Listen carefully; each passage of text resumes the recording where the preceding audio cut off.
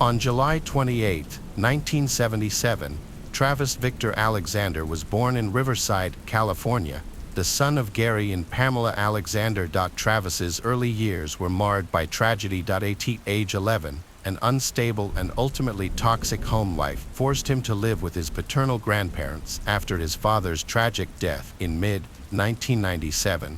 He was followed by his 7 brothers and sisters. Despite his rough upbringing, Travis performed rather well in school, attended college, and eventually secured a job with a company known as Prepaid Legal Services, PPL, first as a salesman and later as the company's motivational speaker, a position that paid considerably better. As part of his job at PPL, Travis often attended conferences that took place in Las Vegas, applying his trade as a motivational speaker in front of audiences of hundreds. During one such conference in September 2006, there was one particular woman in the audience who was enraptured by Travis's charisma and talent for public speaking. She approached him afterward, introducing herself and striking up a conversation that would spark a long-term friendship.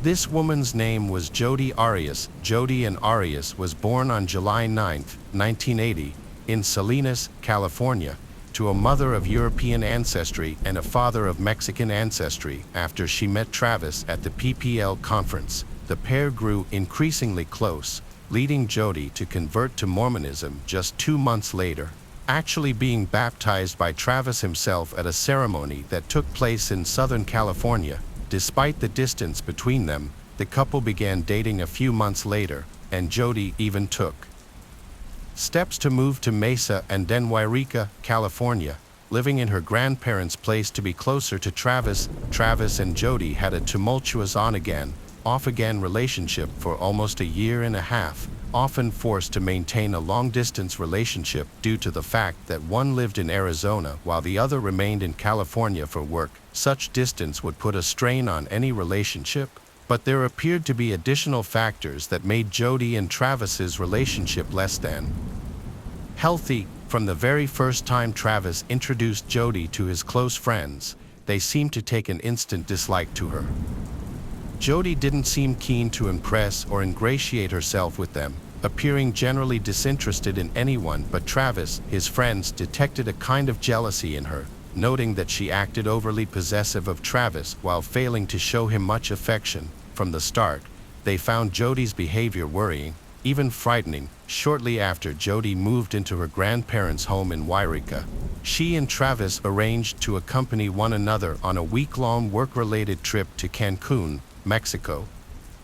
Scheduled for June 15, the couple intended to make something of a vacation out of it. However, not long after, Travis reportedly went to company headquarters to request that his travel companion be changed to another member of the sales team. Speculation regarding this decision is abundant, but the best guess is that it involved a breakdown in his and Jodi's relationship. On May 28, Jodi called Travis in a state of distress, telling him there had been a burglary at her grandparents' place where she was staying.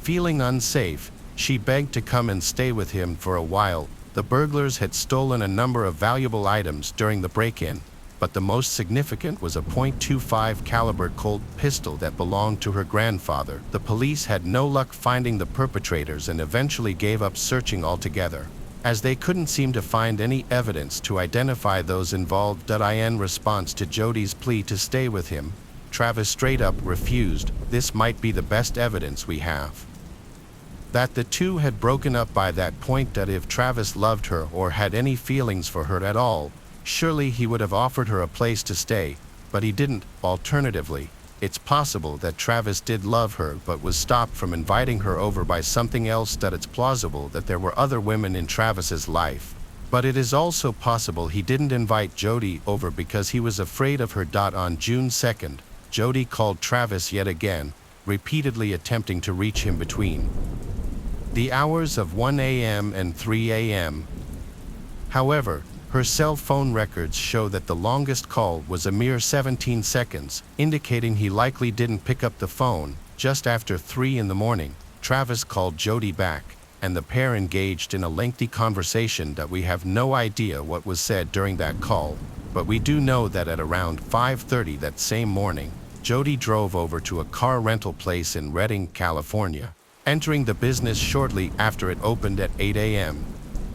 She told the clerk that she wished to use the car for a long drive to Utah for a work-related trip and then planned to visit a few friends on her way to Utah, where she would meet up with a fellow PPL employee named Ryan Burns. However, Jody didn't show up to meet Ryan until late in the evening on June 3rd, leaving a sizable amount of time to be accounted for that day. When she did finally arrive in the West Jordan suburb of Salt Lake City to meet Ryan Burns, he noticed some unusual things about Kirka. Firstly, he saw that her normally dyed blonde hair was now brown, but not its natural shade of brown, and she seemed to have cuts or scratches all over her hands. Jody also refused to let him near the rental car, insisting they take his car to the PPL business conference. Naturally, Ryan thought this behavior was unusual, but the pair had more important concerns as the conference kept them occupied for the majority of the day. Ryan had an additional reason to keep quiet about Jody's unusual behavior. He and Jody had begun something of a love affair during their time in Utah, spending several hours hugging and kissing on a large beanbag chair at the place they were staying. Jody reassured him about the cuts on her hands by saying she had gotten them while working part-time at a Mexican restaurant in the Wairika area, an excuse that seemed sufficient to assuage his suspicions. Once their business concluded, Jody departed from Salt Lake City on June 6, driving back westward toward California. Her cell phone records showed that she tried to call Travis several times, leaving a handful of voicemails, yet she also apparently found a way to access the voicemail system. Why exactly she chose to do so remains a matter of conjecture, but it certainly constitutes some rather unusual behavior. When she returned the rental car to the outlet in Redding, the clerk began to inspect the interior as a matter of routine. It was then he too noticed something unusual. The vehicle was missing its floor mats, and on the driver and passenger sides, there were some kind of stains on the upholstery, as if some thick liquid had been spilled and left to dry. However, since the upholstery was black and the color of said liquid was not visible, no suspicions were raised among the staff at the car rental outlet, and the interior was clean before it could be inspected by anyone important. Meanwhile, a few days prior, Travis's employers had tried to contact him for a conference call, only to have their calls go unanswered. This same pattern repeated for several days, with friends and colleagues calling, only for Travis not to pick up his phone. By June 9th, a handful of Travis's friends began to worry about his well-being and agreed to go over to his home to check on him. They spoke to a few other tenants who lived in the same building as Travis and found they hadn't seen him in a few days. However, since he traveled for work frequently, they didn't seem to think there was anything to worry about. One of Travis's neighbors was in possession of the spare key to his apartment, which Travis had entrusted to them in case he ever lost his keys. The concerned group of friends proceeded to unlock the door to Travis's apartment, calling out his name as they entered. Then, one of them froze with a sharp gasp, pointing to a pool of congealed blood that sat in the hallway of Travis's bedroom. In a panic, they began to search the apartment for him, eventually encountering the sight of his days-old corpse lying in the bathtub, covered in blood. His friends cried and screamed as they called 911 but did not attempt to revive him, as it was obvious from the state of his dead body that he had been deceased for some time. During the 911 call that followed the discovery, a police dispatcher asked if Travis had potentially contemplated ending his own life or if his friends knew of anyone who might have been threatening his life. His friends immediately mentioned Jody Arias, his ex-girlfriend, as a possible suspect in his murder. They indicated that in the days before his death, Travis had mentioned that Jody had been stalking him, accusing him of seeing someone else, and seemed to be in some form of jealous rage. This psychopathic jealousy led her to attempt to access his Facebook account and even go so far as to slash his car's tires. When investigating officers arrived at Travis's home, they commenced an intense search for any evidence or clues regarding the identity of the killer. One of the most curious things they discovered was a recently purchased digital camera found in the washing machine. Despite significant water damage, police were able to recover the camera's memory card, which had a number of photographs that someone had apparently attempted to delete. These photographs showed Travis and Jody in numerous suggestive poses taken on the afternoon of June 4. The final photograph from the series was taken at 5:39 p.m. that same day and showed Travis alive and well while taking a shower, smiling playfully and completely naked, a candid depiction of the man's final moments.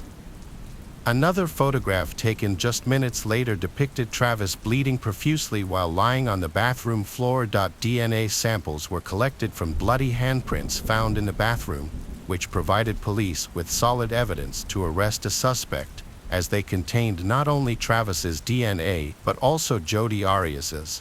After being indicted for first-degree murder by a grand jury in Maricopa County, Jody was arrested at her home in California and then extradited to Arizona on September 5, 2008.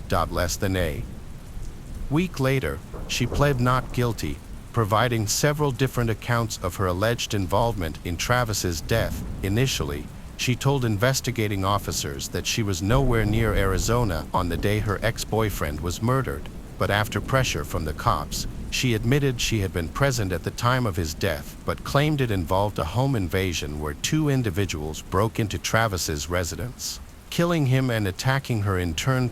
2 years of investigation later, Jody changed her story entirely, telling the police that she had indeed killed Travis but only in self-defense. She spun a tale of brutal domestic violence, claiming she was a victim of a cruel and violent man and that she regularly feared for her life around him. At her trial in February 2013, Jody recounted to the jury that she had been physically and emotionally abused by her parents and that her life with Travis had echoed that same cycle of abuse and guardianship, one she wanted to escape from but couldn't quite bring herself to. She described the abusive lifestyle Travis subjected her to, which she said included a considerable amount of BDSM and other painful acts that violated Mormon rules. Jody also recorded a phone conversation with Travis that she used as evidence to prove he had once wanted to use zip ties to tie her to a tree while she dressed as Little Red Riding Hood. She claimed to have responded enthusiastically on the phone but testified in court that it was all an act, stating the idea terrified her and was typical of the kinds of things Travis wanted to do. Jody also alleged that Travis admitted to finding underage children attractive, painting him as a complete monster. However, the prosecution argued that Jody was a vengeful and vindictive person who had recorded the phone conversation in an attempt to blackmail Travis and embarrass him before his Mormon peers. The prosecution also questioned a forensic expert before the jury, prompting them to confirm that a thorough examination of Travis's computer found no evidence of child pornography or any references to anything inappropriate with children. Rebuttal witnesses from the prosecution included several of Travis's other girlfriends, who stated he never exhibited problems with anger or violence. Clinical psychologist Janine Demarte testified for the prosecution, stating she found no evidence that Travis had ever abused Jody, and also noted that Jody suffered from borderline personality disorder, showing signs of immaturity and an unstable sense of identity. The final nail in Jody's legal coffin was the prosecution telling the jury that a single .25 caliber bullet casing was found near Travis's body, the same caliber as the gun stolen from her grandparents' place just a week before the murder. It turned out Jody had faked the entire burglary just to obtain the murder weapon, which not only demonstrated she was a dangerous psychopath willing to harm those close to her to achieve her goals, but also indicated that she had been planning to kill Travis for quite some time. After a trial that reportedly cost U.S. taxpayers over $3 million, the jury found Jody guilty of first-degree murder. She narrowly avoided the death penalty when a judge essentially took pity on her mental illness, sentencing her to life imprisonment without the possibility of parole. She was also ordered to pay Travis's siblings over $30,000 in damages. As of 2016, Jodi is housed at Arizona State Prison Complex Perryville, and her case and trial have garnered considerable social media interest, with even Donald Trump commenting on what he called her obvious guilt. Perhaps the most disturbing aspect of this whole sordid drama is that Travis may have genuinely believed he had found the love of his life. Searching for the fairy tale romance that all people desire, he found the polar opposite, a living nightmare that ended with him losing his life to someone who could fairly be described as a conniving, violent, psychopathic predator. Relationships break down all the time for various reasons. People hurt, people cry, but most ultimately move on and find someone else. Jodi took that chance away from Travis in a horrifically callous and bloody manner. Instead of letting Travis go, she dragged him down like a sinking ship, one from which neither of them will ever emerge intact. On the evening of December 6, 1959, Dr. Law arrived home after a long day of work. Law was one of the most successful surgeons in the greater Los Angeles area and had even conducted speaking tours of various Ivy League universities. He was an exceptionally hard-working man, and this hard work had paid off in the form of an opulent Spanish colonial-style home in the neighborhood of Los Feliz. Law's wife Mary was hard at work decorating their home for the holidays, while their 3 children, 18-year-old Liam, 11-year-old Debbie, and 13-year-old Joseph, busied themselves with some homework before dinner. After a dinner so wholesome it could have been on the cover of a Christmas card, the children returned to their bedrooms to carry on their schoolwork while Mary retired to the master bedroom to read. Law also opted for the comfort of a good book and poured himself a drink before settling down in front of the fireplace to thumb through his copy of Dante's Divine Comedy. There he remained for the next few hours, long after his wife and children had gone to sleep. Yet instead of steadily progressing from chapter to chapter, Law was focused on one particular passage of the Divine Comedy. It was a line from Canto 1, one which read, "Midway upon the journey of our life, I found myself within a forest dark, for the straightforward pathway had been lost." It's not exactly clear why the line resonated with Law so much, but as he retired to bed, he couldn't seem to shake the passage from his mind. For the next few hours, Law lay in bed, trapped somewhere between dreams and consciousness. Finally, after 4 in the morning, Law quietly climbed out of bed, crept downstairs, then walked into the family kitchen. Careful to remain as quiet as possible, he retrieved a large, well-used ball-peen hammer from a toolbox that he kept under the sink, then walked back upstairs and back into his bedroom. There he silently stood over his sleeping wife, hammer tight in his grip, possibly contemplating the enormity of his intentions for a few moments before finally deciding to strike. When he did, Law raised the hammer high into the air, then ended Mary's life with a single blow. At least, it's commonly believed that Mary died instantly because she certainly didn't make enough noise to wake up her 3 sleeping children. Even so, to ensure that she was dead, Law began to smash his wife's skull to pieces, inflicting blow after devastating blow with the flat steel of his hammer. After murdering his wife, Law crept into his eldest daughter's room, intending to execute her in the exact same manner. Yet although she appeared to be asleep, Liam had been awakened by the sound of her father opening the door and was watching him from the corner of one eye as he quietly approached her bedside and raised the hammer. As Law attempted to execute her, Liam was able to raise an arm, deflecting the initial blow and potentially saving her life. Then, as her father attempted to finish her off, she began to scream so loud that it not only roused her siblings from their slumber but also woke the neighbors on both sides of the Perelson house. To silence her, Law struck his eldest daughter several times about the head and face, but it was too late. He could already hear the sound of his youngest daughter emerging from her bedroom, seeking the source of the disturbance.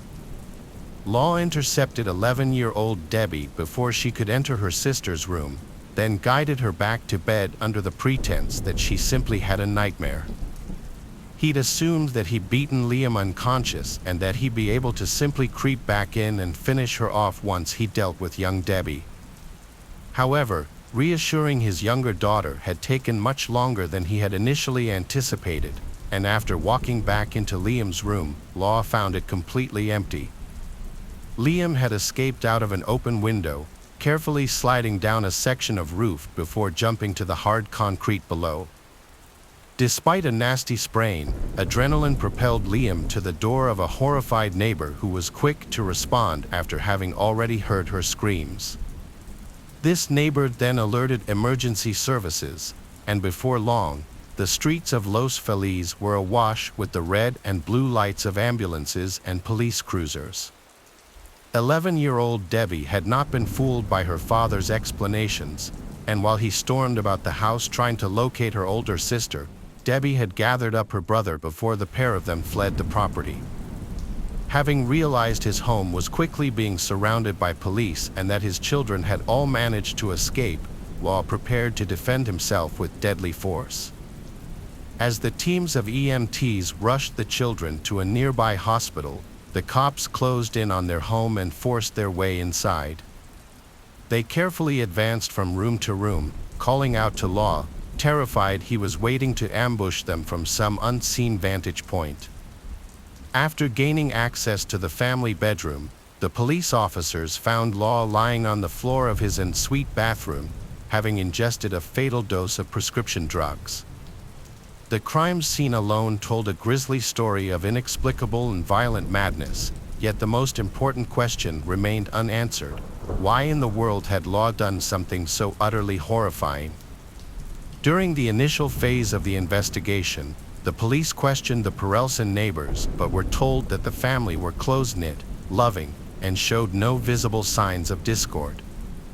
However, following a search of Liam's car, they found a letter which read, "We are on the merry-go-round again, same problems, same worries, only tenfold. My parents are in a bind financially." The letter also mentioned how Liam intended to find a part-time job in order to help contribute to the family finances. Investigators began to theorize that Law had simply snapped under the pressure of their dire financial situation and had decided that taking his loved ones' lives was preferable to the misery of poverty and uncertainty.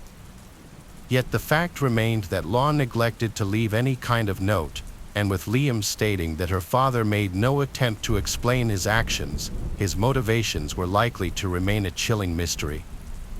The only clue Law ever gave was leaving his copy of the Divine Comedy open with that same line highlighted, "Midway upon the journey of our life, I found myself within a forest dark, for the straightforward pathway had been lost."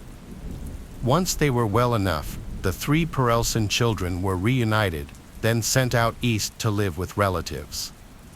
They have since dropped off the radar, and it's commonly believed they've changed their names to avoid any association with their father's crimes.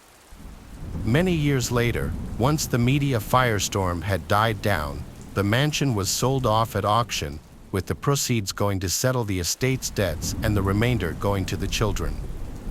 Initially, the auctioneers were extremely skeptical that the home would sell, as they were legally obliged to inform potential buyers of the home's history. Yet to their surprise, one couple seemed very interested in purchasing the home. Julian and Emily Enriquez didn't seem in the least bit disturbed by the mansion's dark past, and their single solitary bid secured the home at an extremely reasonable price. Yet instead of making the mansion their permanent residence, the new owners only visited the home on rare occasions. Neighbors said Julian and Emily would show up in the dead of night before carrying large trunks or pieces of furniture inside. They would never sleep there and appeared to use it for nothing but storage. But some in the neighborhood began to theorize the couple's nightly activities were much more sinister.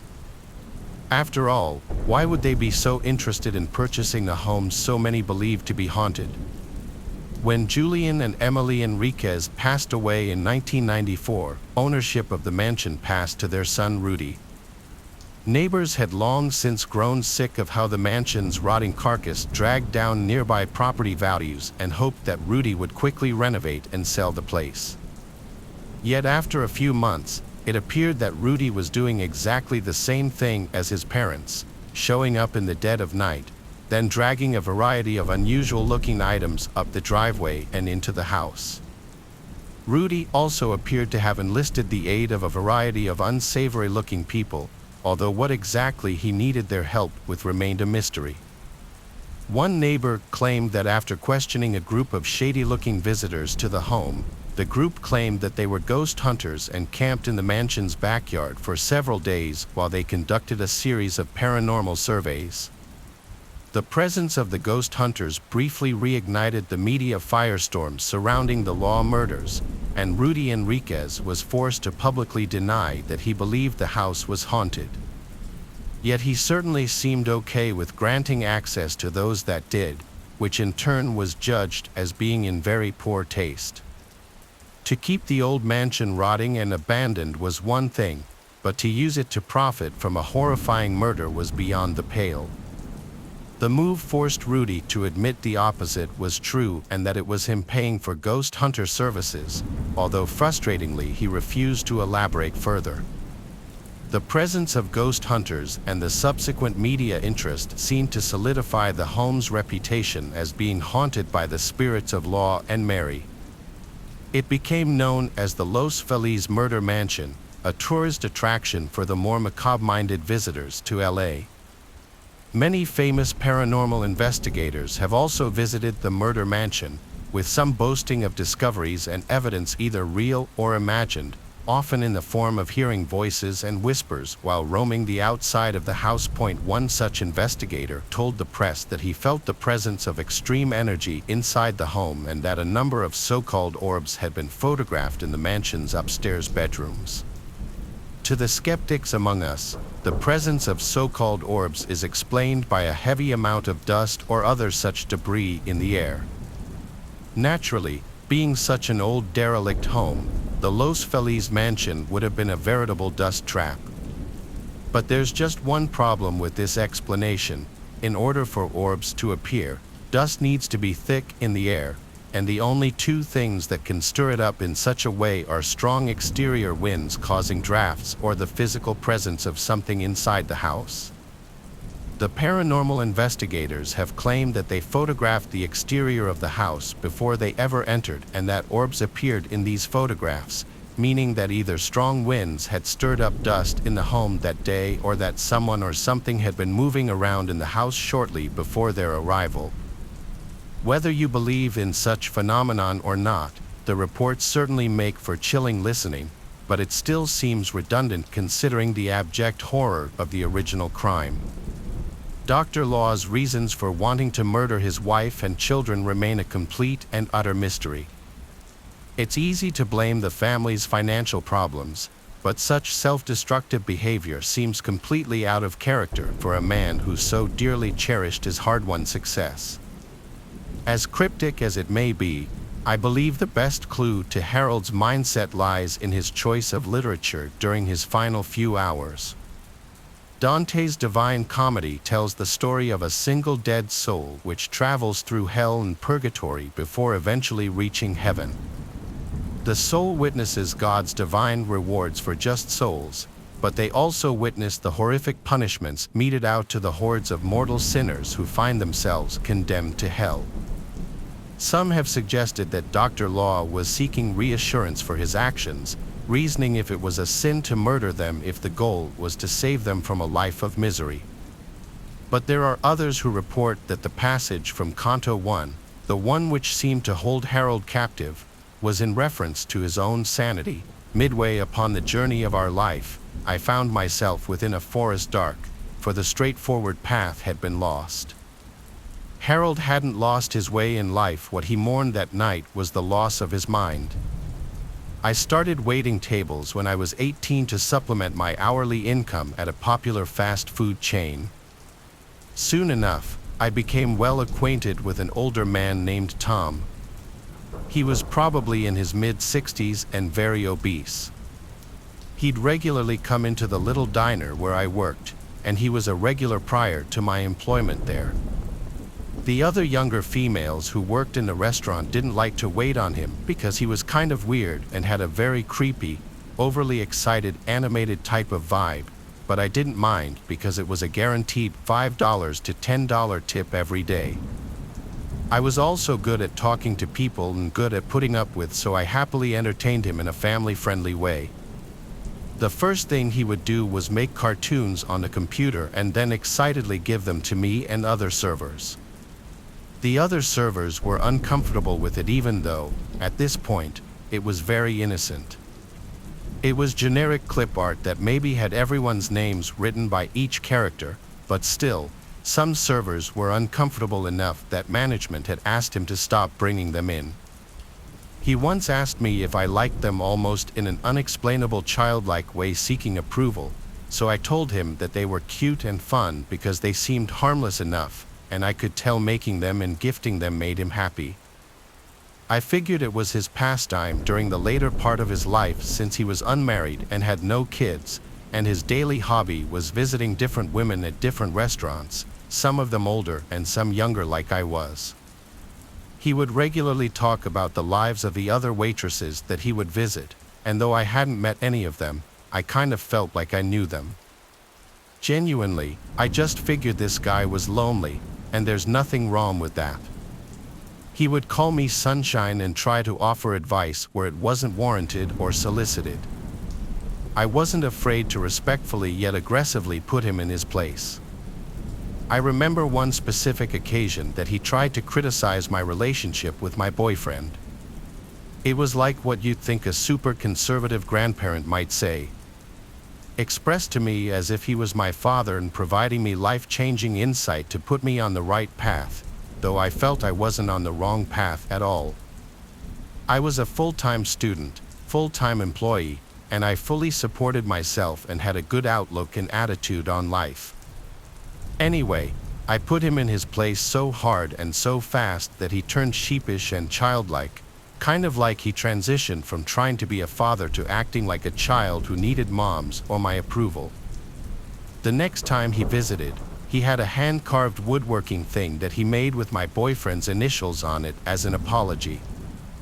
He would buy me packs of gum and mints and take printed photos of himself with a scolding look in the caption saying, "No smoking, sunshine," to try to deter me from cigarettes. I've since quit, by the way, without his help. Everyone else thought it was really creepy, but whatever.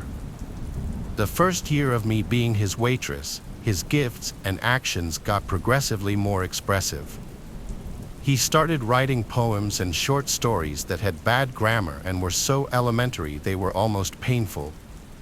But he told me he just started to try it out, so I encouraged him, thinking that he's just lonely and needs a pastime. I had no problem with him writing little Hallmark card-style poems and giving them to me, but the slightly off-putting aspect was that all the poems and stories had a general theme of love and family. Also, I think it was around this time that he started looking at my Facebook page often. We weren't even friends on there, and I told him I was never going to accept his friend request, so to not ever send one. He would occasionally Photoshop pictures of me from my Facebook page and put my face on a cartoon body or something like that. He became very interested in me and all of my sisters. He would write stories about me and my sisters or make comic book style artwork about my twin and me being superheroes. He even found a photo of my twin on Facebook somewhere and started using her face photoshopped on things too.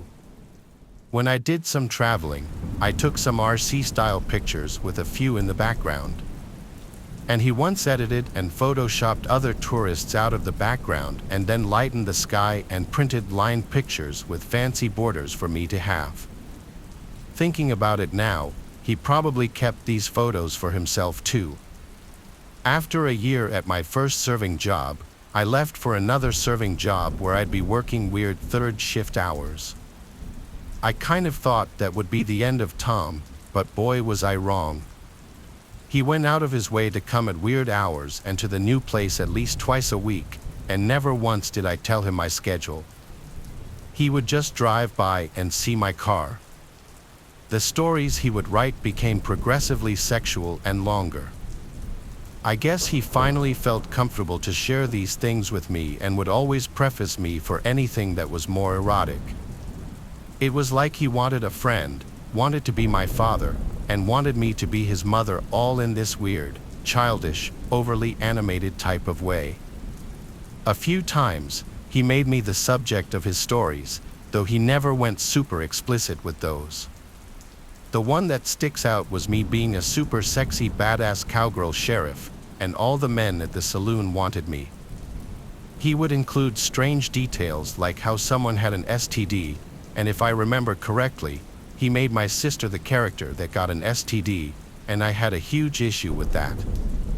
At this point, I've known this man and been well acquainted with him for nearly 3 years. I genuinely felt sorry for the guy and felt like I was able to offer him a friend when he really needed one. I was very aware that something was off about him, but I was okay with it because, though it was hard to pinpoint exactly, I understood and also knew that he would never, or could never given his size and fitness, hurt me. Admittedly, this was a fault of mine. As a server, I offered more than food. I accidentally became a psychiatrist for more than just this guy. There was a 20-year-old with autism that I became good buddies with, despite him offering me money every once in a while for a tip. Also, there was a 40-year-old man who thought he was going to marry a stripper half of his age after he gave her all his savings and sold his Mustang to give her more money. There was also the paranoid 50-year-old schizophrenic man who had clearly never been diagnosed or received help. I digress. I guess I just want to be transparent that I was aware of all the red flags, but I was okay with it. But then things started to really cross a line, though they probably already were past that. When I got engaged, Tom would ask me stuff like if I'd let him hold my baby when I have kids. He started to write stories and make cards and cartoons from my fiancé's perspective. He would say, "I bet this is how Luke feels about you," and also do it from a mother's perspective, saying stuff like, "It must be a mother's dream." I mean, at this point he was seriously making so much stuff, be it cartoons, pictures, or stories, that he'd bring it all to me in a manila folder. And it would be long, along the lines of fatherly, motherly, childish, silly, sexual, romantic, etc. I decided to keep the folders in my filing cabinet just in case there was ever a case against him that needed evidence. My fiancé and I had an open dialogue about Tom, and at this point, we decided that it was best to cut him off. I was looking for a new job to get off the wacky hours I was working, and the timing just seemed right. After cutting him off, Tom still had a weird contact with me through my older sister. She was a server at another restaurant that he frequented, though she avoided him and asked to never serve him given his interactions with me. However, she was also engaged, and her wedding date was approaching. He also wrote her letters and made her cards with words that were way too heartfelt coming from a stranger regarding her marriage. Anyway, Tom decided to ask a few of the other servers if they were planning on going to the wedding. 2 of them were, and upon hearing this news, Tom described me in detail and asked the other servers to try to take some pictures of me for him. When I heard about this, it was about 6 months after I had cut him off. I had a big fat eye roll over it and thought, whatever, about it because the servers weren't going to do it. And he was still respecting our request to not contact me any longer. It's also relevant to note that I had blocked him from my Facebook, which I hadn't even actively used in 2 years or more. However, prior to the cutoff, and even shortly after, he still sent me multiple messages on Facebook every day, ranging from as simple as "Good morning, sunshine," to intricate and extensive stories. A timeline reminder before the climax, I first waited on him around May 2015. He followed me to my next job and my long-term fast food job around the middle of 2016. We continued to interact until I cut him off around February and March 2018. One day, I was cleaning out my filing cabinet in December 2019. I stupidly decided that I should throw all the creepy and weird unsolicited artwork away. It had been nearly 2 years with no issues and no attempt to contact, and the stuff was just cluttering my space. Last week, as I was sitting in my living room, a recognizable vehicle was parked outside of my driveway on the wrong side of the road. The man had his car window down, and I could see a flash. I quickly grabbed my glasses to try to discern what was going on. I saw his childish, overly animated smile, and I recognized his hair and facial hair. I realized the shirt he was wearing was the same exact style and type of shirt that Tom wears. I realized that I recognized the vehicle because it's the same vehicle that would pull up to my place of employment 3 to 5 times a week for almost 3 years. I realized it was Tom outside of my residence over 2 years later, taking pictures of my car and home with that goddamn digital camera he took my picture with twice before in the past. As Thanksgiving knocks on the door, a dark memory is rushing back to me. I don't celebrate this tradition anymore because of what happened 2 years back. I am a 19-year-old average height girl currently living in California. My hometown is a small town in Georgia. Being an only child, I have always been a pampered kid. My parents were high school lovebirds who immediately got married after finishing high school. My dad owned quite a lot of land, hence we were more well off than many people living in the town. He inherited his father's house, and from outside, we were the picture-perfect family in everyone's eyes. But what happened inside the house was only known to us. We lived in the outskirts, right beside vast paddy fields. My dad had a Chevy and often drove us to the market whenever we needed things. Even though everyone thought my parents were perfect for each other, they fought like animals every night. I guess with time the young love died, and harsh reality surfaced for them. My dad screamed at my mother, and she abused him in every way possible. Between the two of them, my mom was the most toxic one, I believe. I saw her slapping my dad and pushing him many times, but my dad never raised a hand at her. Our society has this weird mindset that domestic abuse can only happen one way. I love both my parents equally, but whenever my mom hit my dad and screamed at him using obscene language, I hated her. Increasing toxicity led to the usual consequence, divorce. My dad had to bear a lot as my mom went on giving suicidal threats if he divorced her. It was the most disgusting phase of our lives. Our so-called happy family broke apart, and my mom stayed in Georgia while I came to California with my dad. My dad's lawyer proved how she abused him for years, and I too sided with my dad on this. Tears rolled down his eyes when he got my custody. But one thing I noticed that day which no one did, my mom didn't say a single word. She stared at me with a blank face for a few seconds and then quietly walked out of the courtroom. That was probably the last time I saw her until I turned 18 and a horrifying tragedy happened last year. My dad didn't keep any contact with my mom after the divorce, but he never stopped me from being in touch with her. I talked to her over the phone at times, and that was it. Sometimes I missed her, but then I realized those painful nights watching my mom hitting and kicking my dad, and my dad bearing this humiliation and insult for my sake. The awful memories of his past hit him so hard that he was scared to fall in love again. He kept to himself and raised me with the utmost care. It was probably my 7th grade PTA meeting when my dad found a new ray of hope in his life. He fell in love again with my English teacher, Melissa. She was a kind lady, and I liked her. They hit it off quite well, and soon she moved in with us. When my mom found out about this, she was obviously not happy, but this time she didn't create a scene and quietly disconnected the call. It was a week before Thanksgiving. I was sitting in my room, going through some brochures, thinking about where to go for college when my mom called. I picked it up immediately as it had been a month since I had spoken to her. "Hi, Mom." "Hello, my pumpkin. How are you?" "I'm good." Mom?"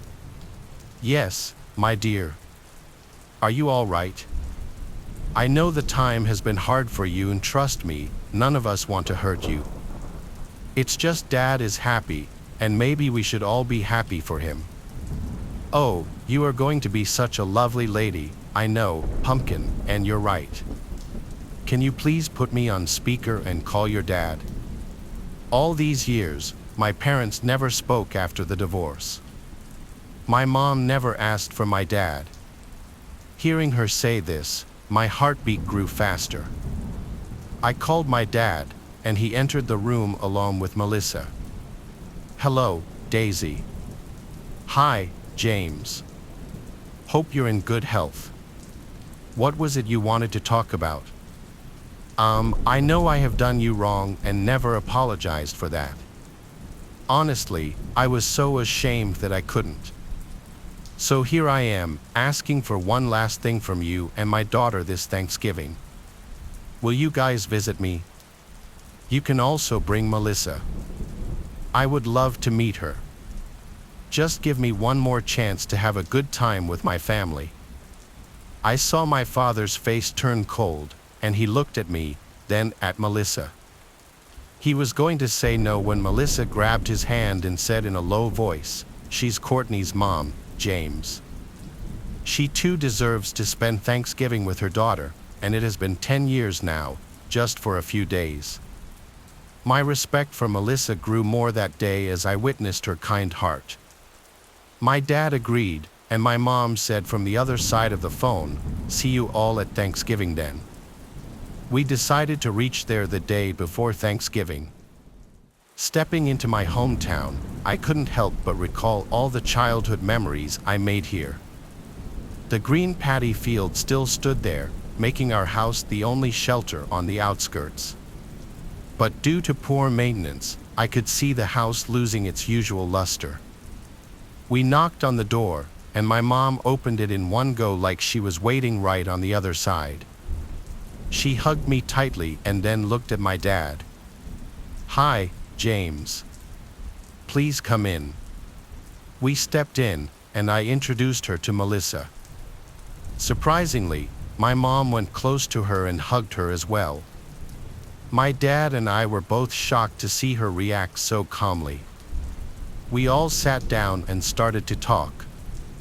My mom served us homemade lemonade, and after a long time, I felt my family was complete.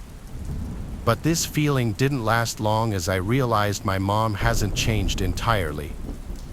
Though she was constantly bringing up topics involving an incident of their married life and trying to make Melissa feel like an outsider. She went to the kitchen, and my dad started apologizing to Melissa for my mom's mean behavior. I could see them regretting coming here, and I too felt this year's Thanksgiving is not going to be how I expected. I told my dad that we will leave the next morning ASAP. He went to the kitchen, probably to tell my mom not to bring up the past in front of Melissa. I took Melissa to my room to cheer up her mood. Getting our support and attention, Melissa's mood elevated, and we were laughing and talking like before. 10 minutes went by when my mom came in and stopped. She stared at me and Melissa with a cold face and said, "Oh, you are here. I was looking for you everywhere." You know, Melissa, my daughter, is a sweetheart. She and I spent a huge time decorating this room. She often said how no one can replace me in her life. You know what, Daisy? Your daughter is right. No one can replace a mother, but sadly you had such a beautiful family, and you ruined it all. Melissa walked out of the room like a badass, and I saw my mom's face turn red. Somehow, she got a long-needed lesson, and we all sat down for an awkward Thanksgiving dinner. While having the turkey, I found a wishbone. I decided to split it with my dad. My mom said to me, "Be careful what you wish for," and smiled. Honestly, I wished what any daughter would, harmony between my mom and my dad so that I don't have to choose between them. Somehow, we finished the rest of the dinner and went to bed.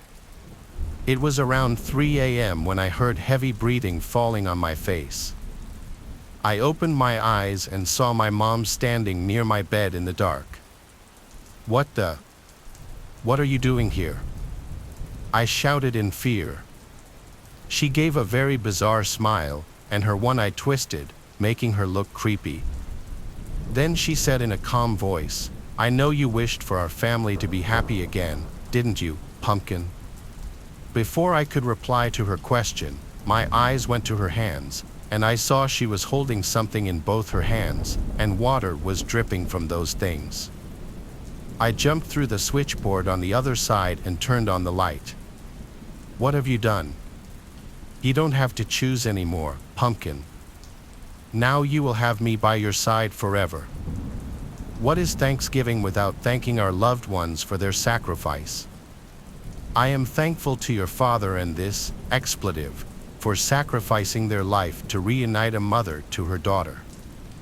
I couldn't keep my sanity anymore. I picked up the night lamp and hit my psycho mom hard on the head. She wasn't expecting this and fell on the floor screaming in pain. I went on hitting her until her brain matter came out. She took away everything from me, and now the one person whom I loved the most, my poor innocent dad. When I was done with my anger, I called 911 myself, smeared in my mother's blood. I waited for the cops to arrive. I am the youngest woman prisoner in this high-security facility with a supposed chance of parole, maybe.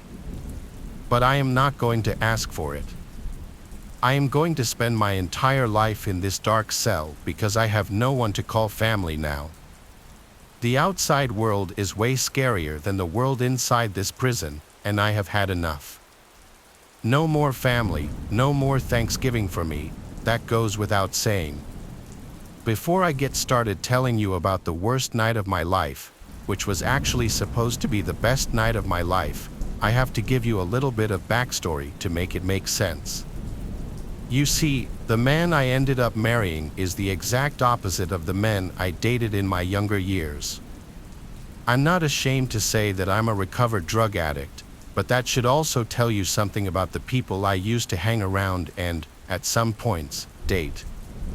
I wasn't raised in the nicest of neighborhoods, and I didn't have the kind of parents that cared what I did or where I went. I was lucky if I came home and there was actually food in the fridge. I ended up dropping out at 14 and moving in with my boyfriend at the time. He was 23. Yeah, I know what you're all thinking. A 23-year-old with a 14-year-old girl is gross and in no way okay. But I was 14. I thought it was cool that an older guy wanted to be with me. My parents didn't even question where I was going when they saw me moving things out of the house, so I just figured everything was fine. My friends from school kept telling me not to move in with him, but I thought they were just jealous. So I did it anyway and cut all of them out of my life. Now, we'll call this guy that I moved in with Danny. Danny was a meth addict. I say was, but honestly, I'm 99% sure that he still is. The house I moved into was completely disgusting, with rotting floors, mold everywhere, and random people coming in and out all day and during all hours of the night. Part of me regretted moving in with him, but I was stubborn and didn't want to prove my friends right.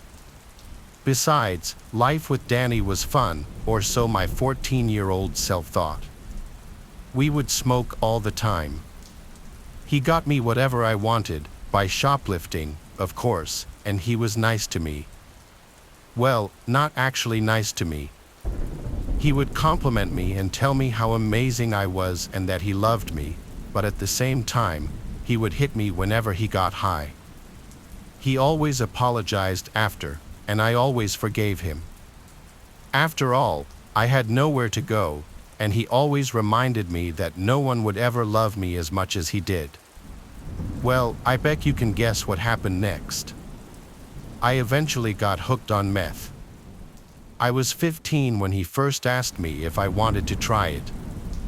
I said no a few times, but he kept pressuring me and begging me just to try it, and I finally gave in. I couldn't describe the exact feeling to you even if I wanted to. All I knew was that I needed to feel that feeling again. I think I finally realized I had a problem about a year in when I couldn't stop. I had to have it. I couldn't even go half a day without getting high, and it was all I thought about, and it completely consumed me.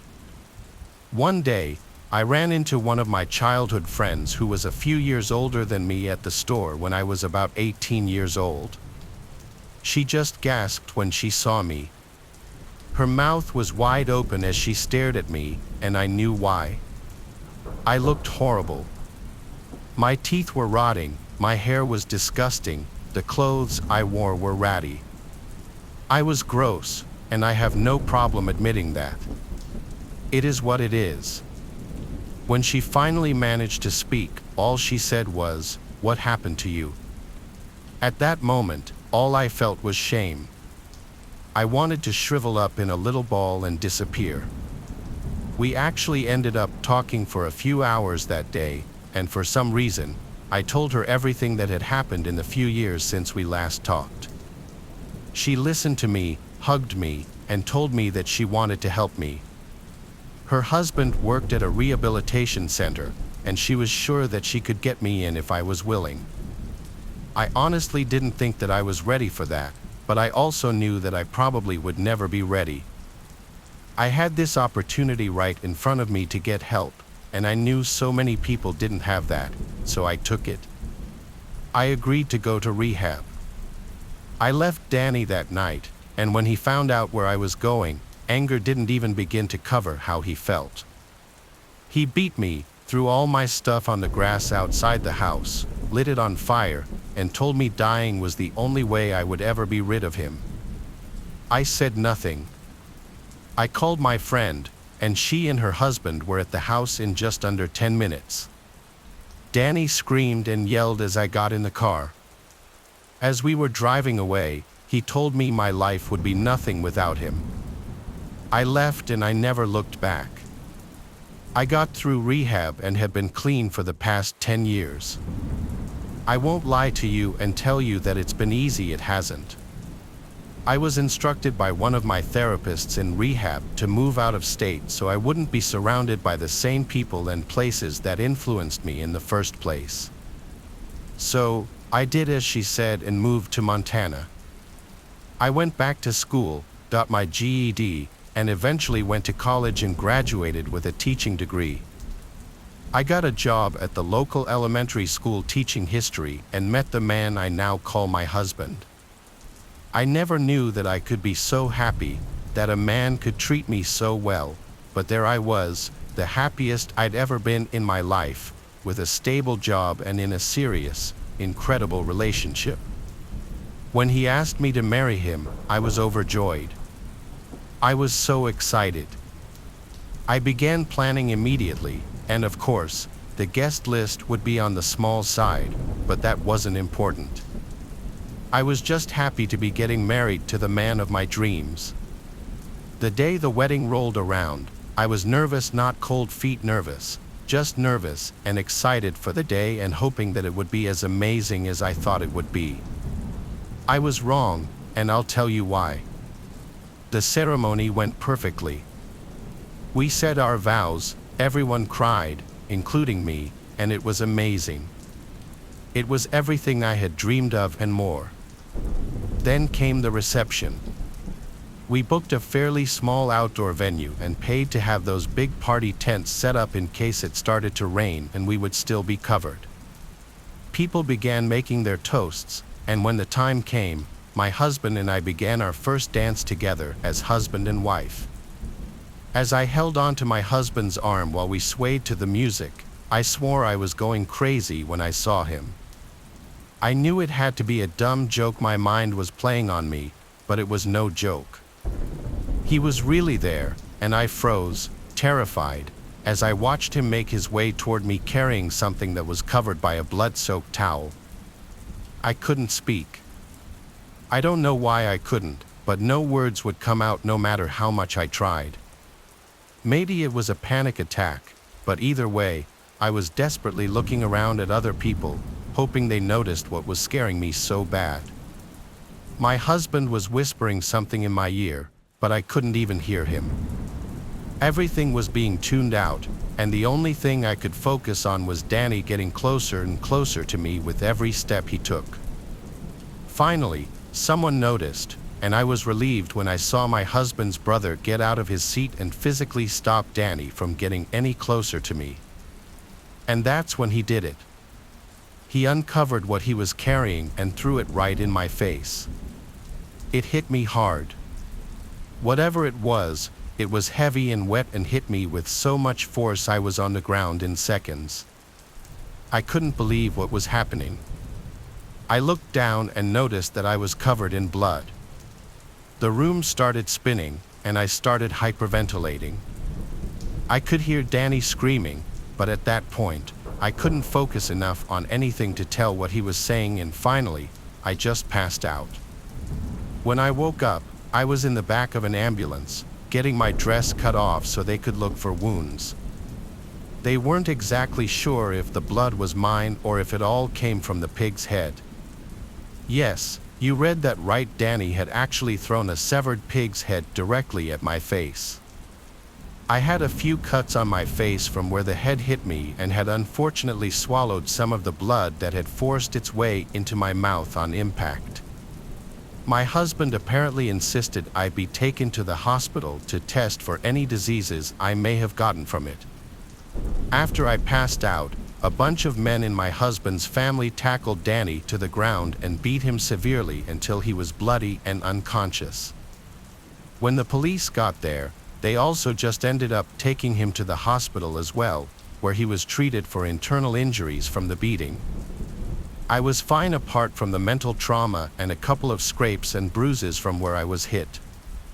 My husband and I had a second ceremony a few months later, much smaller, at his parents' house to try to make up for the day that had been ruined for both of us, and it was perfect.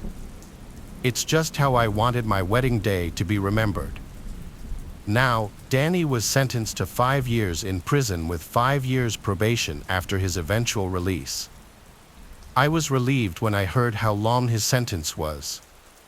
The mental trauma that I have has been awful, but my husband always makes me feel safe. He assured me that he would never let anything happen to me like that again, and I believed him. It wasn't his fault. We've been married now for 5 years, and I figured I'd tell this story now as Danny is set to be released in the coming months. Lately, all I do is pray to God that he isn't mad enough to pull something like that again or do something even worse. On April 17, 1918, the SS Dummerut set sail from Portland, Oregon, bound for the South Pacific. Owned by the U.S. Shipping Board, the 270 feet, 500-ton wooden steamer would transport goods between the United States and the many Philippine islands approximately 7,000 miles to its east.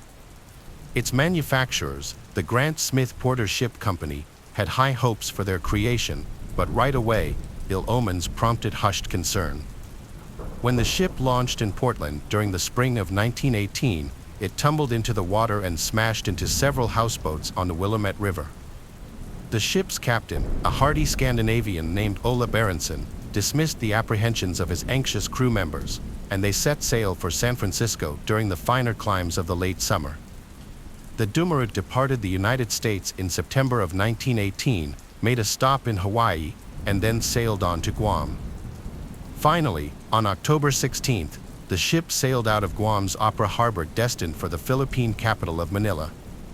Only then was it loaded up with its final cargo, which just so happened to be several thousand gallons of gasoline and a monumental shipment of trinitrotoluene, more commonly known as TNT.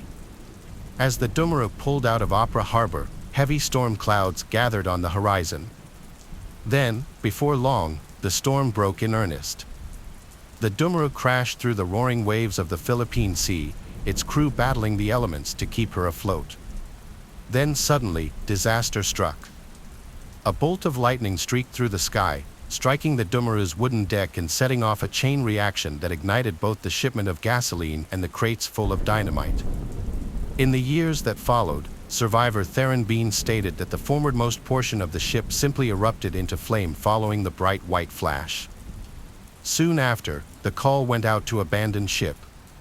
The ship's crew rushed aboard its 3 life vessels, which consisted of a small raft and 2 boats.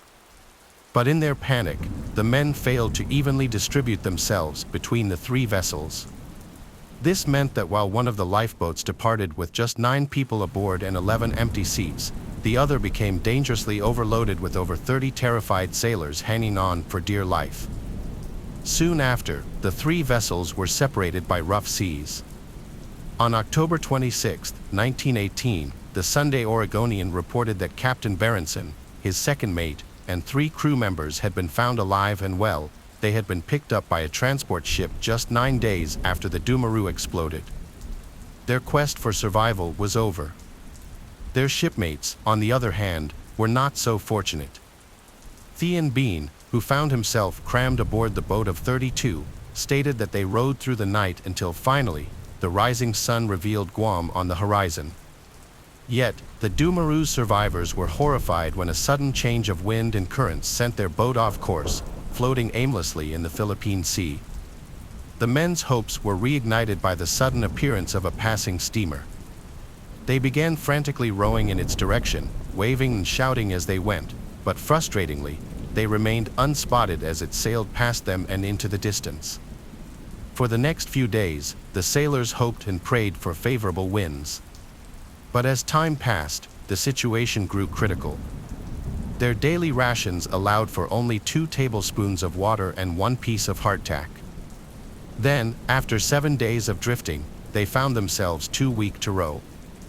Around 2 weeks into their ordeal, the first of the survivors began to die from exposure. 3 days later, they ran out of hardtack, while the heavens had failed to provide them with a single drop of rain. Some grew so thirsty that they began to drink salt water. All who did so died in agony just hours after their first sip. Other savvier sailors fashioned a makeshift catchment device, otherwise known as an evaporator, using their shoes, the boat's oars, along with some spare wood they'd managed to chip away from it, with which to fuel a small fire. It was a creative but futile attempt to replenish their water supplies. Ultimately, they decided that desperate times called for desperate measures. After a brief but confrontational discussion, one of the starving sailors took a rubber hose from a bailing pump and fashioned it into a makeshift fishing line. He then took a knife and began carving off pieces of his dead shipmate's flesh. After tying the meat to the improvised fishing line, he used it as bait to attract nearby schools of fish. Eventually, a group of dolphins passed by. After luring one ever closer with the tempting taste of human flesh, the sailors speared it, killed it, and butchered it. Theon Bean later wrote that the dolphin's meat and moisture were warmly welcomed but scarcely commended the method by which it was obtained.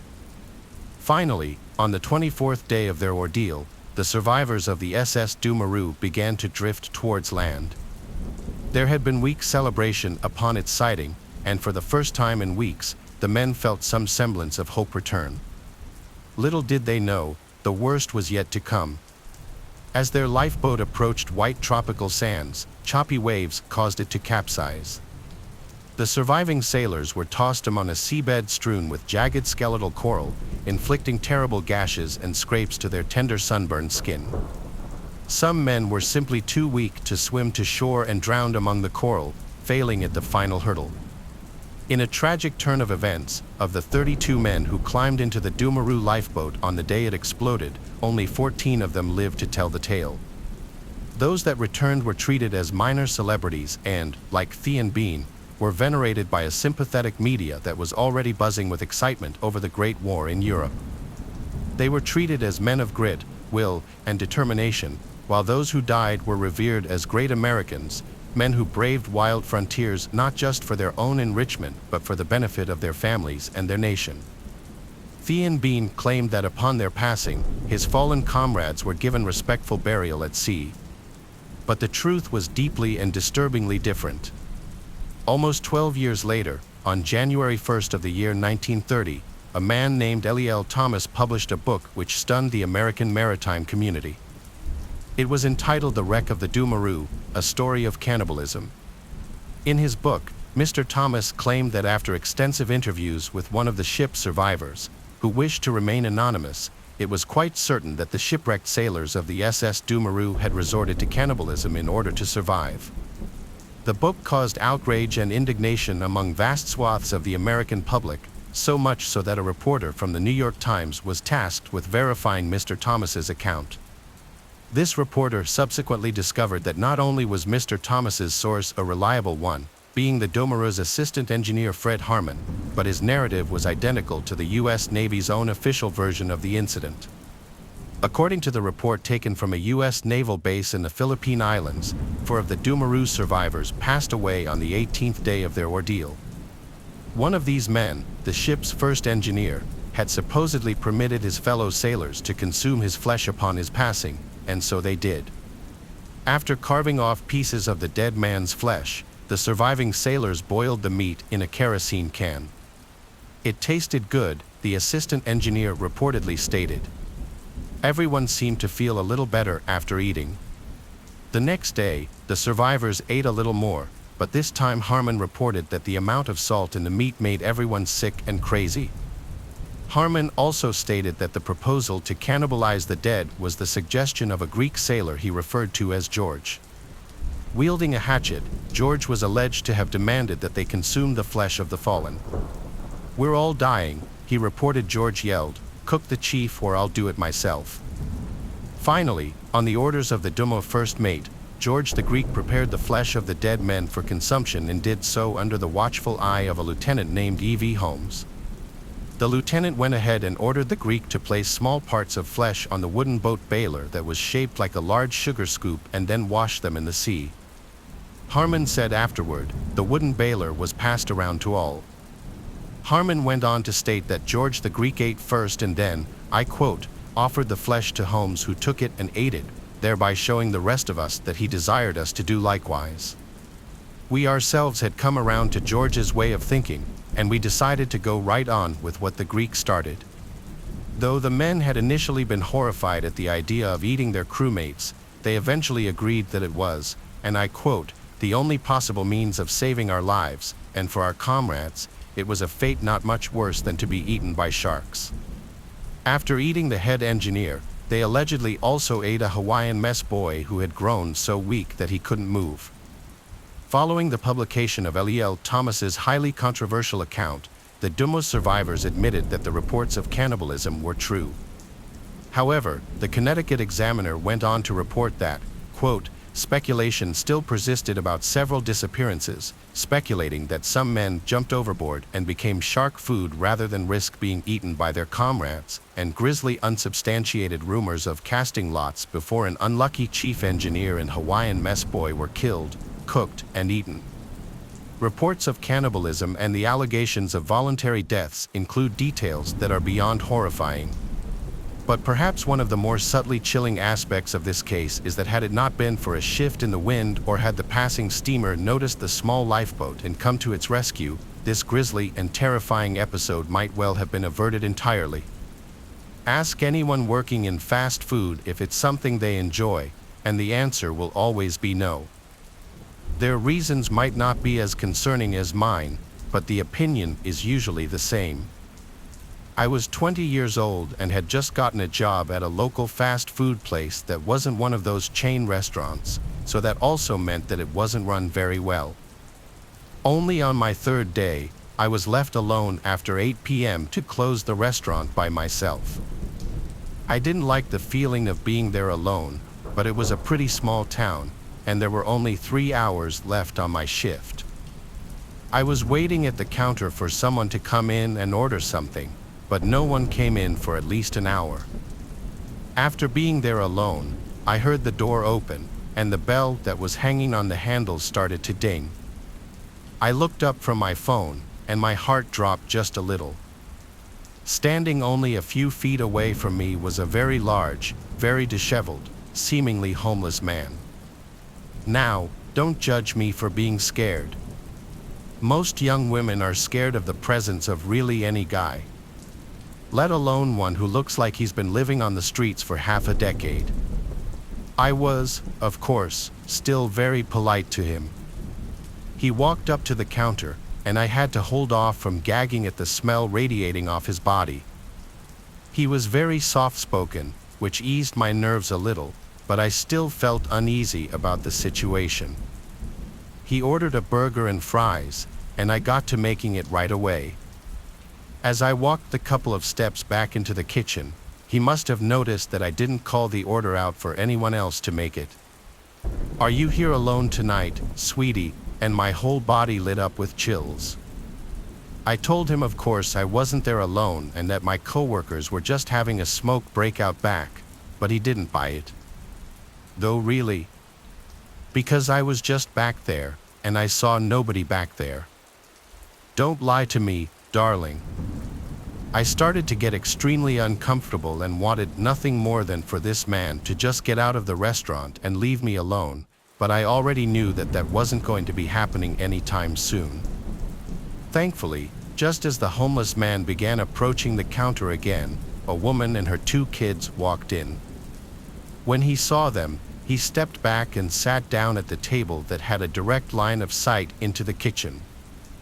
I guess he wanted to make sure that he could see me at all times, and let me tell you, having his eyes constantly on me did not feel good. I was thoroughly terrified and creeped out, but he hadn't done anything wrong, so I couldn't ask him to leave. The woman ordered food for herself and her children, and I was praying the whole time that she'd just get it for dine-in, but I guess I just couldn't be that lucky. She got it as takeout, and I know it wasn't the best thing to do, but I spent as long as humanly possible making her food. I finished the man's food first and called his name to pick up from the counter. He rushed over so we could get to it when I was still close, and he did something so gross that I really can't tell you the reason. Just as I was setting the tray down on the counter, he leaned over it and breathed heavily in my face. This time I could not suppress the gag. In fact, I started dry heaving. He wasn't even offended, though. He actually kind of smirked like he was happy about what he did and that it was somehow an attractive thing. The woman asked if I was okay, and I told her I was fine. I knew I didn't want her to leave, but there was nothing I could really do to get her to stay. I got her food bagged up, and with a call of her name and thanking her for her visit, she was out the door and gone. Alone again, aren't we? I backed away from the counter when I noticed the man approaching it yet again. He smiled this wide, creepy smile, and I hated every second of it. His teeth were yellow and chipped, and I really didn't want to experience that smell again, so I backed away even more. He leaned over the counter and just stared at me, and that's when I finally built up the courage to ask him to leave. We're actually going to be closing the restaurant early tonight. So if you don't mind just collecting your belongings and exiting, that would be great. I really tried to sound as nice and calm as possible. I didn't want to show any fear and make myself seem vulnerable in any way. He didn't refuse, and to my surprise, he actually did leave. I watched out the windows as he walked down the street and into the dark out of sight. I was finally able to breathe a sigh of relief. I quickly went back into the office and grabbed the keys. I practically ran to the front door and locked it. I was so happy that I was locked in and no one could get to me. I didn't care if I got fired. I was closing and going home where I knew I'd be safe. I was wiping down the cutting boards and singing a psalm to myself when I heard a crashing sound come from the front lobby, like one of the windows had just shattered. Freaked out, I had an idea of what had just happened, but I wasn't about to go look. I had this horrible feeling in my gut that the man had come back, and I had to hide. I had this thing where every time I entered the building, I would think of an escape plan or somewhere to hide, and the restaurant wasn't any different. I wasn't going out the back exit in case someone was there waiting for me, so I went to the one place that I knew I could hide where no one would find me. I grabbed my puffy jacket and went inside the walk-in freezer and shut the door behind me as quietly as I could. In the back right corner, there was a small space next to the rollaway metal shelving that I could barely squeeze into, but I managed. The boxes of burger patties and frozen fries covered most of where I was hiding. I crouched down to the point that I was sitting and holding my legs tight against my body, and I planned to stay there like that until I knew that it was safe to leave. I heard grunting outside the freezer door and things being moved around. I was in there for about 20 minutes, and I hoped that ordeal would be over soon. I was literally shaking from fear and probably the cold, but was grateful whoever it was that was out there hadn't found me yet. But that gratitude wouldn't last. I sucked in a deep breath as I heard the walk-in door open. I peeked through the shelves and saw the same boots and pants that homeless man was wearing. I held my breath and did everything not to make any noise at all. My heart raced so fast that it was literally holding back tears. I felt like I was gonna pass out. "Baby girl, are you in here? Daddy just wants to talk. I know you need a cuddle," and his voice was no longer soft but loud and desperate. I wish I could explain the horror that I felt in that moment, but no words would be able to describe it. I quietly let out the breath that I was holding in and prayed to God that he wouldn't hear it, and thankfully he didn't. He exited the walk-in and left the door open, letting some of the coldness out with it. I heard the sound of glass cracking and figured that meant that he was crawling back through the window that he had broken. But it didn't matter. I had no plans to leave that spot until I knew for sure that I wasn't in any more danger.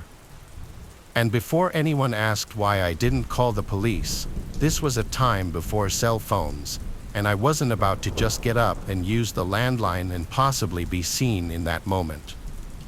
The walk-in stopped being cold, and I ended up falling asleep in that position.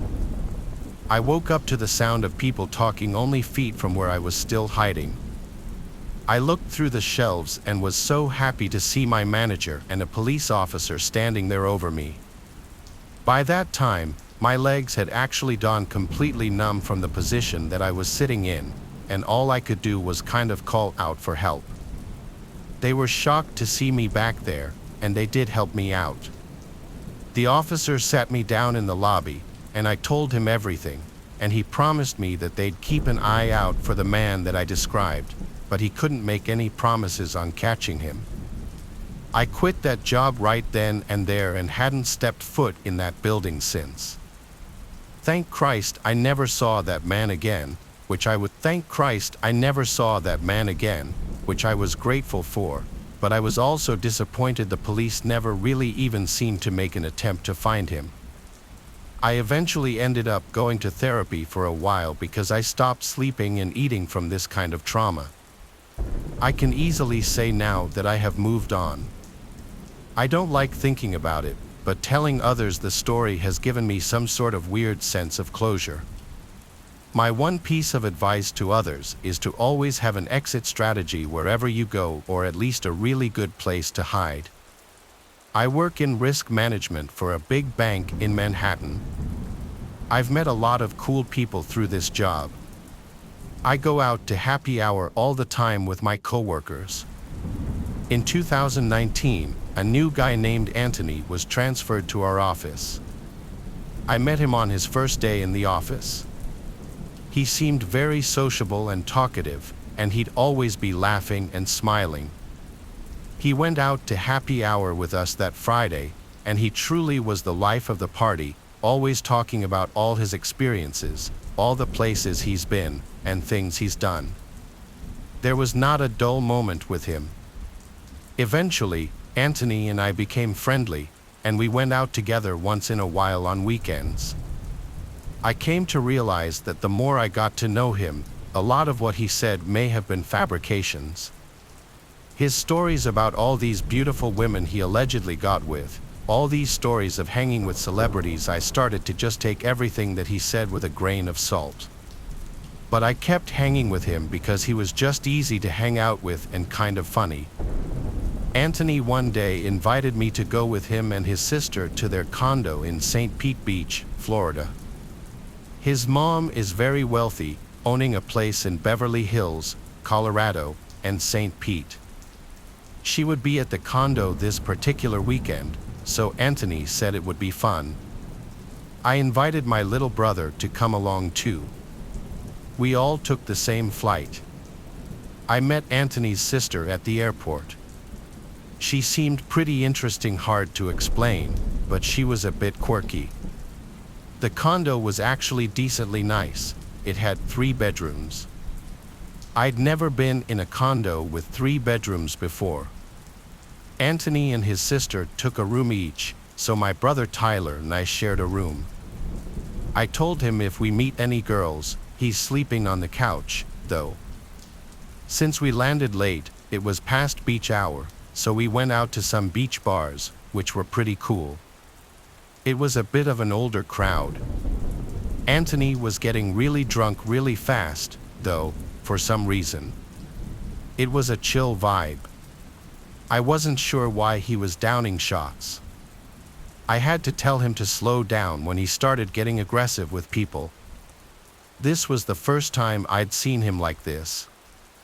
He was also going up to every last girl he saw and drunkenly hitting on them, and 9 times out of 10, the girls seemed uncomfortable. Tyler and I laughed until it wasn't funny anymore, and it was more so embarrassing being seen with him. At one point, a bigger guy got in his face for talking to his girl, and I had to pull Anthony away and apologize to the guy to de-escalate things. As we walked away, Anthony pushed me and called me a piece of shit for not having his back. Tyler and I told him to just calm down. Even his sister was telling him to relax. Anthony stormed off, I'm assuming back to the condo. His sister didn't say anything and just followed. This was an extremely bizarre start to the weekend. Tyler and I stayed and finished our drinks. These girls even came up to us and asked how we knew him, making a joke of it. We actually got their numbers. They were visiting too. They said they're going downtown later if we wanted to meet up, and we said we were down. After that, I texted Anthony asking where they went, and he texted back immediately that they went back to the condo. Tyler and I walked back to the condo and let ourselves in.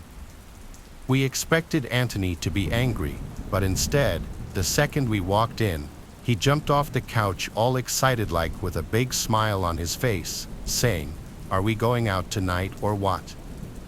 He was still definitely really drunk. I told him, yeah, we should chill out here for a bit first, though. Then I told him about the girls' numbers we got. Anthony asked how many girls, and I said 2. His smile disappeared. Then Tyler, for some reason, told him that the girls came up to us after he left, asking how we knew you. I think he was saying it as a joke, kind of trying to playfully rip on him a bit, which was a mistake. Anthony stormed away into his room and literally slammed the door shut. I was realizing he must be extremely bipolar or something. I was getting off vibes and now from both of them. I whispered to his sister, "Is he always like this?" And she replied, "Like what?" in a very standoffish way. "Never mind," I said. This was extremely uncomfortable. I was hoping maybe Anthony would sober up and tomorrow would be better. Tyler and I chilled in our room for a little while. Anthony never came out. I went over and knocked on the door and asked if he wanted to come out with us. He didn't answer, so we eventually Ubered without them to meet those two girls at some big clubby bar. As I was getting drunker, Anthony started blowing up my phone with things like, "Where are you? How could you just leave me here? Your stuff is going in the street. Don't come back. I don't know why I invited you here." I showed Tyler and the girls, and everyone was concerned something was wrong with Anthony, and he was showing it now. As much fun as we were having with the girls, we had to Uber back to the condo before Anthony really did something stupid. When we got back, Anthony was just sitting on the couch alone, looking at the wall. I asked if he was okay. He looked at me, then looked away and said, "Yeah, hope you had fun." Then he got up and went to his room and shut the door. Whatever. We went to bed. Tyler and I just stayed up talking to each other for like half an hour about Anthony and about life in general. Then suddenly we heard footsteps on the wood floor outside. We stopped talking. The footsteps came over to the door then stopped. We both heard it. I spoke up to Tyler on the top bunk, whispering that Anthony is right outside the door. He whispered back, "I know." He must have had his ear up to the door or something, listening to us. We didn't say a word. A literal 5 minutes go by before we heard his footsteps walk away from the door. Then we heard him talking outside. He was laughing and saying stuff, but we didn't hear his sister saying anything. I wanted to see who he was talking to, so I crept over to the door and opened it. I looked into the living room, which was dark, but I saw Anthony in the corner, leaning on the wall with one hand and his head down. He was laughing and talking to himself. I heard him say, "Joe is always such a stupid shit," and then he laughed again. "My name is Joe." I closed the door quietly and went back to the bottom bunk. I whispered to Tyler what I just saw, and his response was simply, "What the hell?" I told him we should leave tomorrow morning and get a hotel, and he agreed. We tried to go to sleep, but the talking and laughing outside went on for another 10 to 15 minutes. When it finally stopped, we heard the footsteps come outside the door again, stop for a minute, then go to his room, and then we heard his door shut. Finally, we felt comfortable going to sleep. By now, I was shot. I fell asleep pretty quickly, but I woke up probably only 20 minutes later. I sat up knowing something woke me up. I looked at the door, and in front of it was Anthony standing there. I jumped and said, "Yo, what are you doing?" He then lunged at the bed, screaming, trying to apparently strangle me, yelling, "You're a piece of shit." Tyler had to grab him off of me and throw him into the corner of the room. Anthony yelled that, "You suck, Joe. I invited you here just for you to fuck on my life and talk about me to my sister." I, of course, tried to calm him down and rationalize, but there was no rationalizing with crazy. We packed our and called an Uber to a hotel where we stayed until Sunday, then flew home. I saw Anthony in the office the following few weeks, but he always avoided talking to me or looking at me, and he eventually transferred to a different office, probably because of me. Anthony seemed cool and normal at first, but he was an example of a very sick, damaged person deep down, and that night we spent in his condo absolutely terrified me. This happened to me last summer when I was 23. I wasn't a very outgoing kid at the time. If I ever did anything social, it was because my degenerate friends had somehow dragged me out of the house. This was one of those times, well, it was supposed to be. My friend Ralph invited me to a house party at like 8 p.m. It was pretty spontaneous, but I had nothing going on, so I reluctantly agreed to go with him. I knew he was going to give me crap if I refused. I can't even lie, though, the idea of a party, even with strangers, sounded more appealing than being alone. Ralph was a few towns over from me, so it made more sense for us to drive separately instead of going together. He gave me the address, and I was on my way. The literal second I pulled onto the street, Ralph bailed at the last minute. Rightfully so, I was super frustrated. How could he bail on me like this? There I was, feeling like a complete idiot outside a stranger's house. Annoyed but determined not to waste the night, I decided to go in. I drove all the way here, I thought. Might as well go inside. I walked up the front steps and knocked on the door. The host, Crispin, greeted me warmly. He was instantly likable, charismatic and friendly without being a douchebag. He introduced me around, and things were actually less awkward than I had anticipated. People were really friendly to me despite not knowing who I was. There were even a few girls I had my eyes on. I decided to enjoy the party and hit the booze hard. It was getting pretty late, but the party was still raging. Admittedly, I might have overdone it with the drinking. At one point, I was so nauseous and dizzy that I needed a break. It must have been close to 3 a.m. at that point. I went upstairs to look for a bathroom, but they were all occupied.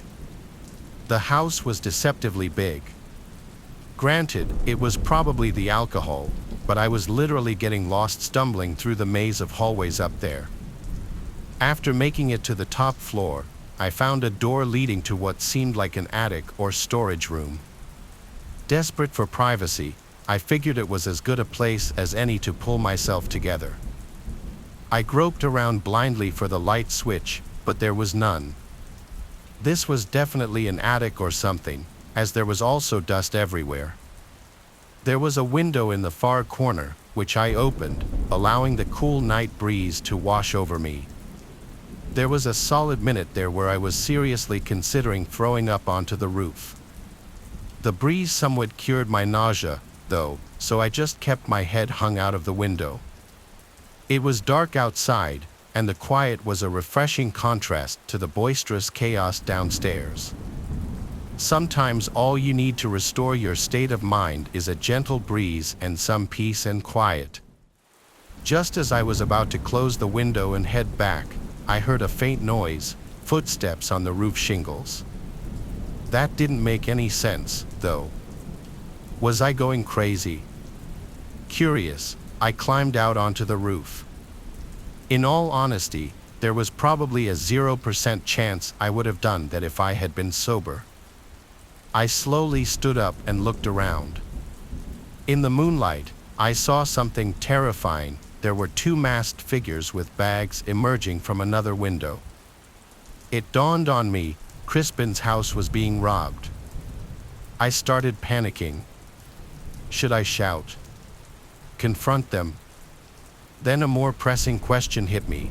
What if they were armed? In my clumsy state of disbelief, I slipped and scuffed one of the shingles pretty loudly. One of the burglars heard it and jolted his head in my direction. Our eyes briefly met, and I froze. He nudged his partner, and the two of them quickly started making their way across the roof. Adrenaline surged through me. I couldn't let them get away.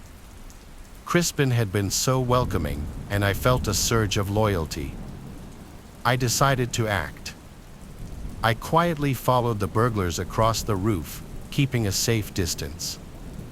They headed towards a sloping part of the roof for an easier escape.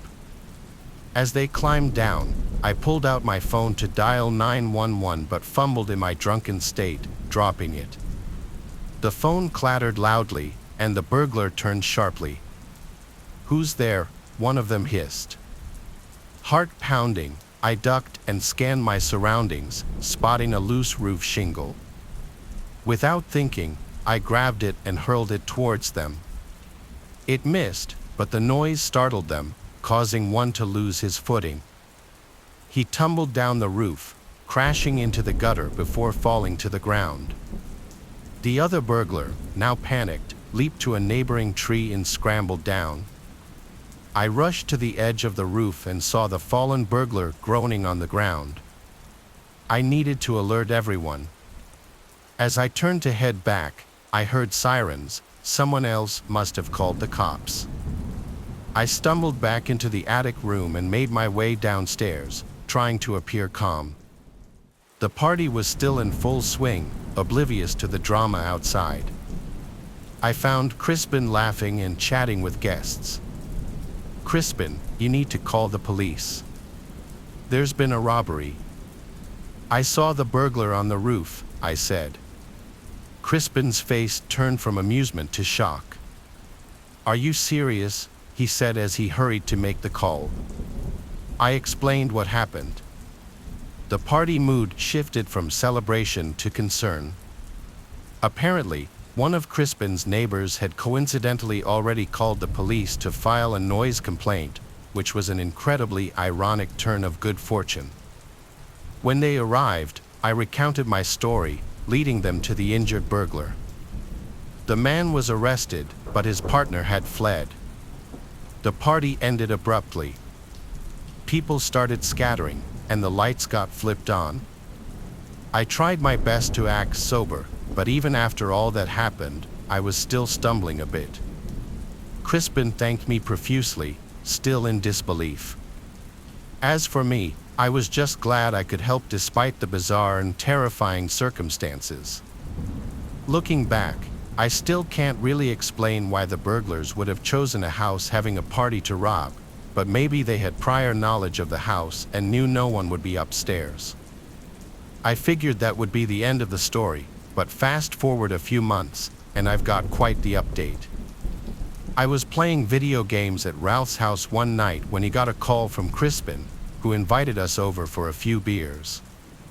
Up until that point, I hadn't actually realized the two of them were that close. The first thing I noticed when I pulled up to Crispin's house was that the front door and every window in sight were completely different. Was I not remembering his house right? I could have sworn the windows and the front door had been white, but they were all gray and much more heavy-duty looking. Crispin waved us in, and we went down to his basement. We cracked a few beers and started playing a game of pool. To my surprise, he actually recognized me from the party and thanked me again for my trouble. What he told us was actually crazy, though. Apparently, the burglar the police caught that night refused to snitch on his partner and was currently serving a lengthy prison sentence. The police hadn't been able to get any leads into catching the other guy, though. Crispin told us that not even a week after the incident, his family started receiving threatening letters from an unknown sender, some of which included pictures of Crispin and his family members. Obviously, they reported these occurrences, but the police had no real leads. A month after that, Crispin's mom noticed a suspicious vehicle circling the house at around 1 a.m., and a few days later, Crispin's dad claimed that things in their backyard had been gone through and moved around.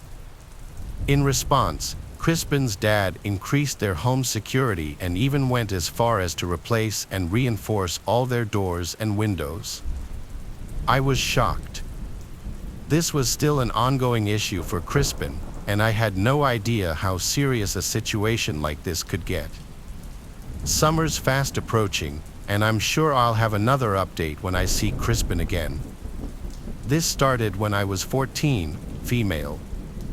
Now I'm 21, and I just transferred to a new high school in the middle of the school year as a freshman with my twin sister. I was enrolled in a Spanish 2 class where I met Noah, and that was where the obsession began. When I started my class and met Noah, I initially thought he was attractive. He was tall, had brown hair, and beautiful eyes for a guy. But I did notice he was extremely shy. Noah was kind of awkward, but I made up excuses to talk to him, asking about the homework and engaging in other small talk. He seemed to appreciate it and asked if I wanted to walk around during lunch and talk, so I happily agreed. It was clear that Noah was not very confident and didn't know how to initiate conversation, so I often did most of the talking. I even asked him for his phone number. After a few days of texting and talking, I could tell he didn't have any friends. He was kind of negative and had a pessimistic view on life. It was rather draining and disappointing. The things he would say were kind of unsettling or just unusual for me. He would text me, fantasizing about being a superhero in a roleplay where I was the damsel in distress and he was always my savior. He also had an obsession with the killer from the Scream movies. Overall, he was a nice guy but different from what I was expecting or attracted to. As time passed and Valentine's Day approached, we were talking practically every day. He asked me to be his Valentine, and I agreed somewhat reluctantly. On Valentine's Day, he walked up to me and gave me a pack of Hershey's Kisses and some Twizzlers. I don't like Twizzlers, so I handed them back to him, gave him a kiss on the cheek, and went to my class. Yes, I know that was kind of a move, but I was honestly losing interest in him at that point. I had told him before that I didn't like candy like that. During the day, I received more gifts, flowers, and candy from other friends. I saw Noah and could tell he was extremely upset by this, but he didn't say anything. He texted me later in the day saying how stupid he felt and how he was outdone by everyone else. I didn't respond. Over the next few weeks, I gradually talked to him less and less. Class became awkward, and I could tell he wanted to say something to me but never did. I later learned from my twin sister that he asked her every single day about me, if I was talking to someone else, if I liked him, and how to win me over. He confided in her that he had never even talked to a girl before. At first, I thought it was sweet, but I still no longer had a romantic interest in him. We would talk at school sometimes, and he would bring me homemade cookies and walk me to the train station. He still texted and tried to call me in the evenings after school. By then, I was talking to someone new who eventually became my boyfriend for the rest of high school, Jason. When I started dating Jason, I knew that Noah was absolutely devastated. He then started telling people around school that I was his first kiss. I was confused because I didn't know a kiss on the cheek counted as that, but to each their own. It was somewhat upsetting because people were getting the impression that we dated or that I played him, which was not the case at all. I would still talk to Noah as a friend. He was in the same grade and classes as my new boyfriend. He would always tell me how he thought Jason didn't like him and that he felt Jason knew about us. I told Noah there was nothing to know about us because we were anything but friends. Jason was totally chill, non-confrontational, and definitely not the jealous type. As the school year was coming to an end, Noah came running up to me on the last day of school and handed me a 60 to 70 page notebook, wide-ruled if it makes a difference. It explained all the ways he was in love with me, how everybody at the school thinks poorly of me, and how he could treat me better. I read it once and showed it to my twin. She told me how weird and uncomfortable it made her, and we both agreed on that. I stashed it away and didn't speak of it to anyone else. I acted like nothing happened and still talked to him as a friend occasionally. I worked a lot in high school, spent time with my boyfriend and friends, and didn't think much about Noah. Time went on, and we eventually stopped talking completely. I saw him around school, and he was never really with anyone else. He was always alone, which I didn't find strange anymore considering how awkward and quiet he could be. Fast forward another year, I'm a junior, and Noah and Jason are both seniors getting ready to graduate. Noah texted me out of the blue one day and told me he had written a book. It would mean the world to him if I could be the first to read it and give him feedback. Being the person that I am, I agreed. So, He met up with me at school the next day and handed me a thick notebook. He told me to take my time reading it and to give him honest feedback when I finished. I read the story in 4 class periods. It was around 300 pages long. The story takes place in a Game of Thrones setting. The 3 main characters are Gary, which is Noah, Lily, me, and David, Jason. For the sake of confusion, I'll be referring to the characters by our real names. The only reason I know the characters were us is Noah's story was not fictional, it was based on us, as he had described the characters as literally identical to our physical appearances. In the story, Noah was the son of the king, while the rest of us were mere peasants. Despite this, Noah was always in love with me, though I was with Jason. It was the annual time when our kingdom would go to battle with another for honor and glory, gladiator style. Noah thought it would be a wonderful opportunity to prove himself and volunteered. The night before our kingdom traveled to the battle location, my character went to Noah in the middle of the night to express her love and fear. They ended up having very graphic sex, which was truly disturbing to read. The next day, after they arrived at the place of battle, my character went to his room again, where the same graphic encounter occurred. During this, Jason came looking for my character, and we were caught. My character told Noah that she didn't really love him and ran after Jason to apologize for being a harlot. Noah was absolutely devastated and ultimately let his opponent kill him in battle because he couldn't handle the loss of the love of his life. When our kingdom returned home, Jason sneaked through the window in the middle of the night and murdered me by slitting my throat. As you can imagine, I was horrified and creeped out. I threw the book away and never told Noah what I thought about it, but he must have known because he never asked for it back. Noah and Jason both graduated, and life went on. Noah didn't try to reach out to me for a few years until I was around 20. He messaged me on Instagram in the middle of the night, saying, "Show me your feet. Submit to daddy."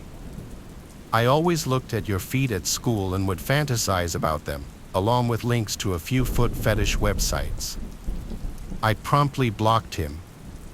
The next day, he messaged me from another account, which was a foot fetish and bondage account that he ran. He asked me why I blocked him, but I just blocked him again. Earlier last year, on my new account, he messaged me again, calling me a bitch and expressing how he wished I would die. He said he hated everyone we went to school with and fantasized about how he would kill me for all the pain I caused him.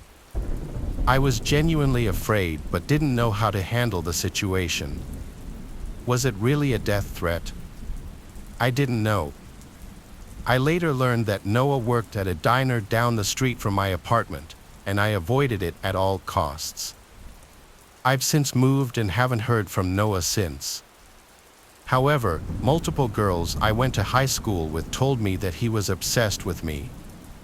They said he would constantly talk about me and message them the same disgusting things while he was on a drunken binge. This is only a short story, but one I really want to share. There was this girl who I'd been seeing for a few months that I was 21, and she was 24 and had a boy about 2 years old. She was basically normal, had a good job, and took care of her kid, okay. She was kind of a dim bulb, though, not very bright, that I was bored in the relationship and really didn't want to become a stepdad to the kid. So I ended it in a no problem, right? I run into her about a month or so later at a bar, and we end up going back to her place for a night of XX. The next morning, she makes coffee and breakfast that I go to school, and she goes to work that I get incredibly sick on my way to school and vomit multiple times that I make it to school, and I'm still puking. So I find the nurse or medical office and vaguely recall being loaded into an ambulance that it's all blank after that I come to in the hospital. And the doctor tells me that I OD'd on a huge amount of meth and had about 5 minutes left to live before they figured it out.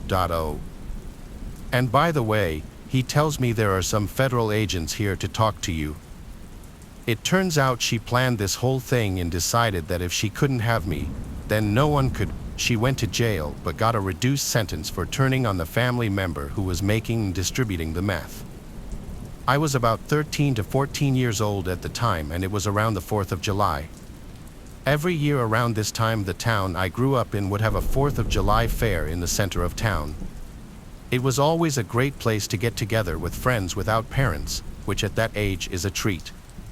So a few of my friends and I were walking around the fair just hanging out. It was super hot that day, the middle of summer and all, and we were all in tank tops and shorts, mind you. We were still prepubescent at this point. We all blossomed a bit later. So as we stop in front of a carnival game, I turn and see this man, probably mid-30s, in a full cycling gear with sunglasses on. Not weird, there's plenty of cycling enthusiasts in our town. The thing that grabbed my attention, however, was that his hand was down his pants. Me being a naive 13-year-old girl at the time, I laughed and just thought he was adjusting his tight biker shorts or something. As we walked away, I whispered to my friends to check out the guy fixing his shorts, and they looked and also found it funny. We carried on with our day and forgot about the man. Eventually, I don't really remember who approached us specifically, but an older friend of ours told us to get on the sidewalk immediately. When we complied, she told us that the man in the biking gear had been following us around the fair. We were kind of behind a lot of the carts, so we weren't in the main part of the fair where everyone could see, and continued to have his hand down his pants, masturbating as he was following us. Someone obviously called the police and arrested the guy. I heard later that they searched his car and found porn inside and a few other suspicious items, but I never heard any more about him or who he was. My friends and I never really mentioned it after that as well. I don't think we fully grasped the situation at the time and just kind of blocked it out. I mean, still to this day, almost 10 years later, it makes me squirm when I think about it. Let's not meet again ever, creepy cyclist. This story just happened last year. I work as a receptionist at a hotel, and we often hold high school proms here as we have a big hall and a stage. In order to get to the hall, you have to pass the reception desk. It was prom night, and it was already underway. All the students and teachers were in the dance hall. All the pictures had been taken, and the reception area was empty. At some point during the evening, someone approached the reception desk. I looked up to see a tall man standing there. He had a clean-shaven face, and his hair was greasy and tied back in a ponytail. He was also wearing a suit that was pretty old and dirty, along with some Adidas shoes. His eyes were wide open, and he said, "I'm here for the prom." At first, I thought he was kidding, but he looked completely serious. I said, "Are you employed by the school?" He said, "No, I'm a student here." I still kept thinking he was joking. He looked to be in his late 40s, and he was telling me he was a high school student. So, I asked him, "How old are you?" He said, "I'm 17. "No, 16. "Yeah, 16. At this point, I thought he must have taken something. I said, "I'm sorry, but you don't look 16 at all." He just stared at me, not saying a word, with his eyes wide, staring right at me.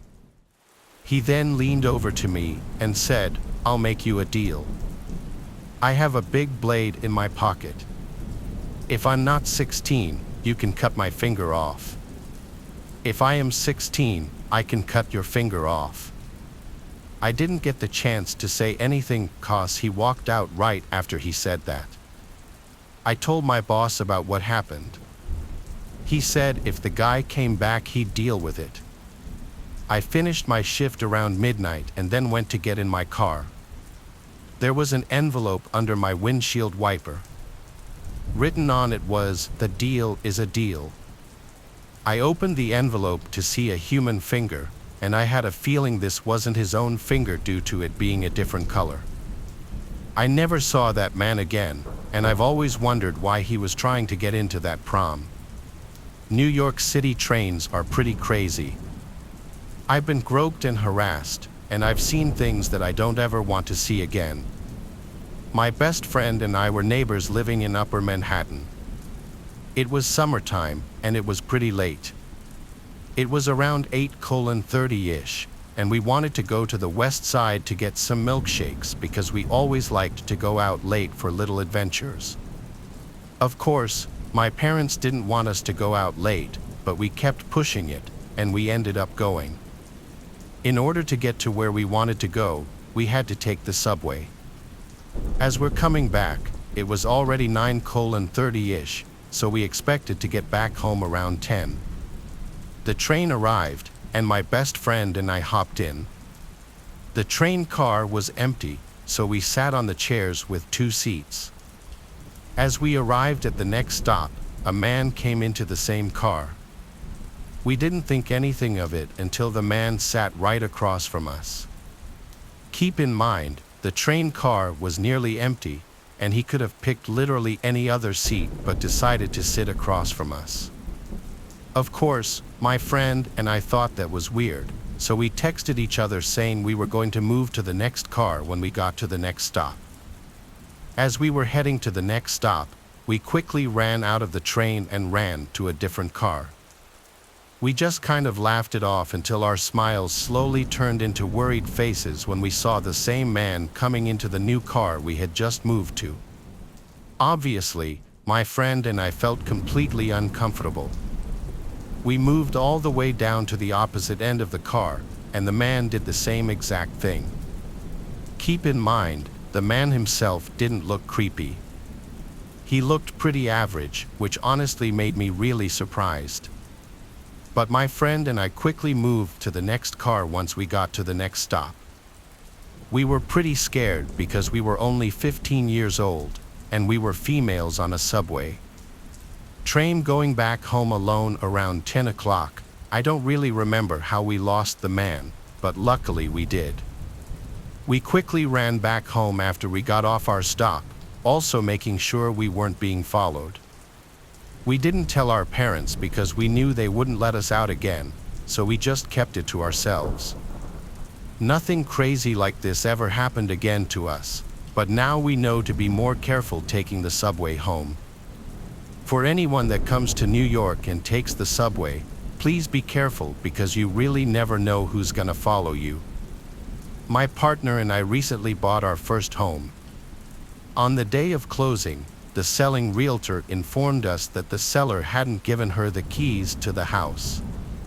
She also claimed that the seller never had a garage door opener.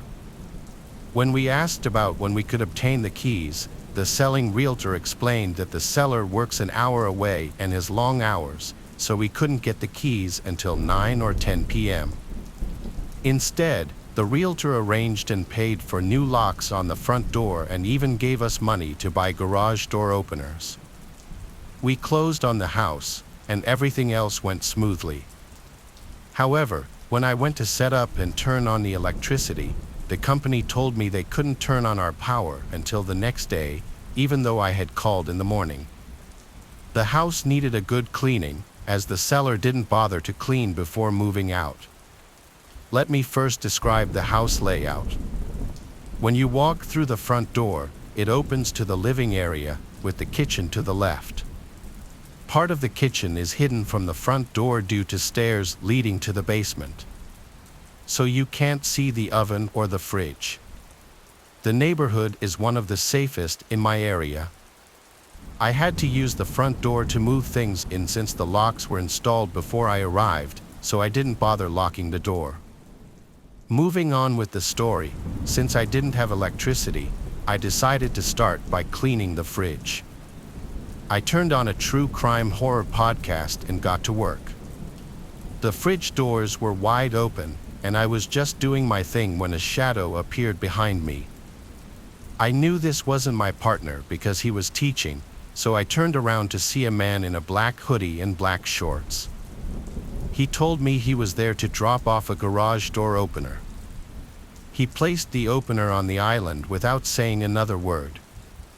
I probably spooked him just as much as he spooked me because he quickly ran out the door. It took me a while to compose myself and call my partner, hoping he was on break so I could tell him what just happened. I also texted our realtor about this strange interaction. I wondered if I hadn't heard a knock because I was so engrossed in my work. But I'm certain he didn't knock.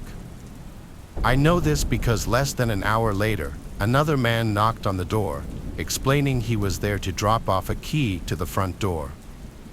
If he tried the doorbell, I didn't hear it because there wasn't any electricity. We're still working on the house before we officially move in, but now I'm ultra spooked about being alone in the house. I refuse to listen to a true crime horror podcast while the house is empty. I'm an only child and grew up in a small town. My parents were hardworking, often struggled to pay the bills, so they usually worked a lot of overtime or even had multiple jobs. Because of this, I was left home alone pretty frequently. I was 13 at the time, and this night both my mom and dad were working closing shifts, so I was at home by myself after school until 10 or 11. To keep myself busy, I'd usually watch TV or go for walks in the woods behind our house. After getting home from school and having a snack, I went outside and started walking along my regular path while the sun was still out. It was a 2.5 mile trail through the woods that almost never had anyone else walking on it. Strangely though, about a mile into the walk, I saw a guy on the trail up ahead. He was sitting with his back against a tree, wearing a dark blue jacket and had a red baseball cap tilted downward, covering his eyes and most of his face. From the way he was slumped over, it almost looked like he was sleeping. So I continued walking, trying to quietly pass by him. As I got just a couple of feet away, though, he lifted his head and instantly locked eyes with me. His eyes were tired and red, and he had this disturbing frown like he was upset or something. As I passed by, he started standing up, and getting a strange feeling about him, I began walking faster, basically jogging the rest of the trail and back home.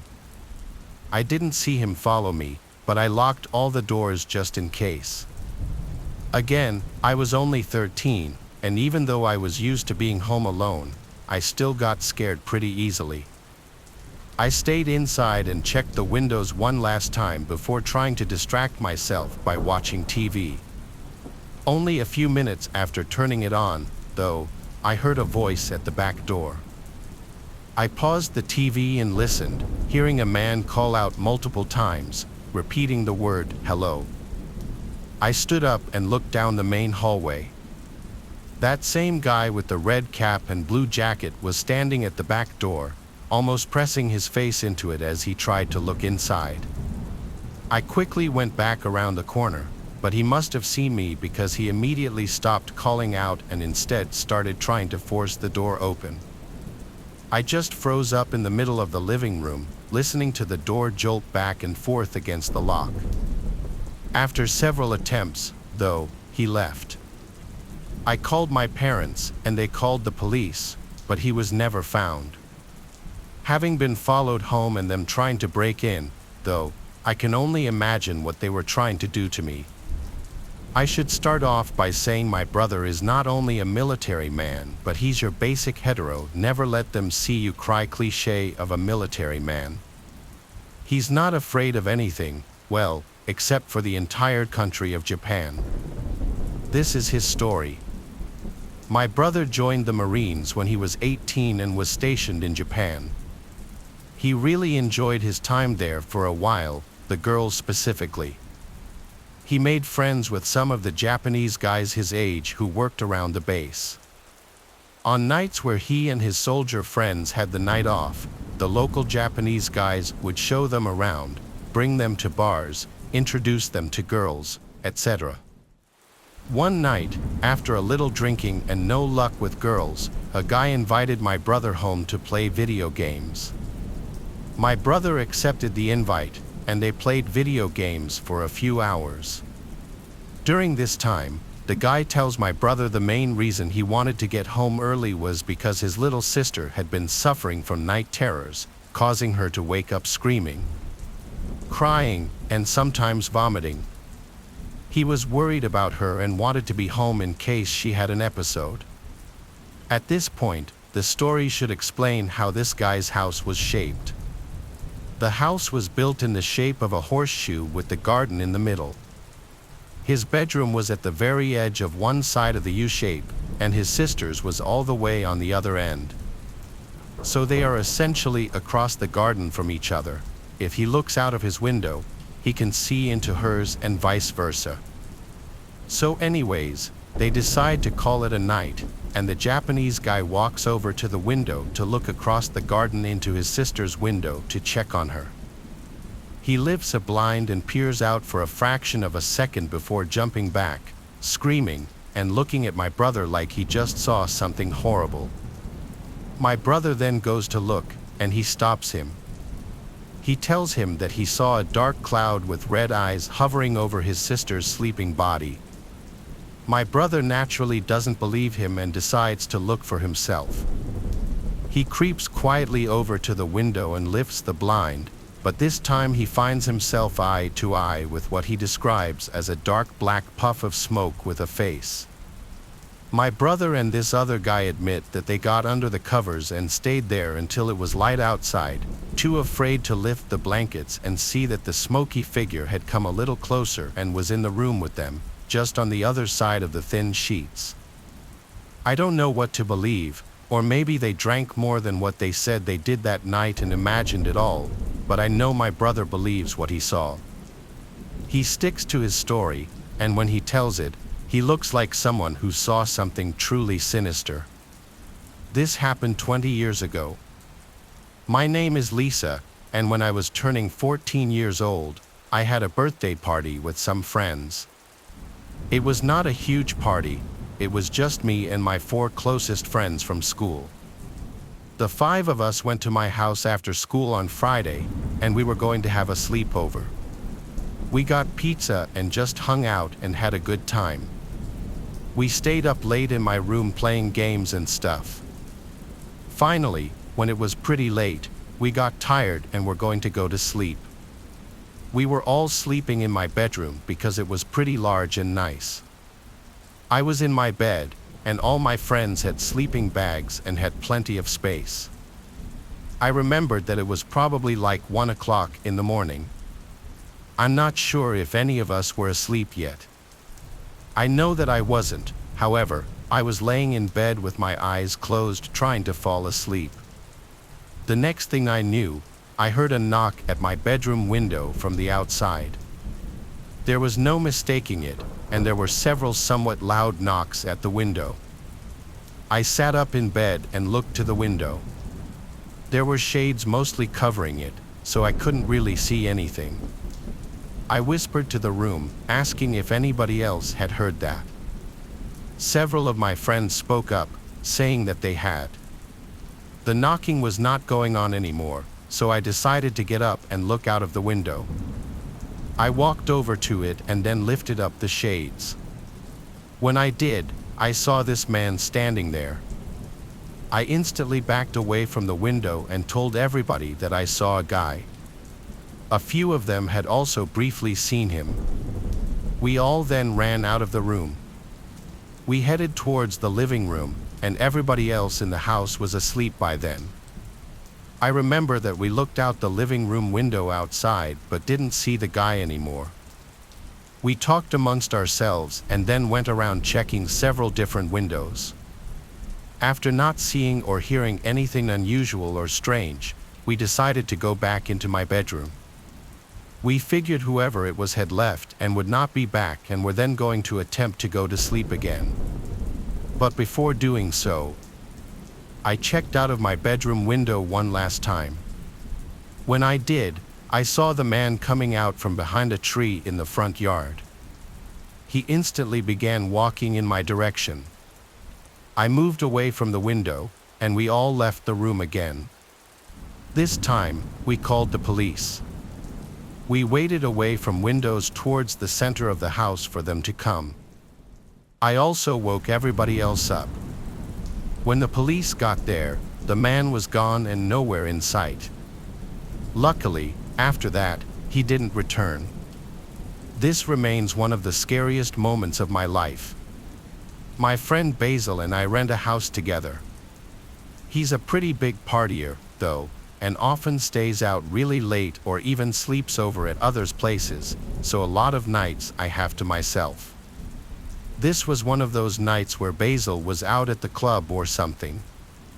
So, having the night alone, I brought out a couple cans of beer to our front porch and sat on the swinging bench we had set up. It was nice weather out, and with it being nearly midnight, most people were sleeping, and the neighborhood was pretty quiet. After being out for a little less than an hour, a person came walking down the street in front of the houses. He looked like a large guy and had a sweatshirt on with a hood over his head, but something was off about the way he was walking. He was very stiff, like only his legs were moving, and his whole upper half wasn't. When he got up to the part of the road my house was in front of, he stopped and looked over at me. I waited a few seconds for him to say something, but he didn't say anything. He just stood there in the middle of the road, right in front of my house, and looked at me. "Hey buddy, you need something?" He stayed quiet for a moment, then started walking up my driveway. I stood up from the bench and yelled at him to leave, but once I realized he was getting pretty close, I hurried inside and locked the door behind me. I then watched out the peephole as the guy came right up to the door. He waited for another second before pulling out something from under his sweatshirt. It was hard to see from the small view I had, but it looked like maybe a hammer or crowbar or something. Once I saw that, I knew what was likely about to happen. I ran upstairs and locked myself in the bedroom, dialing 911 and trying to be quiet. I could hear the wood splintering off the door downstairs as I pleaded with the operator for help. Then there was a loud thud and silence. The broken door swaying on its hinges was the only sound. I waited anxiously, only assuming that I'd hear the guy's footsteps approaching the bedroom door at any second. But seconds turned to minutes until I heard a cop car pull into my driveway. I thought about running down to the officers, but the operator suddenly told me through the phone to stay where I was and wait for the cops to get to me. So, I sat back down. 30 seconds later, I heard one of the officers walking up the stairs, followed by them shouting and firing off a taser. The guy had been standing right outside the bedroom door, as if he was just waiting for me to open it. He was arrested and apparently was very drunk, but I have no clue who he was or why he did what he did. As far as the officers have told me, the guy wouldn't even say why he was walking down the road or what he was even doing there. All I know is if I had opened that door, it would have been the last thing I ever did. So this happened yesterday. My family, wife, kids, in-laws, and I had just returned from a pontoon cruise for the evening. It was later than usual, so I sent my wife up on the golf cart with the kids and in-laws to get them some dinner while I covered up the boat. About halfway through covering up the boat, I noticed someone halfway across the cove in the water, and she appeared to be maybe in distress. She wasn't making progress swimming one way or the other and was occasionally going underwater. There were people on the opposite shoreline yelling at her, but I couldn't tell what they were saying. So I yelled, asking if she needed help, and she said yes. I called my wife and told her to come down on the cart because someone was in the water and needed help and that I was going in. I put on a life jacket and grabbed the throw cushion from the boat. I swam out to the person and passed off the throw cushion. She appeared to be out of breath. The first thing she said to me was, "I'm topless." I responded with, okay, but are you all right?" I also immediately thought to myself, 1, my friends are never going to believe this, and 2, what is my wife going to think with a topless woman swimming to the shore with me? She then said that she was running from her boyfriend, who was messed up. She also asked if it was shallow enough to touch yet, and it definitely wasn't, so I helped her to the dock where my wife met us. She told my wife, "I'm sorry, but I don't have a shirt on." Again, my wife just asked if she was okay, and she told us the boyfriend story again. Fair enough. As she got out of the water, she was topless but was carrying a white t-shirt that she quickly threw on. She then immediately began running to shore. At the same time, we noticed a pontoon cruising towards our dock, yelling at us. At first, I thought this must be her boyfriend chasing her and that we were in the middle of some domestic dispute. They quickly got closer, and I realized it was two sheriff's deputies who had flagged a pontoon down to carry them across the lake. As they were jumping onto the dock, we noticed the girl had just jumped into our golf cart and was riding away on it. Apparently, she was allegedly involved in a string of burglaries, and the boyfriend she was running from was the cops. I had unknowingly aided her swim across the lake to escape, and she used our golf cart as a getaway. The cops chased her for a while through the night, tracking her down once more, but she escaped again. We looked all day for the golf cart today, but had no luck. I notified insurance and reported the theft around lunch, and about an hour ago, someone notified us through social media that it was parked behind a house in a neighborhood over. So we recovered the cart, and it seems okay. They put more warrants out for the suspect and are still looking for her. This story happened almost 10 years ago, late summer 2006. I was an 18-year-old freshman in college. I went to a tiny college at the opposite end of the state I lived in. I lived in the basement and ground floor of an old dorm. My floor was men only, but the floors above us were women, and then the other side of the dorm was all men. I have some stories that are sort of creepy, but this one takes the cake. At the time, it didn't really click as that creepy. Hindsight is 2020. I was young, naive, and full of you-know-what. I was in the best shape of my life at 6 feet 2 inches, 180 pounds, and handsome. I'm 10 years older now, though, and I put on 100 plus pounds. I was a young, good-looking college guy in my dorm. There was a communal bathroom for all 20 guys to share, 2 stalls, 2 urinals, and 2 showers. That was it. One of the showers had an air vent that was about 7 feet up, but on the outside, it came out on the ground level. Well, one hot summer day, I'm taking a shower and just talking and joking with the guy in the next shower behind me. All of a sudden, I hear someone else talking to me. I think that maybe someone has come into the bathroom and wants to use a shower or something. That thought quickly leaves my head as I realize that the air vent has been opened, and the dorm's maintenance man and janitor is now looking at me through the vent. This guy was 50 years old and looked like the actor Clint Howard, the ugly redneck guy in a lot of Adam Sandler's 90s comedies. He had a thick Appalachian accent.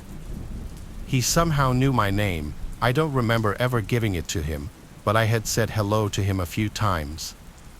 He was also trying to make small talk. It was very weird. I mean, I was weirded out by the college janitor peeping on me and then trying to start a conversation while I was showering, but for some reason at the time, it didn't really register that what he was doing was super creepy and illegal.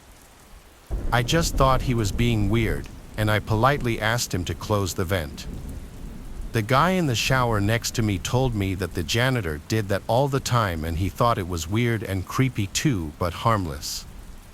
I guess it was a huge joke that the best time to shower was later at night until the perverted janitor tried watching and started making conversation. It was apparently a common occurrence on my floor. My floor was mostly made up of the freshman football players. I was not one of them, and I guess the janitor liked to talk to these guys about the team in football through the air vent while watching them. I still shudder at that thought. I would see the janitor occasionally around the dorm after that, but I never experienced him spying on me again, thankfully. I also never told the resident life or college administration about the janitor doing these creepy things. I hope maybe someone spoke up one day and maybe he was fired, but who knows? We heard that the man died about a year after that. This happened about 2 years ago, when I was 19, and I had just moved out of student accommodation into an actual flat with my friend group of 6. The night we moved in, it was just me and one of the girls I'm close with, let's call her Lucy. I had my boyfriend over at the time, we'll call him Alec. The other people moving in were scheduled to move in 2 weeks later as they were all on various holidays or visiting home. So, it was just the 3 of us. Lucy was in her room, and Alec and I were smoking a joint in bed, watching kung fu movies. Then, I started to notice a man, at least 300 pounds and 6 foot tall, pacing outside of our window and looking in occasionally. We were on the basement floor at this time, but the windows were at ground level. Okay, that's weird, but we'll just make sure the windows are locked. 20 or so minutes passed, and everything seemed okay until Lucy ran into my room and said, "Babe, there's a man in the house." We must have left the door unlocked by accident. Now, I'm feeling chills. I'm like, what the hell do you mean there's a man in the house? Alec is frozen solid. Lucy and I go into the hall, and the huge man we saw looking in the windows is standing there in our hall. We ask, "What are you doing here?" And he pulls out his phone and shows us a text message from an unsaved number with our address written on it and something about people being inside. He told us that he was looking for his girlfriend and that she lives here. We're like, no the hell she does not, so please remove yourself from our house. He says, okay, and that he'll phone his girlfriend. He turns his phone to low volume and speaks to another man on the phone, who was clearly not his girlfriend. With more urgency this time, we tell him to get out of our house, and he says, okay.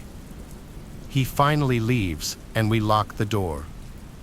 By this point, everyone is shaking. He's still on the phone with this man outside, and they're speaking a language we don't understand. But we can hear him getting angry. I tell Alec to please make the scary man go away, and he goes outside and tells him to shift away from our doorway as he's really scaring us. The man says, okay, and that his taxi is here. He walks up a dead-end street where no taxis were, though. We told our upstairs neighbors, who we had met earlier that day, about the whole ordeal. Let's call them Charlotte, Matt, and Rob. They informed us that the same man had tried to come in their house, insisting his girlfriend lived there. Charlotte already had a boyfriend, who we knew of and had also met that day, and Rob, who has more balls than all of us, threatened him with a knife the time he came into their house. He never bothered them again. Over the next couple weeks, the man would occasionally come back and look in our bedroom windows, and Alec was there most times. I'm really glad for that. I have no doubt he tried the door again, but it was always locked after that. When I was 16, my mom had a job that required her to be out of town a lot. Because of this, my dad would often take me out to eat for a good part of my teen years.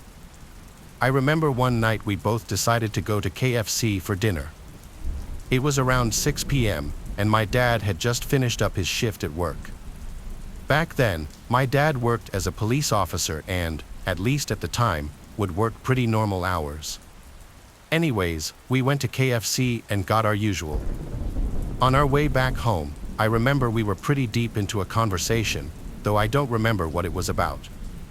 After a while, I noticed my dad wasn't really responding anymore. We were fairly close to our house, but still on main roads before we needed to turn into our neighborhood. At first, I thought he just lost interest, but I glanced across and noticed he was permanently looking in the rearview mirror. I asked him what was up, and he mentioned how the car behind us had been following us ever since we left the KFC parking lot. I remember glancing behind us, and sure enough, some blacked-out SUV was tailgating us. My dad mentioned how we needed to verify if this car was actually following us. He proceeded to pull into the next street and do a few turns just to get back onto the main road. I will never forget that feeling, that sinking feeling, as I watched the car sharply turn back behind ours. Now, it was around 9 p.m. on a weekday, so there weren't that many cars on the road. The car behind us then put its high beams on, and at that point, my dad was completely focused. He had fully shut me out, putting all his attention into losing whoever was following us. A few minutes of this went by when he told me to grab his phone from his pocket, call someone in his contacts, and put it on speaker. My hands were shaking at this point. I could barely press the buttons. I remember a cheerful voice answered, but before the guy could say anything else, my dad quickly summarized the situation. There was a pause, and I could hear voices speaking in the background along with radio beeping sounds. My dad was yelling at me to keep naming the streets we were on to the guy on the phone, as at that point my dad was still randomly turning down different streets trying to lose the car behind us. Okay, turn into the Tesco car park. It's coming up on your left. We've got 3 response vehicles coming in from the other direction, the guy on the phone said. My dad responded, and, as we swung into the near-empty car park with the car behind us still in close pursuit, blue and red lights quickly surrounded us in what felt like all directions. The sound of sirens was deafening. My dad bolted out of the car and ran in some direction. After a few minutes of shouting, the driver's side door swung open. My dad got in and calmly started driving away.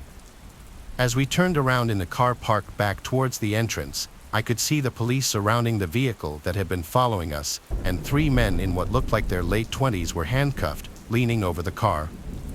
On our way home, my dad told me everything. He explained that he was on a drugs team that dealt with the interception of large shipments of drugs that were being transferred across the country, something I hadn't known until that point.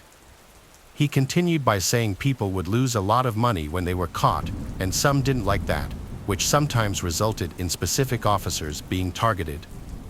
My dad would quit his job as a police officer a few years later, though he admits this was by far his most disturbing experience, especially considering I was along to witness it.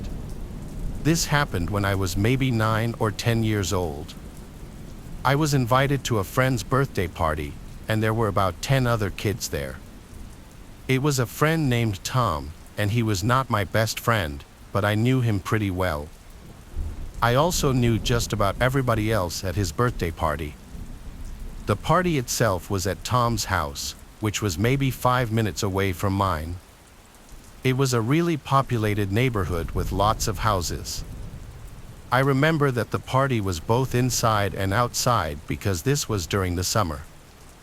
I didn't know much about what was planned for the party, but when I got there, I was pleasantly surprised. Tom's parents had done a good job of setting everything up. I remember they had video games inside of the house and lots of snacks inside as well. Then, in the backyard and front yard, they had activities like bags and mini golf and some other stuff. So, after getting there, we played some games and eventually had pizza and cake.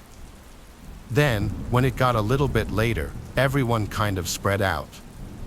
Some people were playing video games inside, and others went out to the yard. I remember that Tom was inside, but I went out into the front yard with 2 or 3 other kids. We were hanging out there, and it was beginning to get dark. I don't remember exactly what we were doing, but I remember that I was looking out into the street, and I noticed this clown. Well, it was a man dressed up as a clown. I'm not sure where he had come from, but he was walking down the side of the street out front. We soon noticed that he was walking in our direction. We figured that Tom's parents must have hired the clown. It was probably a funny joke because Tom's parents were funny people. So, this clown guy walked right up to the front yard. He then approached me and the other kids that were there, then he waved at us without saying anything. We didn't really know what to do. The clown guy started making hand signals and stuff, and then he walked up and grabbed one of my friend's arms. He started to walk away with him before my friend pulled himself away. The clown then turned around and took a few steps towards us. We all began to move back and away from him. That's when the clown started to run in our direction. I remember that we all just took off running and went back inside the house. We still thought it was probably a joke, but it seemed kind of strange.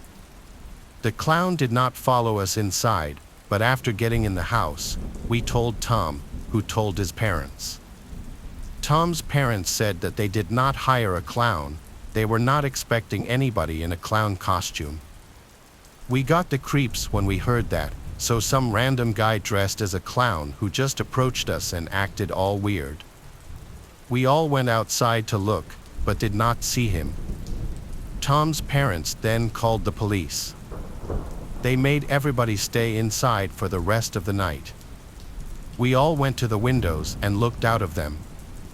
I remember, like, a couple of minutes later, we saw the clown jogging down the street. When he passed by the house, he turned and did a little wave towards us, then he was quickly out of sight. The police got there maybe 5 to 10 minutes later. The clown was no longer in the area, though. Not long after, everyone's parents came and picked them up, so I left. We never found out who the clown guy was or what he was doing. I had some spare time this night, and having chugged a few coffees earlier in the day, I figured I'd use this energy to go out and make some money. I was delivering for DoorDash, cruising on the highway to my next delivery. It was super late, the roads were empty and the night was very peaceful, basically every delivery driver's dream. On my way there, though, my phone started buzzing. It was the customer calling me, but before I had a chance to answer it, they hung up. Since it only rang for a couple of seconds, I thought it must have been an accident. But in case it was not, I redialed their number. It rang for a while, but they didn't answer. I shook my head and blew it off, not thinking about it for the rest of the drive. I got off the highway and drove into the neighborhood. It was a very regular street with average houses. When I got up to the house my delivery was for, I parked right in the driveway and started walking up to their porch. As I was setting down the bag, I saw that the front door was cracked open. I didn't know if it was meant for me or not, so I just lightly knocked on the door and called out that I was dropping off their food. As soon as I did, I heard a somewhat disturbing sound come from down the hallway. It was a muffled thump that almost mimicked my knocking, like someone was banging on a door. A bit shaken, I opened the front door wider and called out again. I wasn't sure what to say, so I just repeated myself, saying that I was delivering their food. A few quiet moments went by, then I heard a door open from the back of the house, and a guy came around the corner. He looked distressed and bothered, but I couldn't tell if it was because of me or something else. The guy walked down the hall and right up to the doorway I was in, not saying a word as he started to reach for the bag. But that's when I heard those thumps again from down the hallway. I looked past him in confusion as he turned and looked as well, then quickly turned back and looked at me, recognizing that I heard it too. "Is everything okay?" I asked carefully. The sound echoed through the walls again as the man just kind of stared at me, as if he were trying to think of what to do. "Why don't you bring the food inside for me?" he said, almost in a demanding tone. Nervously, I picked up the bag but quickly realized how terrible of an idea this was. I felt threatened, like I had to follow him, but I also had a feeling that if I did, I wouldn't be making it out of there. In my hesitation, the guy's face showed he was even more bothered, angry even. He then reached out and grabbed the food right from my hands, then slammed the door in my face. Stunned, I stood there and listened as his footsteps went down the hallway and the thumping stopped. I couldn't do anything else at this point, so I hurried off the porch and got back to my car.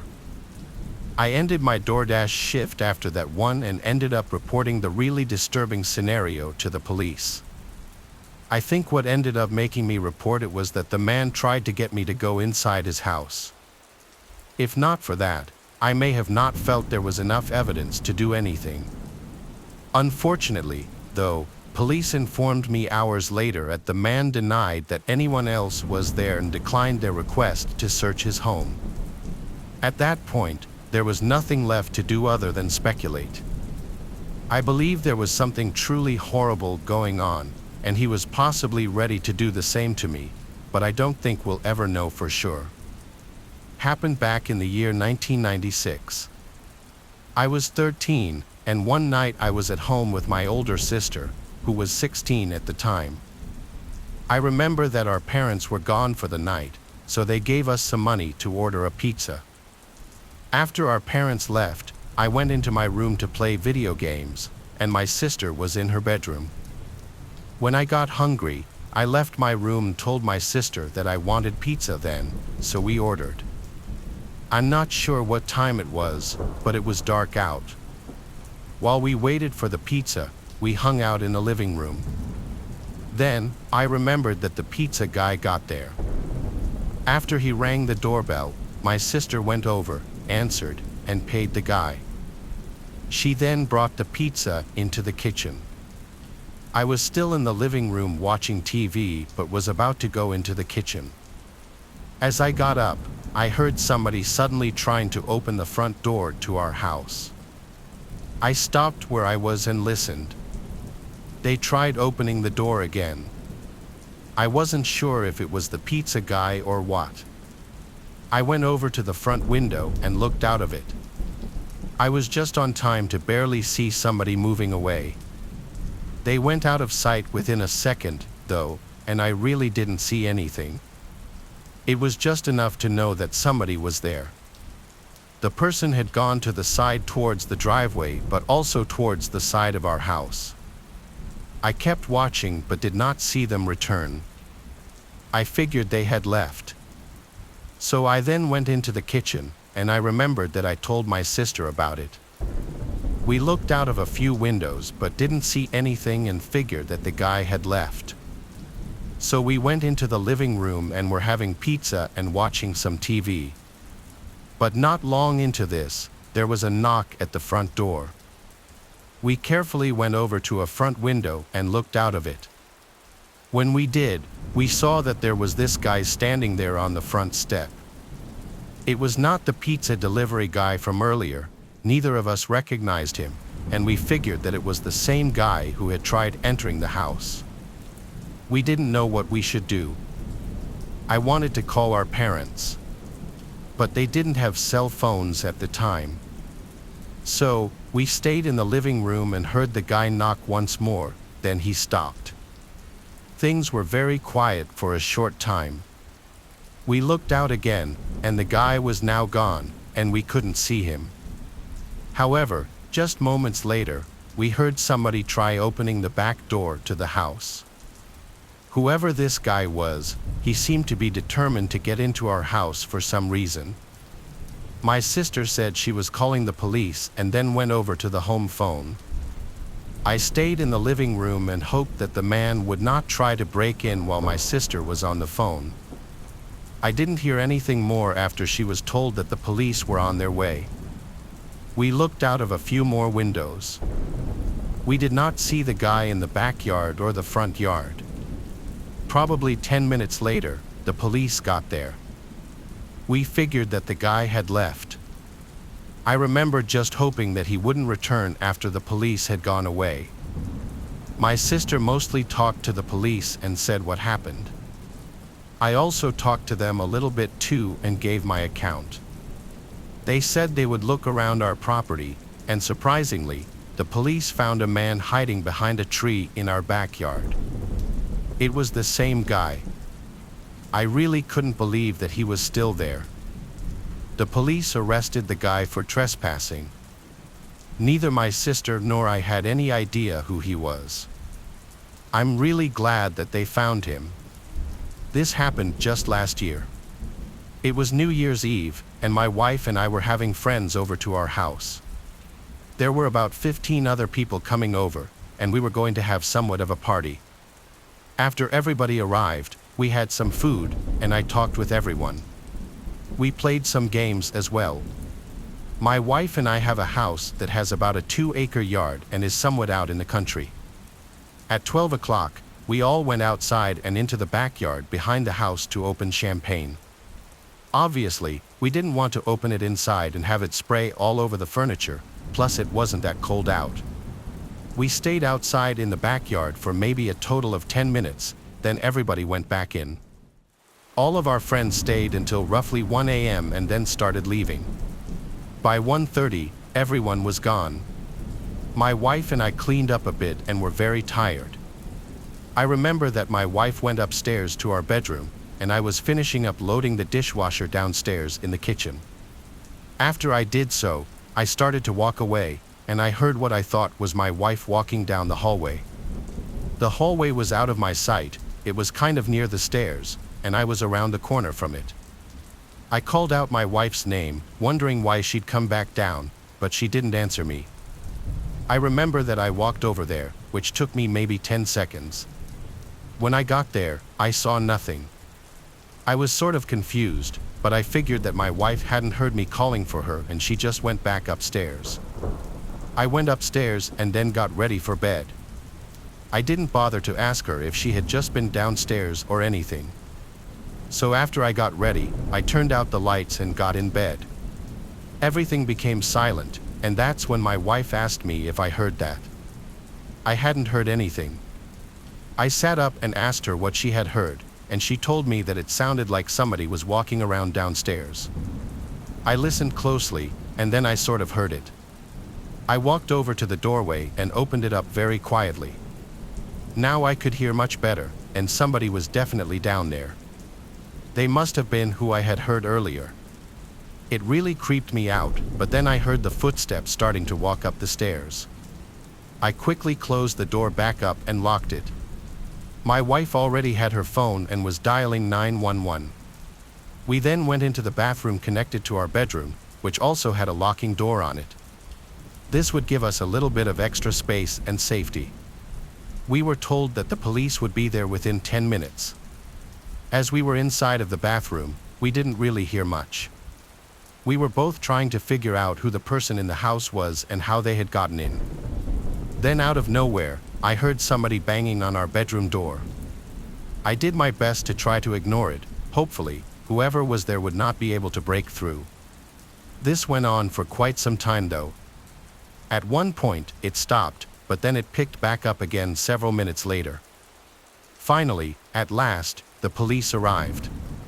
When they did, they entered the house, and I heard them yelling from downstairs. I really couldn't hear what they were saying though. We did not leave the bathroom because it wasn't safe to come out yet. We heard yelling on and off for the next 10 minutes. Finally, we heard police officers' voices, and we were told that it was safe. The person inside of our house was a man who we didn't know. He was caught and had snuck into the house after we all went outside. Then he hid until we were going to go to bed. When the police got there, he threatened them and claimed to have a weapon, even though he didn't. Eventually, they were able to get him to come downstairs. I think the guy was on drugs or something. He did mess up our house a little bit, but I'm glad that everyone was okay. I still can't believe that while our friends and us were inside, the guy was hiding in our house somewhere. That was the craziest New Year's Eve ever. I was a state trooper for 23 years, and through the years I experienced it all, or at least that's what I thought at the time. This happened quite a few years back. I was on night patrol on an interstate at about 3:30 a.m.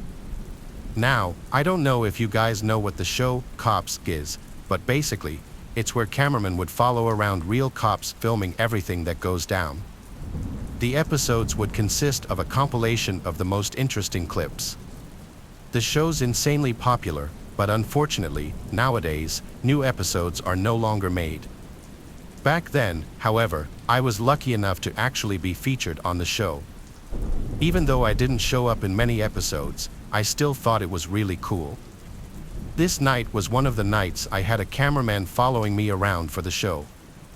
I remember his name was Joe, and he was honestly a pretty down-to-earth guy. Anyway, I would usually have my car parked near a bush to hide myself from the view of oncoming speeding cars. But at this hour, I didn't really ever try to hide too much. I remember we were just driving down the interstate. No, I didn't work in the best area. There were a decent amount of abandoned buildings visible from the road. Because of this, I adopted into my nightly routine to enter the parking lots of them as they were hotspots for drug activity. One, in particular, was an abandoned gas station building. The exit from was coming up, so I figured I might as well check it out. Ben started filming, and as we pulled up, we could both clearly see a flashlight moving around in the building. I pulled into the parking lot and put the car in park. At this point, I was almost positive some sort of drug deal was going on inside as I could still see the flashlight moving around. But a part of me hesitated as there were no other cars in the parking lot. I also realized if there was a drug deal going on, there would have been at least 2 flashlights visible from the outside of the building. I figured either way I'd have to investigate. I went over to the cruiser's speaker, yelling out, "Police," and explaining how whoever was inside needed to exit the building immediately. Right as I did this, the flashlight from inside turned off. It was now eerily silent. I decided I'd have no choice but to enter the building and to get whoever was inside to leave. So, I did. I got out of the cruiser and proceeded to walk towards the wide-open front door with Ben and his camera not far behind me. As I approached, I couldn't help but notice a terrible smell. It was as if an animal died in there and had been in there for at least a week. I peeked inside with my flashlight and once again yelled out, "Police." This gas station was small, so any sound could pretty much be heard from anywhere in the building. I stayed quiet for a second, just listening. That's when I swear I could hear what sounded like something being dragged across the floor from the other side of the building. "Who's there?" I got no response. I walked inside the building, and in one of the back rooms, I could see what looked like a figure. I shined my flashlight in the figure's direction, but right as I did, whoever it was bolted and eventually left through a back exit. I started chasing after the guy, but as soon as I exited the same back exit, I didn't see anything. Almost the whole area was surrounded by a cornfield, so there was no way I was gonna find this guy. But I figured I had to try. I ran out in some random direction but stopped only after a few seconds, realizing it was pointless. Defeated and still confused as to why the guy ran, Ben and I went back to the gas station. But what we found left behind made it perfectly clear. There, in the back room, we found the lifeless remains of a dead body. I immediately called for backup, explaining the situation. Unfortunately, the guy responsible was never found, and the body itself couldn't be identified for obvious reasons. What we caught on video that night was never used in the final show. I'm a police officer in South Italy. I've been doing this since I was 22. For the most part, it's not as exciting as it's cracked up to be. Not a whole lot happens in my county. Usually, the worst calls are disturbance calls or an occasional shoplifting, with something a little more serious sprinkled in there once in a blue moon. I've done just about every possible shift there is. I did my time on the night shift, and there were definitely some weirder calls during the night shift than the day shift. But this one time, I was working the night shift, and I didn't get any calls. I was just cruising on a quiet road with no streetlights and woods on both sides. I saw the reflection of taillights suddenly approaching on the right-hand side of the road on the grass. As I got closer, I saw that the driver's side door was open. I started to veer onto the grass as I slowed down, fully planning on getting out to see if the driver needed assistance. I saw someone step out of the car, stand by the door for a second, then start to run into the woods. I radioed the codes for a suspicious person or vehicle, then got out of the car with my flashlight on and my hand on my holster, just in case. In this situation, I had to expect the worst. I got to the front door of the car and looked inside, half expecting to see someone else sitting there, but the car seemed empty. There was a seriously foul odor emanating from inside the car, though. It smelled like a rotting animal. I called out to the woods, asking if anybody's there and needs assistance, and I stepped to the tree line, waving the flashlight around. I went back to the car to take a closer look inside the passenger side. There were multiple bloody tissues and paper towels on the floor on the passenger side, as well as the rear seats. They were soaked in blood. The entire papers were dark red. At some point while looking inside the car, I heard footsteps inside the woods. I spun around with my flashlight and yelled, "Come out of the woods." I didn't see anyone. Someone was hiding in there, and that was confirmed when I heard a deep voice somewhere beyond the trees and shrubs. I had no idea what the voice said. I responded, saying, "Show yourself, are you hurt?" I prepared to unholster my gun as I walked a little closer. I repeated myself, asking, "Are you hurt?" No response. The voice I heard before didn't sound like a person in pain, bleeding out. Additionally, why would they run into the woods upon seeing a police car? Something was way off. I went back to the car and requested assistance. I noticed, as I investigated the car further, that it had no plates. When I went back inside the rear, I found something that made me almost puke from shock. There was something heavy wrapped in bloodied paper towel. I unwrapped it with my gloves on to find a severed hand. It took me a hot second to realize what it was because it was completely dark red, soaked in blood. Now, this situation went from a 5 to a 10. I radioed that there was a possible murder and needed backup. I now put my cruiser's lights on to help other officers more easily identify my location. When backup arrived, we did a thorough search of the woods, looking for possible blood trails. Nothing, though. There were not even any blood trails leading from the car, which meant that the hand and blood on the tissues I found may not have been from the person who I saw run into the woods. Eventually, the K9 unit had to come and search for the person. Hours upon hours went into the search, well past dawn, turning up nothing. The vehicle was taken into custody. It had been reported stolen by a resident of a nearby town, who said he had no idea who could have stolen his car. Fingerprints had been collected from the steering wheel, and DNA testing had been done on the hand. There was not a single match to anybody in the database. To this day, there was never any progress in finding out who the driver of that car was and whose severed hand that was. I had a single dorm my first semester of sophomore year. It was in the corner of the floor, kind of secluded from the rest of the dorm rooms since it was in its own little section. You had to turn a corner to even see the door. It was nice because I'd be able to still talk with friends on my floor, invite people over to my room, and still have privacy when it was time to do homework or go to sleep.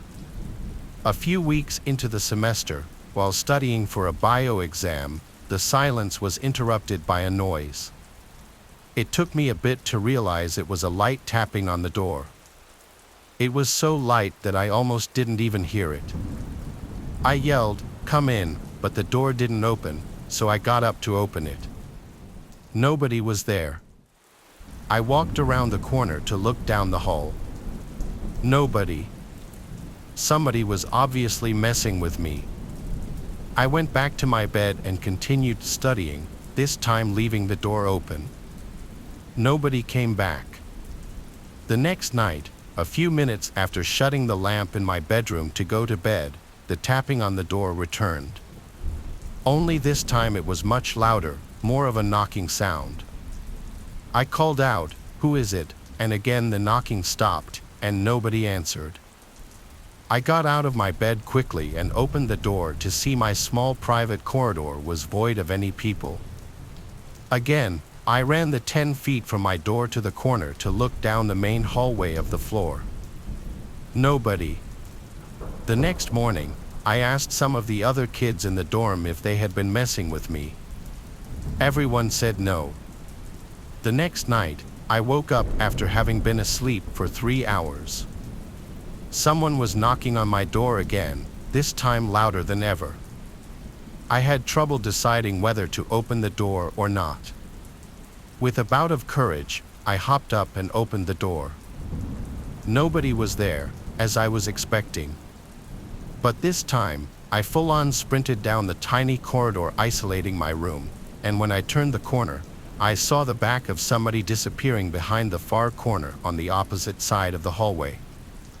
I ran as fast as I could down the hallway, and as I turned to the next hallway where I saw the person a few seconds earlier, I saw a door at the end of the hallway shutting. It wasn't a dorm room, it was a bathroom. I felt like I was ready to confront whoever this joker was, so I pushed open the bathroom door with force. The light was off. I turned it on, expecting to see somebody hiding in there, but I didn't see anyone. My first instinct was to check the 2 bathroom stalls, which were both shut. I got on my hands and knees and looked under the 2 stalls. 2 heavy black boots could be seen from underneath one of the stall doors. I took a deep breath and pushed the stall open. I was confused. There were the boots sitting on the floor, but no person to wear them. And then I heard a creepy giggling noise. Thank you, not a feminine or a childlike one. It was a kind of laughing that I could only imagine to be that of a really old, crazy man. For some reason, my confidence was gone, and I was scared shitless. Therefore, I ran back to my room and shut the door. I hopped back in my bed and started texting every friend I had. Of course, everybody was asleep, though. The knocking happened one more time that night. I ignored it. It went on for about 30 seconds before whoever that person was finally gave up. I spoke to everybody on my floor the next day. Nobody else heard any knocking, and everybody swore they weren't pranking me. Everybody seemed sincere. I don't know why this person chose to harass me or who this person was. Judging by the boots and the laughing I heard, this was an older man, though, and that disturbs me. I'm a former pizza delivery driver. I got the job when I was 20 years old, and at first, I liked it a lot. I would not have to work that much, just a few nights a week. My car was fairly new, and I didn't mind delivering at all. The area that I live in is not super crowded, so the driving is pretty easy on the roads. I would also make lots of money in tips, so it was well worth it. After I had been working there for about 6 months, I was working one weekend pretty late. It had been a busy night. I remember going on countless deliveries but making quite a bit of money. It got late, and the deliveries slowed down significantly. I was sitting inside of the restaurant when we got another order for me to deliver. By now, it was probably like 1 something in the morning. It was an order of just cheese bread. I took the order, got the address, and then headed out to my car to deliver it. I had been to this area before, but not the exact street or address. The location was about 10 minutes away. And when I arrived, I saw that it appeared to be a pretty typical house. I was on a residential street, and I parked on the side of the road. I walked up to the house with the cheesy bread. When I got to the front door, though, I noticed there was a note taped to it. It said, "Please use back door." When I saw this, I'm not going to lie, I got a little bit of a bad feeling. But I knew that there was probably a logical explanation. Maybe the door didn't work, or there was too much junk in front of it. The reason for my bad feeling was probably just because it was so late at night and really dark out. So I walked around the side of the house and then went into the back. I looked around for the back door and then was able to find it. I walked up to it and knocked. Then I waited for about 30 seconds or so. There was nothing. I was about to knock again, but then I thought I heard some footsteps inside. I waited, and then the door opened up, but I didn't see anybody. It was like whoever opened the door had stayed behind it and then moved out of the way quickly. Inside of the house, it was completely dark, not a single light was on. I was very confused. I did not go inside but kept standing there and announced that I was there from the pizza place. I did not get a response at all in return. As I waited there by the open door, I was wondering what I should do. The bread was not paid for, so I couldn't just leave it. As I continued waiting, a short time later, I thought I heard the sound of the front door to the house open and close. I couldn't be sure, though. I asked if anybody was there. I knew that somebody had opened the door for me and seemingly wanted me to go inside, but I certainly was not going to do that. So I just kept standing there. Then I noticed some movement to my right and sort of behind me. I looked, and there was a man standing there. He was at the entrance of the backyard and sort of on the side of the house. But this man was wearing a ski mask over his face. I was really creeped out as soon as I saw him. Then he started to walk towards me. When that happened, I knew that I had to get out of there. I just set the box of bread down and took off running. I went back around the house away from the guy, then I ran to my car, got inside, and drove away from there. I went back to work and told my coworkers all about it. They all found it very amusing and seemed to think that it was funny.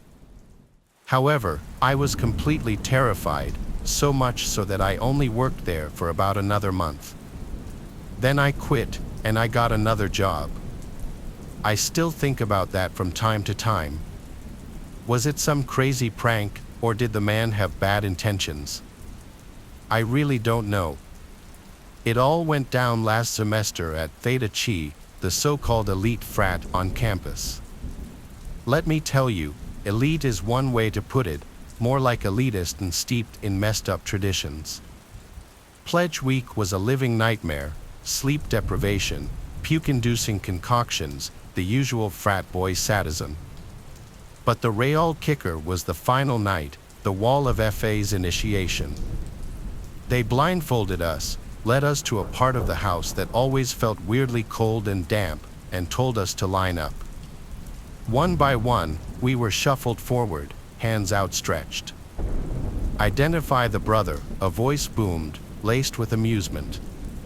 My heart hammered against my ribs. I fumbled, feeling cool, smooth skin, must be a freshman like me. Then it came, a jagged scar etched across the cheek, sending a jolt through me. My answer, a shaky freshman, hung in the thick air. Wrong, pledge, the voice chuckled. Next.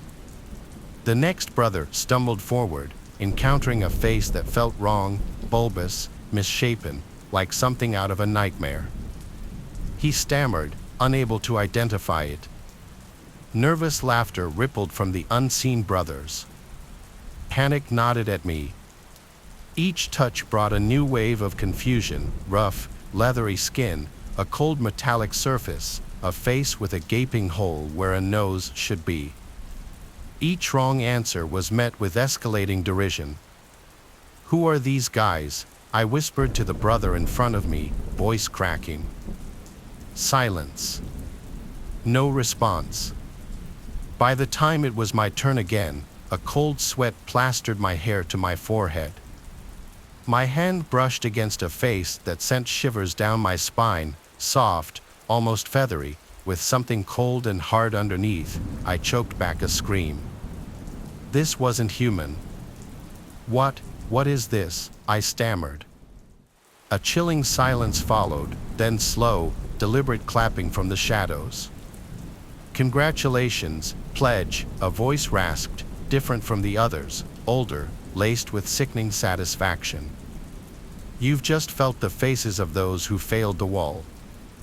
My blood ran cold. Failed. What did that even mean? Images of grotesque masks stitched together from the failures flashed in my mind. Was this what awaited me if I messed up? An eternity of being a disembodied face, a cautionary tale for future pledges. The blindfold came off, revealing a room unlike any I'd seen in the frat house. The air crackled with a strange energy. The shadows were deeper, more menacing around me. Mounted on the walls were grotesque masks, stitched flesh, metal teeth, inhuman features. Some looked vaguely familiar. Then I saw it, a mask with a jagged scar across the cheek, a chilling echo of the first face I'd touched. My stomach lurched. Was that a hand? It clapped over my shoulder. A senior brother, his face twisted in a cruel smile, said, "Welcome to the Brotherhood, Pledge. Now, let's get you initiated properly." The room seemed to close in on me. The masked faces on the wall appeared to leer, their expressions a chilling mockery of my fear and confusion. I'd become a cog in their twisted tradition, another face destined for the wall if I faltered. The real horror wasn't a physical hazing, though that was bad enough, it was the psychological torment. The feeling of being unseen, judged, forever marked by the possibility of failure. The knowledge that even if I succeeded now, I was forever haunted by the fate of those who hadn't. I can't sleep. I keep seeing those faces in my dreams, wondering who the others are and what they did to fail. I'm starting to think there's more to this tradition than the brothers are letting on. This happened years ago when I was 20. Back then, I was good friends with a guy named Ethan, who I met in high school. Both of us grew up with a passion for the outdoors, and so we thought it'd be fun to go on a week-long backpacking trip in the California woods together. We've done this once before, and I really enjoyed it. I remember looking forward to it. The whole trip started off going well, but that only lasted till the second night. It was just starting to get dark, and Ethan and I were setting up our tents for the night when we began to hear the distant sound of leaves crunching under multiple pairs of footsteps. We were pretty deep in the forest, but running into other campers wasn't completely unheard of, just, I guess, a bit of a rare occurrence. Eventually, 3 guys came into view. They didn't really look like campers, they didn't have backpacks or anything. I thought it was kind of weird to be wandering around the forest this late, but I didn't think much of it. They gave us a somewhat friendly greeting, and we gave one back. They then asked us if we were camping for the night, which was obvious as we were in the process of setting up our tents with the rest of our stuff all laid out. We pointedly said yes and asked if that was a problem. We wanted to make sure we weren't on someone's private property or, just generally in a place we weren't supposed to be. They replied saying no and just kind of walked off. The whole encounter was odd, but Ethan didn't think so. He pointed out how they were most likely just hunters in the area, as all of them were armed, something I myself didn't notice. Got to a few hours later, and Ethan and I were now asleep in our respective tents. This was around the time I woke up to the sound of yelling, like multiple voices shouting in the distance. I yelled out to Ethan to see if he was awake. He was and was just as confused as I was. It was 2 a.m. when this happened. Our conversation was then interrupted by multiple gunshots. They honestly sounded like they were getting closer. I asked Ethan if he thought that whoever these people were just hunting. He responded, saying, "No, dude, there's no way they're hunting this late. I think we should go." My heart started to race, now realizing the reality of the situation we were in. We both unzipped our tents, grabbed only our bare necessities, and started hastily moving west. We moved for maybe half an hour before stopping.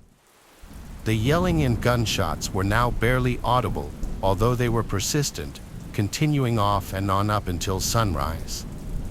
All night, we basically just sat there, listening to them, both wide awake from a mixture of fear and adrenaline. When the sun finally rose, we discussed what to do next. Ultimately, we decided we would wait until noon before heading back to our campsite. The plan was to then quickly pack up all of our stuff and make the trek back to our cars, cutting our trip 5 days short. Fast forward to noon, and we started cautiously heading back. When we arrived, the sight we were met with was nothing short of horrifying. Our campsite had been completely ransacked, almost all of our stuff had been damaged. This is thousands of dollars in equipment we're talking about. But most disturbing were the bullet holes shot into our tents. You don't have to be that smart to conclude that these people had genuinely tried to kill us. Further supporting this theory is the fact that nothing was actually stolen from our campsite, it was all just damaged. As far as who did this, we don't know. The only people we can really pin as suspects are the 3 people that walked up to us as we were building our tents. But this begs the question, why? Why would they do this? The whole experience has left us with more questions than answers. Nothing about it makes much sense, but I know I myself just feel lucky to be alive. In the end, we quickly salvaged all the equipment we could and made the trek back to our cars. My first day as a plumber started like any other. A call came in from an older woman in a creaky old house on the edge of town, reporting severe leaks in her kitchen. I was eager to make a good impression and maybe score a repeat customer. I had no idea what I was in for. When I arrived, the house was shrouded in an unsettling stillness. The lady, Mrs. Beatrix, was a frail, wary woman with sharp eyes that seemed to pierce right through me. She led me into the kitchen where water was steadily pooling under the sink, spreading out across the faded linoleum. "Thank you for coming so quickly," she said in a voice that quivered like dry leaves. "It's been like this for days. I've had trouble getting someone out here." I nodded and got to work, sliding under the sink with my flashlight in hand. The smell hit me first, something foul and putrid, far worse than just mold or mildew. The pipes were ancient, corroded, and clearly the source of the leak. As I began to dismantle them, a thick, dark sludge oozed out, filling the air with a nauseating stench. "Looks like you've got some serious blockage here, Mrs. Beatrix," I called out, trying to keep the disgust out of my voice. She didn't respond. When I glanced over my shoulder, she was standing in the doorway, watching me with those unnervingly sharp eyes. I turned back to the pipes, focusing on clearing the obstruction. As I pulled out handfuls of the thick muck, I noticed something odd. Among the sludge were small bones, animal bones, I thought at first, but then I saw what looked like tiny, human-like fingers, complete with nails. A chill ran down my spine, but I kept working, trying to rationalize what I was seeing. Maybe a rat had gotten stuck in the pipes and decomposed, but the fingers, they were too perfect, too intact. As I probed deeper, my flashlight flickered and then went out, plunging me into darkness. The silence was oppressive, and the smell seemed to grow stronger, almost as if it were pressing down on me. "Mrs. Beatrix," I said, my voice sounding strange and hollow in the confined space. "Do you have another flashlight?" No response. I scrambled out from under the sink, my hands covered in the vile sludge, and found the kitchen empty. Mrs. Beatrix was gone. I fumbled for my phone, using its weak light to navigate the dim room. That's when I saw it, a small wooden door in the corner of the kitchen, slightly ajar, revealing a narrow staircase leading down into the basement. Curiosity and dread battled within me, but the plumber in me needed to know where the pipes led. I pushed open the door and descended the stairs, each creak of the wood echoing ominously. The basement was cold, damp, and filled with the same overpowering stench. My phone's light swept across the room, revealing a scene that made my blood run cold.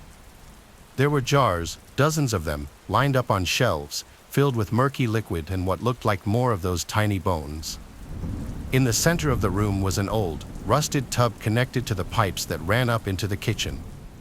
Inside the tub was the source of the blockage, a grotesque, half-decomposed figure, its limbs twisted unnaturally and its face frozen in a grimace of pain. The fingers, they matched the ones I'd found in the pipes. Panic gripped me, and I stumbled back, knocking over one of the jars.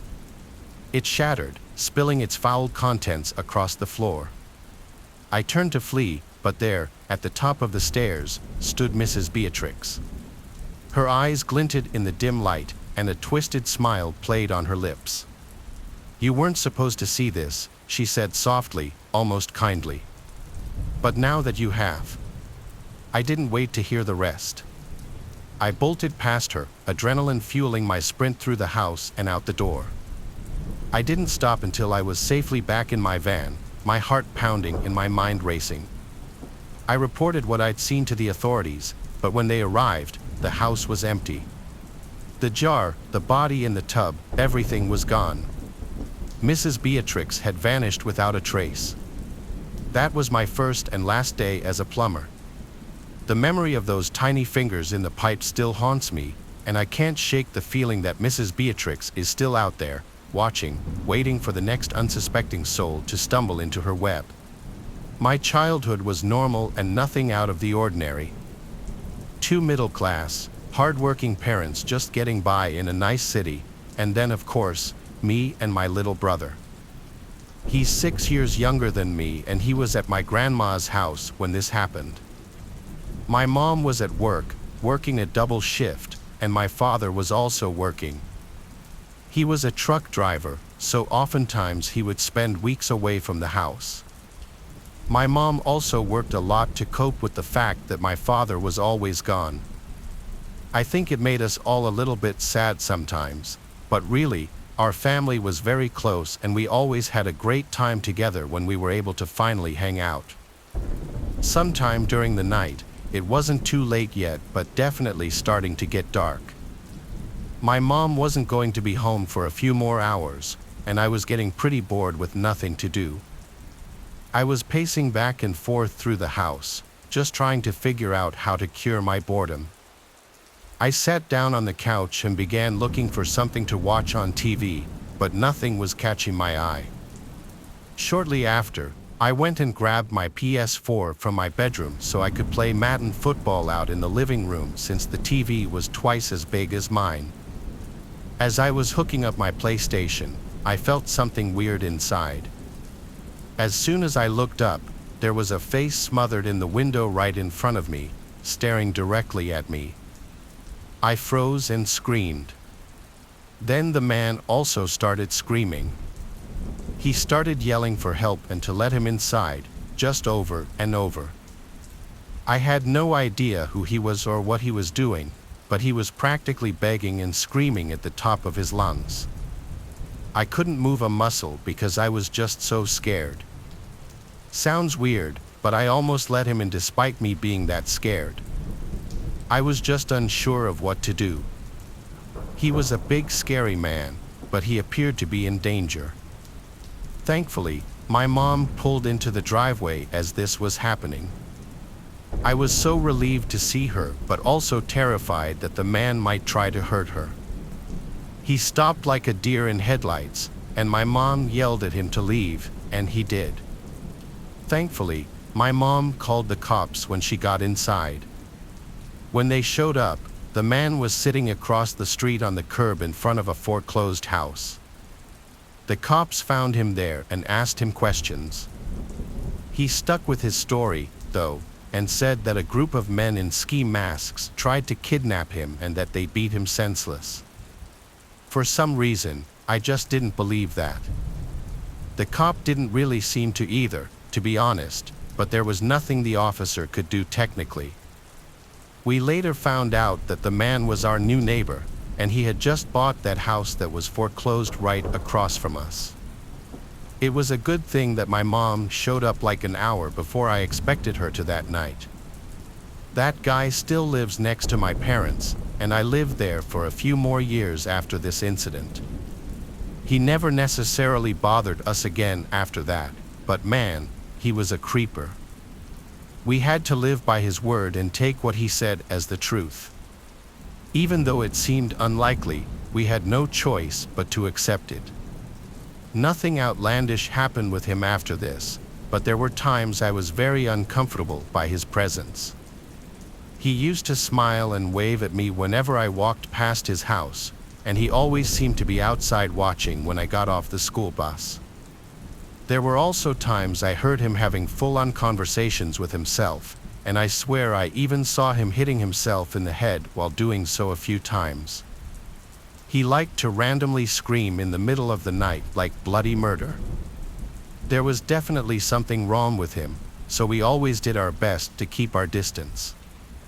My dad really disliked him, probably even more than my mother and I. Violence really was not a thing in our neighborhood, and I mean that literally. So his story was just weird. The last thing I want to mention is when I saw his face the first time. He wasn't cut up or bleeding like he was when the police found him.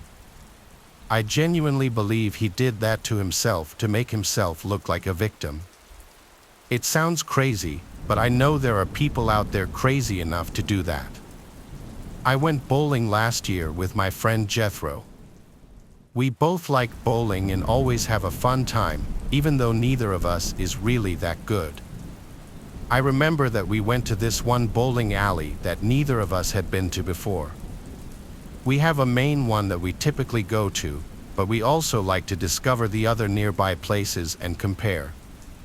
This alley, in particular, was all right. It was not that large and had a pretty average setup. When we got to the bowling alley, it was earlier in the night. We went up and bought a few games, then got our shoes and headed to our assigned lane. After bowling the first game, we pretty much started the next one right after. At this time, the alley was still pretty quiet, with a few other people bowling to our left but several lanes away. I remember that randomly, in the middle of the game, something really strange happened. You know the screens that show people's scores and give animations for a strike and stuff? Well, on our screen, it just said my name, first and last, in very basic font. To that point, it had been normal. It had shown our scores and the games and that kind of stuff. Well, now it was just my name, and the entire rest of the screen was just blue. It was so weird, and I figured it to be a glitch. But then I realized that I had never told the people here my name. I mean, I had paid with my debit card, so possibly they got the information that way, but why would it be on the screen like that? Plus, the names that Jethro and I chose for our games to be on the screen were just our initials, not our full names. I was just staring at the screen, waiting for it to go back to the screen with our scores on it. But instead of changing to that, it then changed to a picture on the screen. It was grainy, but I soon realized that it was a picture from a security camera. It was taken of Jethro and me as we walked into the bowling alley that night, less than an hour prior. That picture stayed on the screen for like 30 seconds. Then it changed again, this time to more security camera footage. It was a brief clip of us walking inside of the bowling alley. The clip replayed several times.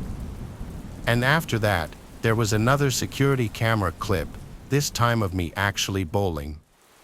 None of these clips were very good quality, but I could still tell what it was. It must have been taken just minutes earlier. Jethro and I were just staring at the screen with amazed looks on our faces. We had absolutely no idea why this was happening or who was responsible. I was about to go walk up to the service desk when it finally changed back to our game. I still looked over to the desk. I thought maybe I would see some employee watching us and laughing or something, but I didn't. I saw the same girl who had been at the desk when we entered. She appeared to be about high school or college age, and she was seemingly at the desk the entire time. I doubted that she was responsible for this. We decided to just keep bowling. So we bowled our next games, and nothing else strange happened. Then we were done. When we went back up to the desk to talk to the girl.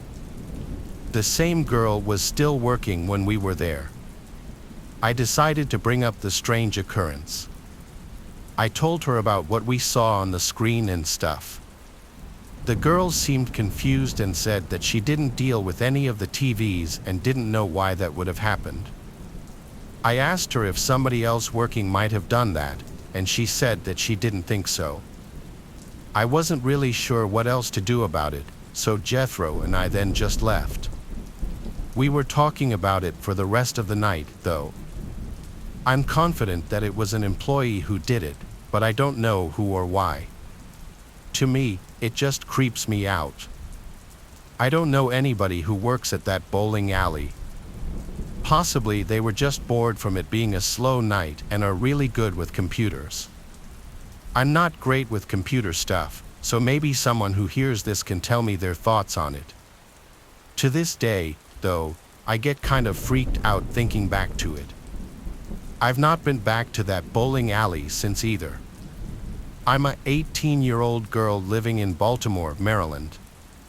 For those who don't know, Baltimore hasn't always been the nicest of places to live, though I've mostly gotten along just fine.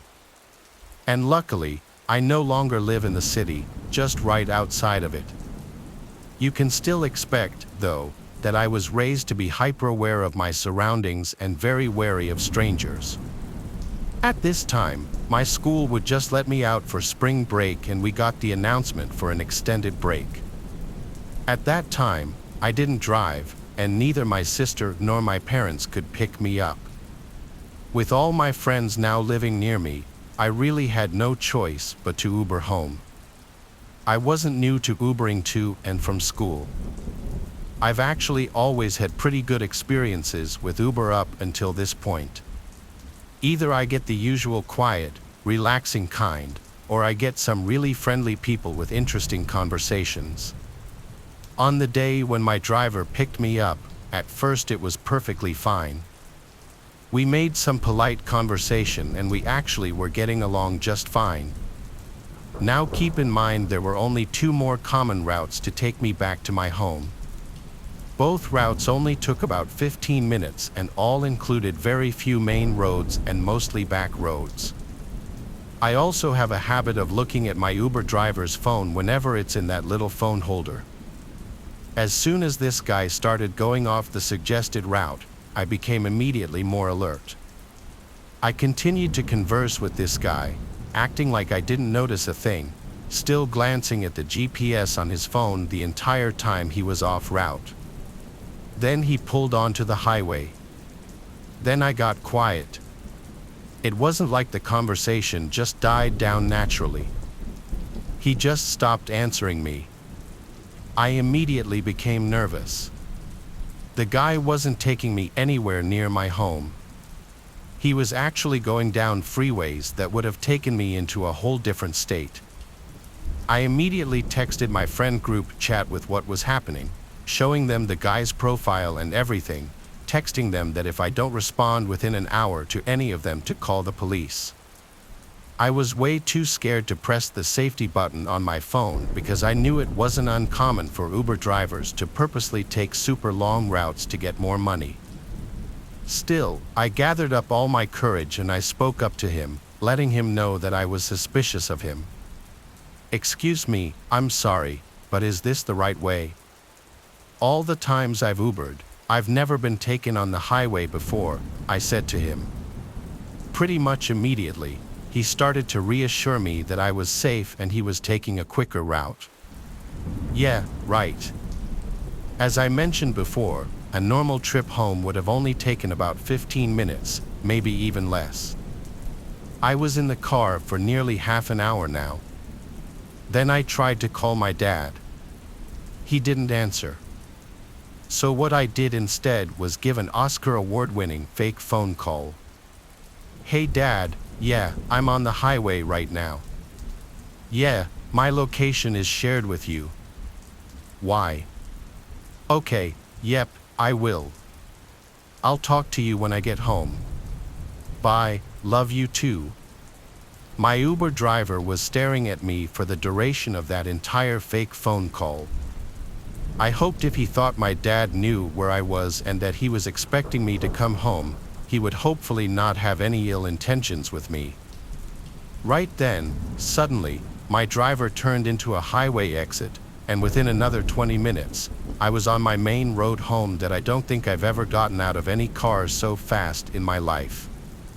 Still, though, my dumbass still gave him a decent rating and a tip. I guess because at the time, I truly didn't know if he had any ill intentions with me. I mean, it's very unlikely that he could have just been another Uber driver trying to make an extra buck. And that he did. I nearly got charged $20 more for what I usually pay for my ride I usually had to pay on that trip. I still wish that I'd emailed some kind of Uber customer service or something and explained the situation. Needless to say, please stay safe out there when Ubering, guys. If your driver ever goes off route for an extended period of time for no apparent reason, make it known that you're aware of it and that you're onto them. It could just very much possibly save your life. It was 2017. I was 17, getting ready for prom, and of course, girls have it harder because instead of the guys who just rent the same tuxedos, girls have to find a nice dress that they're going to keep. And of course, prom dresses aren't cheap if you want a nice one, at least. My parents didn't want to spend over $200 for a prom dress, so my mom suggested I look online for a used one. She'd even help me. We scrolled on Craigslist and Facebook Marketplace, which had just become a thing back then and wasn't as popular as it is today. There wasn't really any luck on Facebook Marketplace, so we mainly searched Craigslist. We found a listing for a dress that we both liked. It was a navy blue evening gown, $50. It said it was worn once for prom. The seller lived pretty close too, so I contacted the number listed on the listing, and in under 10 minutes, I got a text back.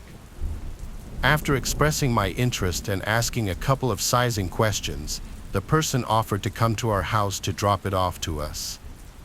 But my mom said no to having someone from Craigslist come to our house, so I said we'd come to them. That day, I asked for their name, and they said Jerry. Honestly, I assumed that Jerry was short for Alexandra. My mom offered to come with me. I felt more comfortable if she'd drive me. When we got to the address, it was a townhouse in a congested area of town. The townhouse was on a dead end. My mom asked if I wanted her to come in with me, and honestly, I don't know why, but I thought it would be embarrassing to go in with my mom. I asked her to just wait in the car unless I text her. I texted Jerry and then went to ring the doorbell. I noticed all the blinds on the windows were closed, which was strange. It was the middle of the day. The door opened, and instead of some young girl around my age opening the door, it was an actual grown man, like 50 years old. He smiled and asked if I was here for the dress. I said, "Yeah, are you Jerry?" And he said, "Yeah." He said I looked just like his daughter and then said, "Come inside." I looked back at my mom's car and then went inside the house. He said I should be a perfect fit for the dress. He said he'd go get it, then disappeared into another room. The living room was dark and kind of messy. I took out my phone and texted my mom to come to the front door. Then the man called out from a room for me to come inside and try the dress on in front of a mirror. I asked him if he could bring the dress out to the living room. He said there's no mirror in the living room, and I replied that I'd just like to see the dress first. He left the room and entered the living room empty-handed and said the dress is on the bed in the bedroom if I want to go look at it. I once again asked him to please just bring it out here. Then a knock at the front door. Jerry said, "Who is that?" and I opened the door to my mom stepping inside. She smiled and said hello to the man, and he took a couple of seconds to say hello back, but without a smile. Now I walked to the doorway of the bedroom. And as I did, he made a noise as if to say, "Don't go in there." I looked into the dark bedroom, and there was no dress on the bed. My mom was in the middle of asking a question when I interrupted and said, "There's no dress." There was a painfully uncomfortable and tense silence, and then the man said, "I'd like you to leave now." My mom and I, without hesitation, left to the car.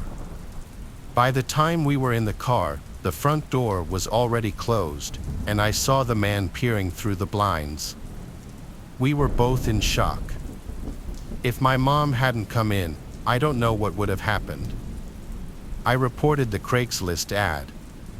We didn't call the police, though, because there was really no proof of anything, and technically nothing happened, but there was no blue dress in that room.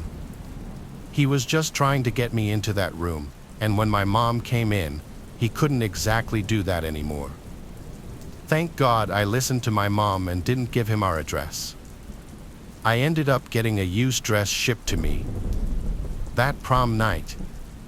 I told everyone this story, and it's still kind of haunting even today. This happened during the summer before my sophomore year in college. At that time, I was doing a lot of research for a place I could live during the coming school year that was close to campus. I found multiple good-looking apartments, but all of them were way out of my budget. I quickly figured out that if I wanted to live close to campus, I would need a roommate that could help pay each month's rent. I posted an ad on Craigslist explaining my situation, hoping someone would be interested. Not even an hour after I posted the ad, I got a response. Apparently, it was some older lady in her 70s.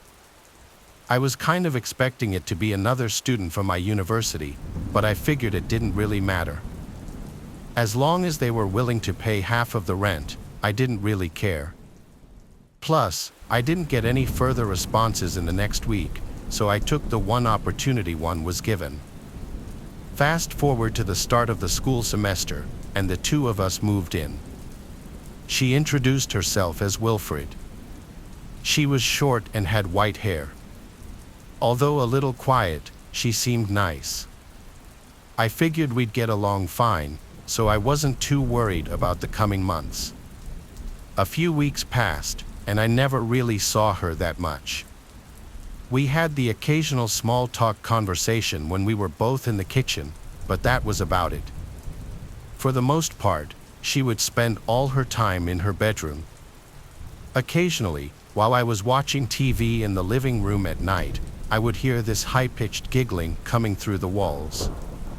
The first few times it happened, I just assumed she was on her phone or something. But then I realized I never actually heard her talking. It was just her giggling. I couldn't imagine what she was doing. Over time, things just kept getting weirder. For example, she would start coming out of her room for no other purpose than to watch me. She would stand in the kitchen or hallway just looking at me while I watched TV or made myself dinner. Needless to say, I was getting more and more uncomfortable around her. One night, I woke up at around 2 a.m. to the sound of slight knocking on my bedroom door. Not knocking like trying to get my attention, but slow, soft, and barely audible knocking. I yelled out Wilfred's name, and right as I did, the knocking stopped. I knew it was her because shortly after, I heard her same giggling followed by footsteps walking back to her room. I'd be lying if I said this didn't freak me out. I didn't have a lock on my door, so nothing was stopping her from coming into my room while I was sleeping. I didn't sleep at all the rest of that night. I had planned on confronting her about this situation the next day, but she never left her room once. Come night again, I decided to move my desk in front of my door as a makeshift barricade because, again, I didn't have a lock on my door and I did not feel comfortable having nothing stopping her from entering my room. 3 hours later, I woke up to the sound of my desk being hit by my door from someone attempting to open it. It was Wilfred. I could see her eye peeking through the crack of the slightly open door. Before I could even say anything, she started screaming and banging on my door. My desk started to give way, so I got out of bed and held the door closed myself. The screaming and banging went on for 2 more minutes. Once it finally stopped, I got up and called the police. When they arrived, I opened the door to my bedroom and my heart dropped. Every single one of the knives from our kitchen had been stabbed into the door. I was absolutely horrified, but I tried to compose myself. I briefly explained the situation to the 2 officers that arrived. I also told them which room Wilfred was in. She would provide a struggle in being detained, but they would ultimately take her away. The next month, I moved to another apartment, this time with some actual students from my university. I still don't understand what made Wilfred do what she did. My best guess is she had some severe untreated condition she wasn't on medication for, but then again, maybe not. Maybe she seriously intended to use those knives on me in my sleep. But because I took the precaution of pushing my desk in front of my door, I luckily didn't have to find out. This all happened in July 2004. I was 12 at the time, and my parents brought me to Kona, Hawaii. Needless to say, it was an amazing time and just about the last place you'd expect something creepy to happen. That is, until the second to last night there. My parents and I were tossing around a ball in the ocean when I overthrew my dad, and a kid my age caught it. We invited him to join in, and after a while, my parents got tired and went back to the beach while he and I continued playing. A woman who appeared to be his mother was walking around taking pictures of us over and over, and when my mom tried to start a conversation with her, the woman completely ignored her. It turned out Jason lived in Los Angeles and was headed back tomorrow, just as we were. We were connecting through LAX, and thank God we didn't share a flight. Once it got dark, we went back to the beach and didn't see Jason's mother anywhere. After searching all over the beach, we headed back to the hotel. To clarify, the hotel was directly behind the beach with a pool and bar in between. You could vaguely see the beach through palm trees, depending on the floor, but certainly not your child. We took Jason up to his room to see if his mother was there, and he said hello to a man on the way up as if he knew him. My mom asked if the man was his dad, and he said no, as his father had run off 5 months after he was born. We knocked on the hotel door several times and could hear the TV on, but no one answered. We were all hungry, so we went down to the lobby to use the phone. Jason called up to his room and left a message that we were going to the downstairs restaurant to eat. We had buffalo wings and soda and talked about SpongeBob, etc. He seemed like any other kid. It was a bit strange, though, when we were in the ocean and lost one of our floats. He went swimming after it way too far, and my dad called him to come back. Otherwise, who knows how far he'd have chased it and possibly drowned. Now, it had been at least 3 hours since we saw any sign of his mother until we headed back up to the lobby. She was there by the concierge, screaming at us that she had called the police. Knowing how crazy this was, my dad called them as well. They arrived rather quickly, and we told our story, all the while Jason's mother was shouting, "You're just trash," at us repeatedly. I don't recall Jason saying much of anything. Eventually, the situation died down, and we went back to our rooms, placing a desk in front of the door. Fortunately, we didn't run into them on the way back. When I was a kid, maybe 6 or 7 years old, this was in the mid-1990s. We took a family trip to the beach in Florida. We were staying in a beach house a short walking distance from the beach. One day, we went to the beach, and I was supposed to stay in sight of my mom, but I wandered away, and before I knew it, I was lost. A lot of the houses looked the same, and I wasn't sure which one was ours. Plus, I couldn't see my mom anywhere. It started to rain. I came to a path that I was pretty sure led back to our house. Only it didn't lead to a house at all, but instead to a parking lot. There was a big, dirty van parked there. It was the only vehicle around.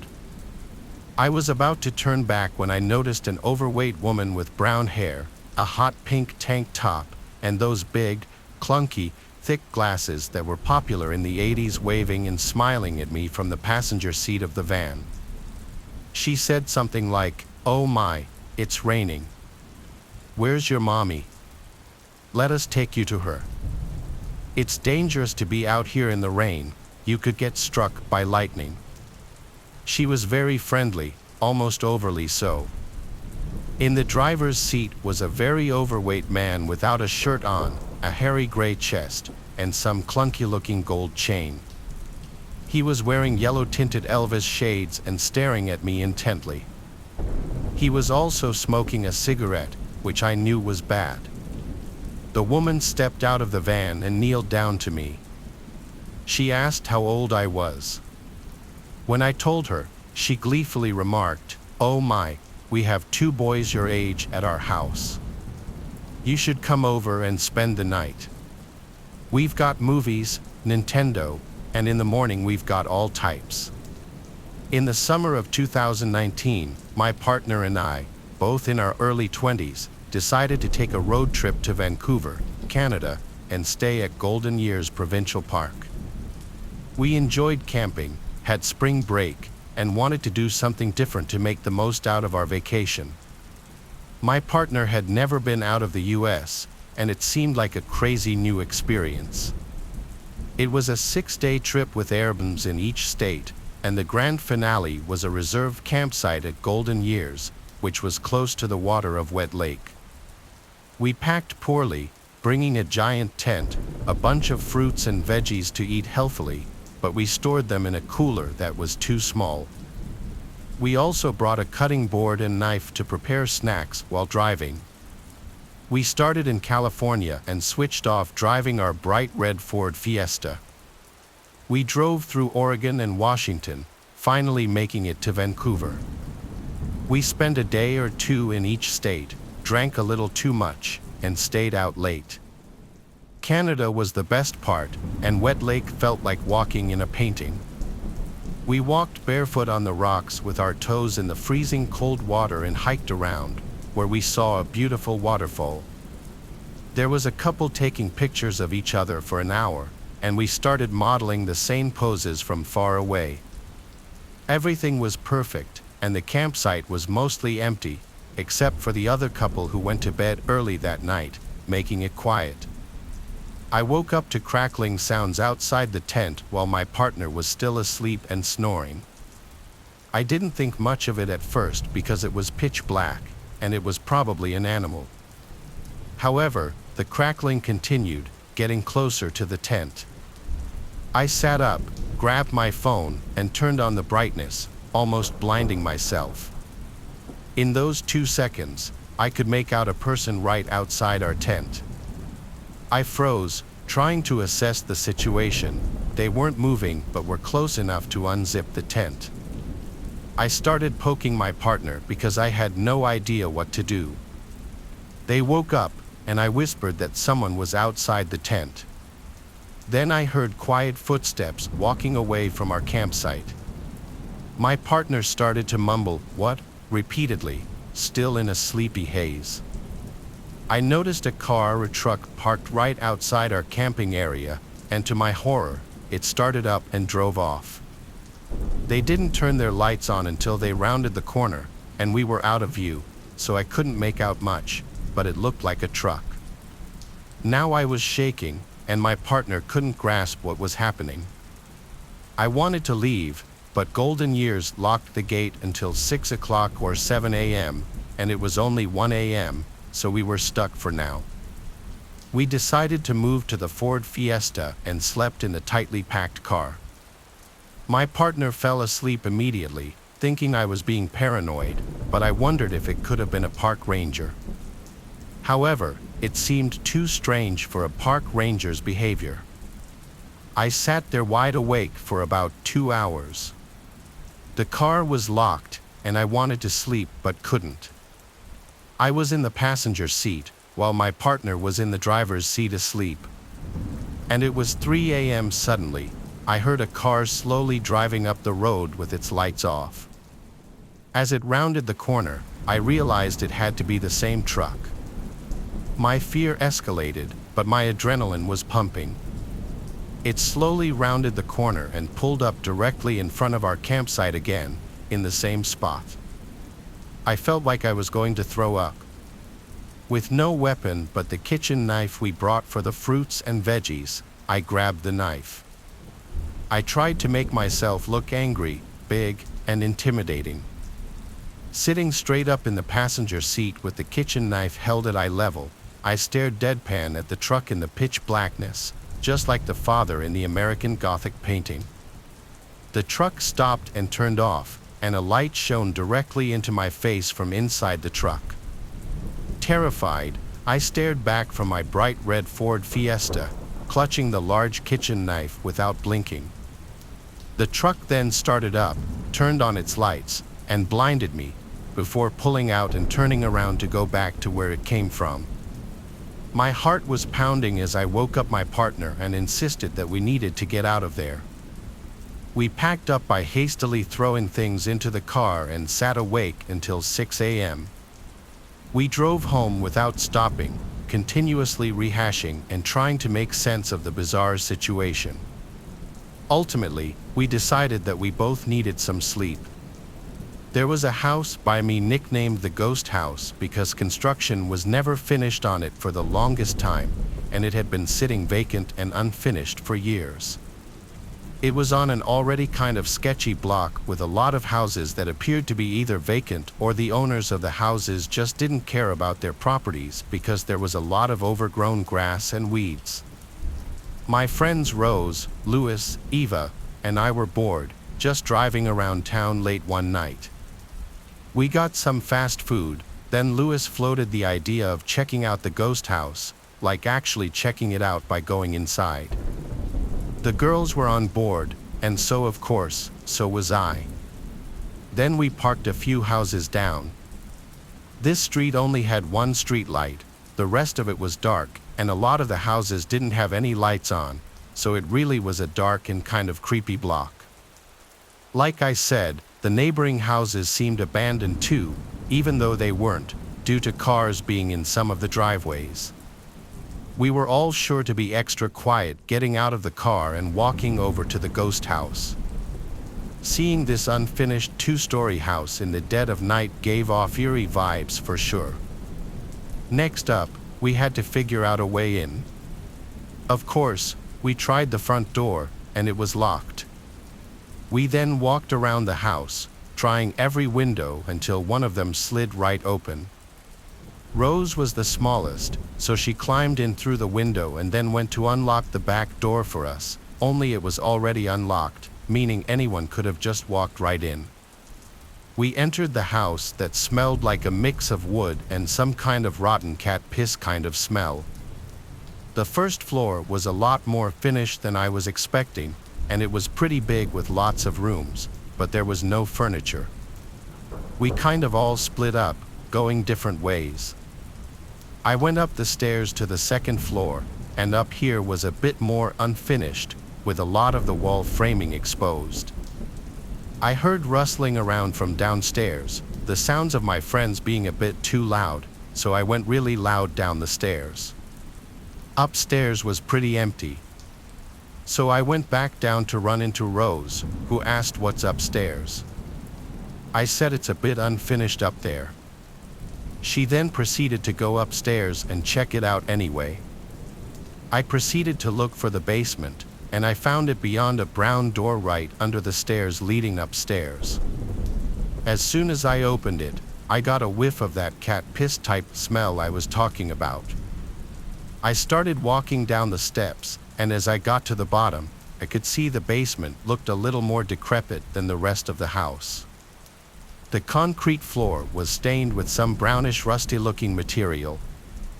My first instinct was to think paint, but the color could also match blood. I looked around the mostly empty space and found in one corner a small wooden chair and a little table with a book on it. It was the Holy Bible. I heard footsteps coming down the steps.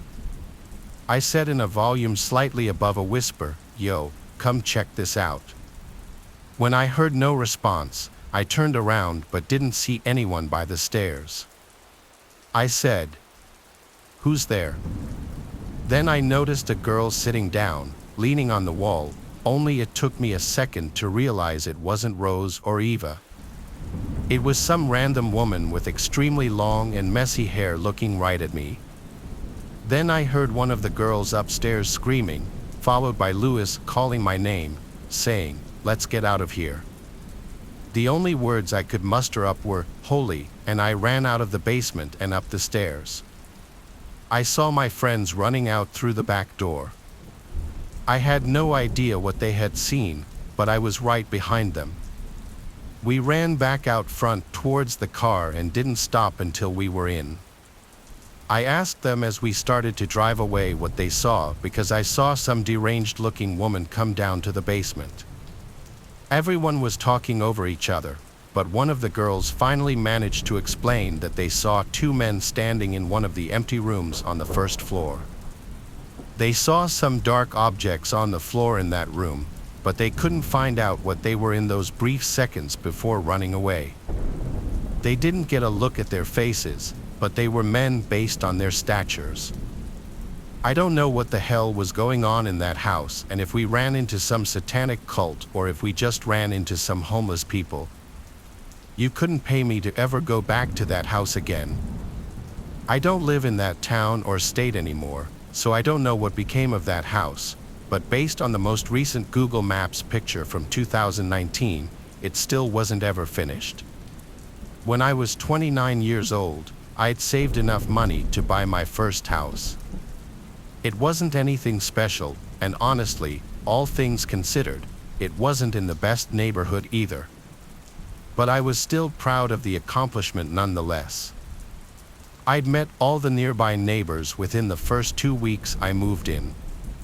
Considering the neighborhood, I was surprised to discover they all actually seemed pretty nice.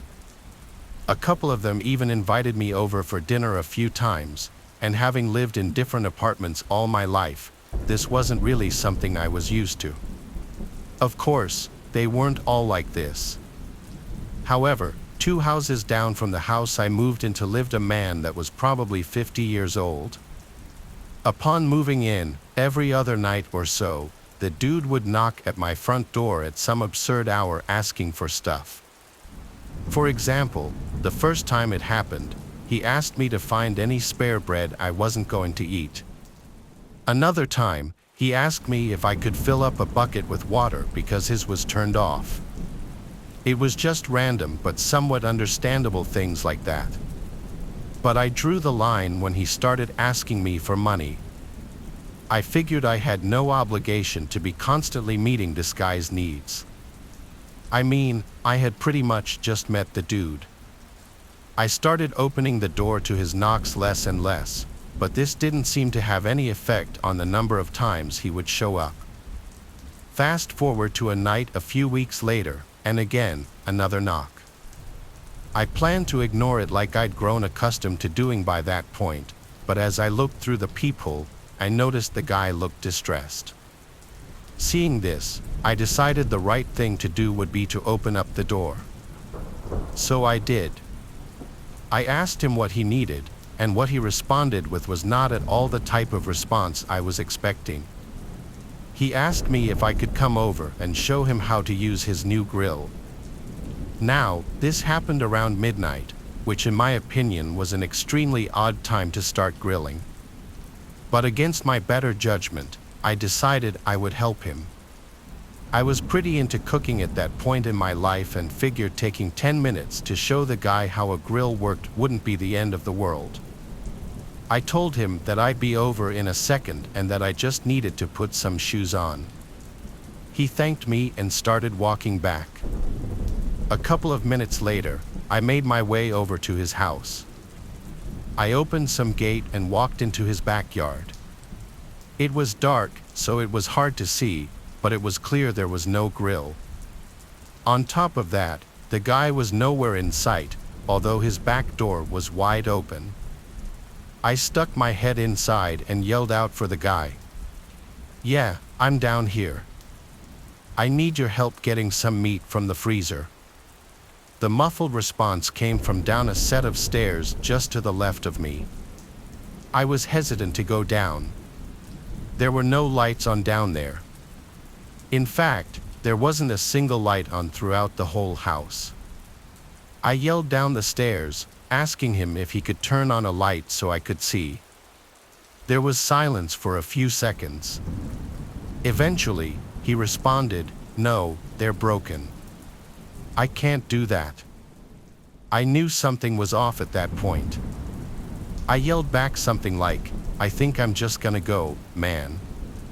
I kid you not, the second after I said this, audible footsteps started sprinting up the stairs. My flight reaction kicked in immediately. I ran directly back to my house and locked the door behind me. I pulled back a set of curtains and looked out one of my windows, but I didn't see anything. I was terrified. I thought about calling the police, but decided against it, figuring I really wouldn't be able to prove anything that just happened. For the next few days, I didn't leave my house for anything except work. During those days, I never saw the guy nor did any late-night knocks occur. Exactly 1 week after it happened, I was talking with my neighbor across the street. The conversation eventually landed on what I experienced and how I was planning to move because of it. But I was just met with a look of confusion. I was then informed that no one lived in the house I was talking about. It had been abandoned for 2 years. This prompted my neighbor to call the police. However, the police would find nothing inside or around the house. I moved out a few weeks later, so that's all I know. I'm not sure if anything else came from the situation or not. I still don't know who that guy was or what he was trying to lure me into. When I was 18, my friend Dash, who was a big goofball, came over to chill in our basement as he often would during the summer. I remember he had a Coke bottle in his hand, and I was eating Wendy's when he said we should check out that creepy little cemetery across town. It was the most random idea ever, and I even told him that. Still, we had no school the next day, and I knew exactly which cemetery he was talking about. I don't know if one should even call it a regular cemetery.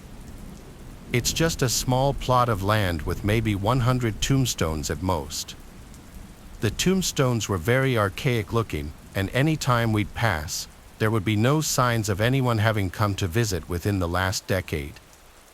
The site probably dated back centuries and had this super creepy vibe to it because it was closed off by a Gothic metal fence and surrounded by woods on 2 sides, the road on one, and some old abandoned building on the other. Everything about it just gave scary vibes. It took a little persuading, but Dash managed to get me to want to check it out too. Ironically, it was a very cloudy, reddish kind of day, conveniently adding to the mood. Dash pulled up his Honda to the side of the road. I told him to pull up more so it wasn't obvious. This was a low-traffic road, so it would look kind of suspicious. He pulled up a few 100 feet down the road, and we got out and cut through the woods so that any potential passing traffic wouldn't see us entering the little cemetery. Hopping the fence in the woods was easy. It was maybe a 3 or 4 foot fence. Dash kind of took the lead on this since it was mainly his venture. He led us through the eerie little plot of land, and we looked at the archaic tombstones. They all seemed to be from the 19th century. The writing on some of them was illegible at that point. I know it sounds super dumb and cliché, but I couldn't help but feel like I was being watched constantly. I started looking around the surrounding woods. I told Dash how creepy this was. "I know," he replied. Still with the feeling of being watched, I looked at the abandoned building next to the cemetery, at one of the windows. For a brief moment, I knew I saw someone standing at the window, even through the fog, smudge, and dirt on the glass. But they casually either ducked or walked away from the window. I told Dash we were being watched by someone in that building, and he turned to look at it as well. Then he went to look for the entrance to it. I told him, "Don't." I said we should just leave before we get in trouble. I stayed still by the tombstone he was looking at while he walked around a building, and then he found a way in. He called me over, but I stayed put. I heard some loud kind of crack, so I looked in that direction, and there was this older man, probably around 55. Gray hair, had on a black raincoat, I believe he was wearing jeans, and he had a mustache, but that's all I really got of him. Then he opened his mouth and screamed. Not just yelled, he screamed, "Get out." He screamed it so loud I thought I saw birds fly away from being startled. Just like that, I started to feel lightheaded, and suddenly everything went dark. The next thing I remember was waking up to being dragged in the woods. I freaked out, thinking I was being kidnapped, but when I turned and got up, I saw it was just Dash. Dash was freaking out about something. He told me to follow him and run back to the car, so I didn't ask questions. As we ran through the woods, I heard something close behind me, and when I turned, I realized we were being followed by someone. So I ran even faster. We got to his Honda, and he basically put it in drive before the car even had a chance to fully start.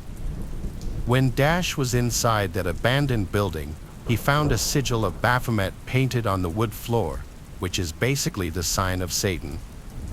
Around it were a bunch of freaky dolls with buttons for eyes. He didn't get to see anything else in the building because he heard the old man scream at me outside. He came running to find me passed out on the floor, and he saw the old man slowly walking over to me.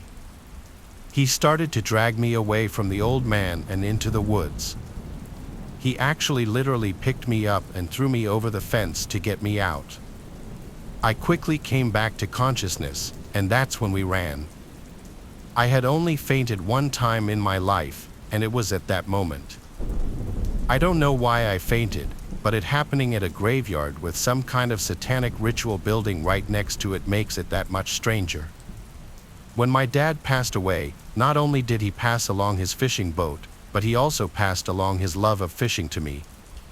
The boat is a which has a decent-sized cabin allowing me to go overnight deep-sea fishing.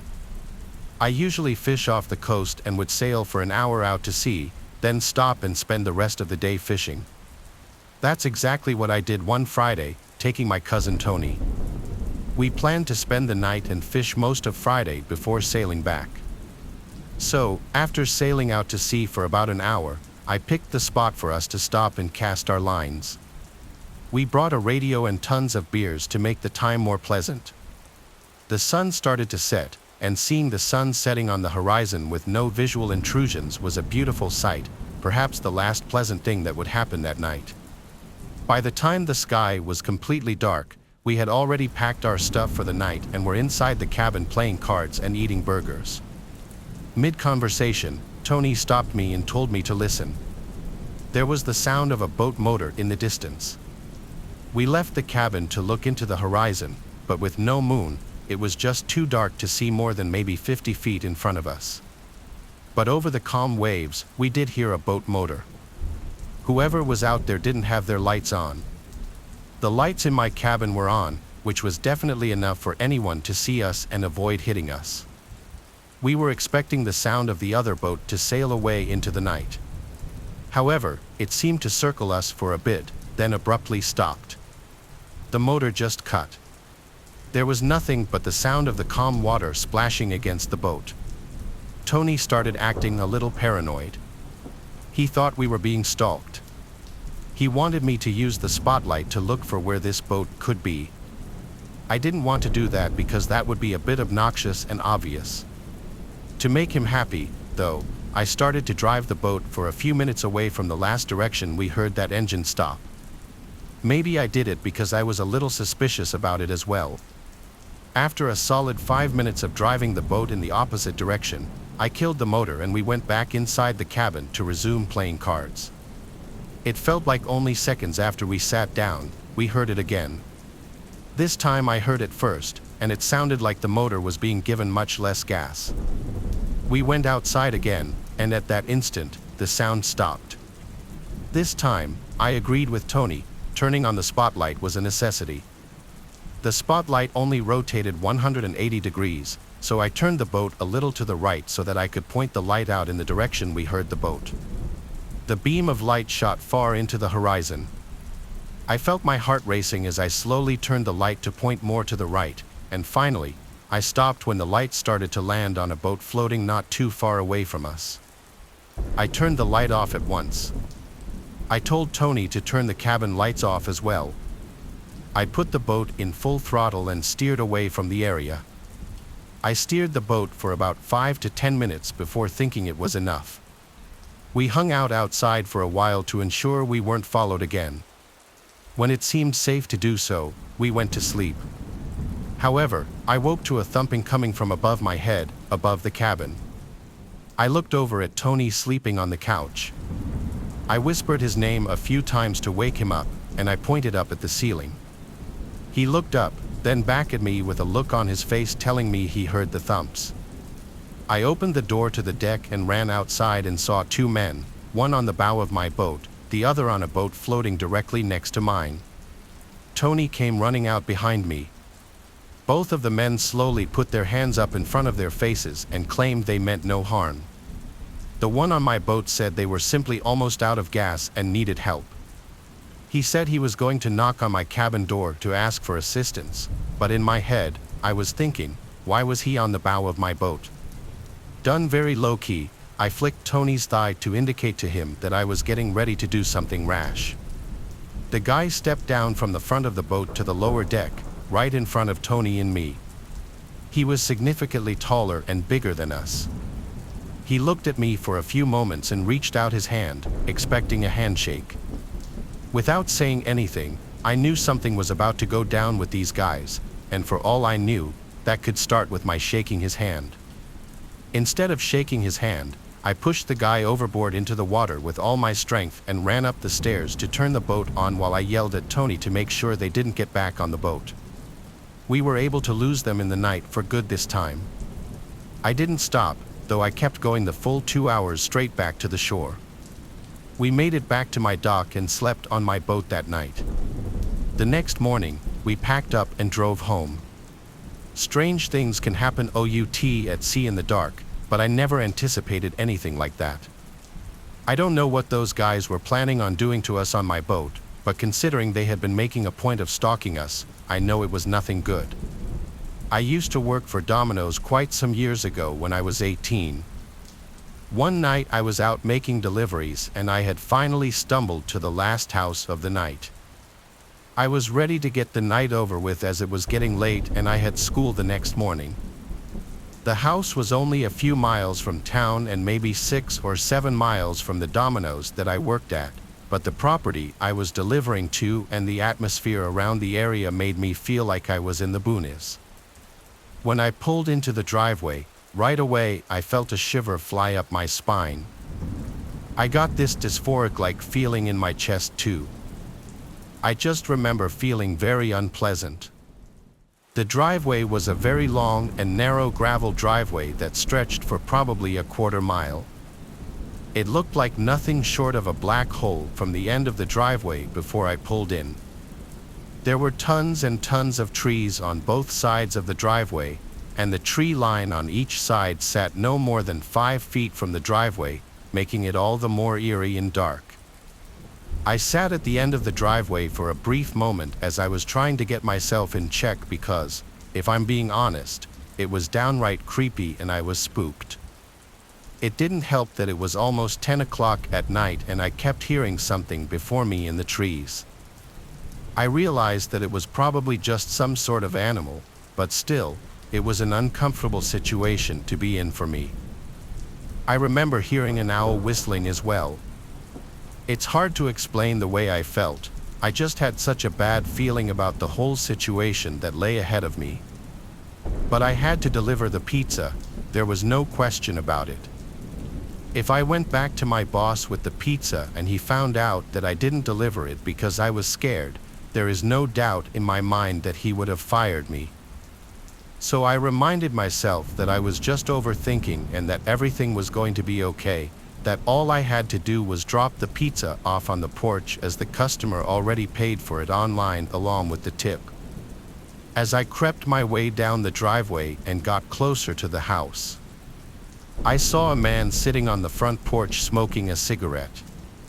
The only light I could see was coming from the house was the outside porch light, and the man was sitting directly under it.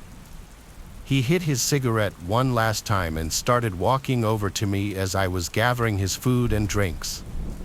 He had already made it to my car by the time I stepped out. "Hello, sir, how are you?" "I got here as quick as I could," I said. Then the man stared at me for what felt like way longer than he did, with a very irritated look on his face. He asked me why I was sitting at the end of his driveway for 5 minutes, and I sort of shook over my words as he caught me off guard. At this point, he was standing directly in front of me and he ripped the pizza from my hands. Then he started complaining about how the pizza was cold. I was confused about how he knew I was sitting at the end of the driveway for a few minutes, as there is no way he could have seen me from the porch. Thinking about it now, I suppose he could have heard me, or maybe he had cameras that surveilled his property. But in the moment, I was thinking on my feet and I didn't want to upset the customer further. I just really wanted to get out of there, so I told him that I had no clue what he was talking about. The look on his face became even more distraught when I said that, and he told me that he hates liars. Then I noticed someone who came from the inside of the house walking in our direction, and then 2 others who were walking from the back side of the house towards us as well. My adrenaline amped up to 1,000, and at this point it was either fight or flight. I knew for a fact that something bad was going to happen if I didn't get out of there. I shot the rest of the food down along with the 2-liter that he ordered, and I ran to the driver's side door so I could speed away and get the hell out of there. But as soon as I opened the car door, one of the guys grabbed my head and smashed it on the car window, and I fell to the ground. Then the man made me hand my wallet and phone over. They told me to get out of there and that if I told anybody, like the police, about what happened, they would come for me and my family. They had my ID, so they knew where I lived, and that's just not something I wanted to risk. Luckily, I only had about $70 in my wallet. The rest of my money was in my bank account. So as soon as I got home, I asked to borrow my girlfriend's phone. I called the 24/7 hotline number to cancel all of my cards and report them stolen. That way they wouldn't be able to have access to my money. I got a new ID and everything was okay. For anyone reading this that does any sort of delivery driving at night especially, please stay safe out there and listen to your gut no matter what. It might just save your life. Working the night shift at Walmart as a night stock person on the weekends was my second job when I was finishing up college. I needed to pay off my loans, so I had to make money however possible. I didn't deal with customers or anything. I would just sign for night deliveries, do warehouse work, and stock shelves in the store during after hours. The typical shift would usually be either 11 to 7 or a 12 to 7. On July 9, 2015, a Thursday night, I still haven't locked into my brain. I was midway through my shift in the electronics department when I saw in the corner of my eye someone walk past the aisle I was working in. This wouldn't usually catch my attention if it weren't for the fact that there were only two other workers in the building with me that night, Aaron and Baco. They were both wearing the same staff shirts I was wearing. I would know because we all clocked in at the same time. The person I saw in the corner of my eye was wearing all black, so I naturally walked to the end of the aisle and did a little peep around the shelf. No one was there. I yelled both Aaron and Baco's names, but when they didn't answer, it made it even stranger. Regardless, I went back to work. I was holding in a pee for a while, and I told myself I'd go when I finished work in that aisle. Seconds later, there was a huge crash a few aisles down. It actually startled me. I ran over to see what it was, and a bicycle was somehow knocked off its hook. The hook was still fine and in place. It seemed like someone would have had to put effort into knocking this down. I hung it back up and started walking around the aisles, suspicious as hell. I got to the last aisle towards the back of the store, which was the paper and cleaning aisle. Then, there was this freaky-ass sound that I could best describe as a laugh. It sounded like it came from literally the next aisle over. So, once again, I did a short run back to that aisle and felt my heart drop when I saw a man dressed in all black, waiting by the end of the aisle with his back facing me, but his head turned so that all I saw was only half his face. Then, he suddenly ran, not towards me, but down some other aisle. I heard his footsteps running around. I was faced with a choice of chasing after him or going to find my two coworkers, and I chose the latter. All the while, I heard these freakish laughing sounds and footsteps that I honestly felt like were circling me. I found Aaron in the women's department and told him to be on the lookout for someone who wasn't meant to be in the building, dressed in all black. We didn't have walkie-talkies, so I asked him to tell Baco if he ran into him. I excused myself because I couldn't hold it any longer. I had to go to the bathroom. I ran to the employees-only bathroom, which was in the warehouse section. I put a nest of toilet paper on the seat in one of the stalls and sat down, and yes, I'm the kind of person to sit when I pee. The door to the bathroom opened and closed naturally with 3 to 4 people in the building. I said, "Who is that?" and with no answer. I assumed the worst. I heard that horrific laughing again and someone stepped into view from between the crack in the door. Looking right in. They stepped closer until the crack was completely covered, and all I saw of their face was an eye. Then, the whispering began, unintelligible whispering, but the echo from the bathroom just made it more unsettling. I just remembered I had Aaron's phone number saved on my phone, so I got it out and called him at once. I was very loud with what I was saying, telling Aaron to get to the bathroom at once and help me. I stayed on the line with him and watched as the man on the other side of the stall left one more time, then ran out of the bathroom. I told Aaron to hurry, and 20 to 30 seconds later, Aaron entered the bathroom. He said he didn't see anyone on his way there. We didn't have any security guys working when the store was closed, so we couldn't even go look at the cameras. I stayed by Aaron the rest of the night, helping in whatever sections he was working in, because safety in numbers. I texted my boss that night, and when I woke up at 3 p.m. the next day, I read his response. He said all the camera screens returned static footage from the night before. Nobody went and turned them off as far as he knew. I got chills reading his texts. He believed my story and assumed it was related to the cameras, but with no video proof of the breaking and entering or trespassing, I don't think there was anything he could do. It was all above my pay grade, though. That was the only night shift I've ever had where something truly unexplainable happened.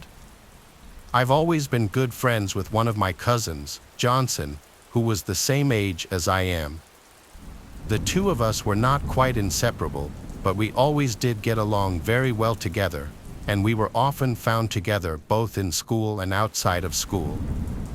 When we were 12 and in the 6th grade, I was hanging out with Johnson on a Friday afternoon around the later part of May, and we were psyched at the start of the weekend. We'd wound up at his house since he didn't live too far from me, and at one point, my mom called to say that our grandpa was in the hospital.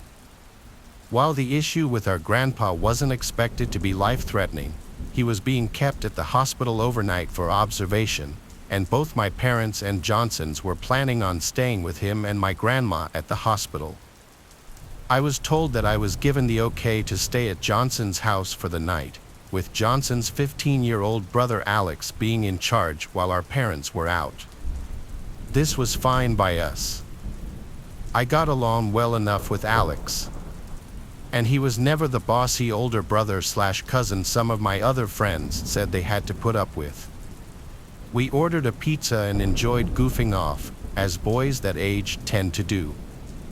At around 9 or so, there was a knock at the front door, and Johnson went to answer it. I was a bit curious as to who it could be at that time of the night, and so I watched from a ways back. At the door, there were two older guys. They said that they were there with the city and that they were investigating reports about the water pressure supposedly being bad in the neighborhood.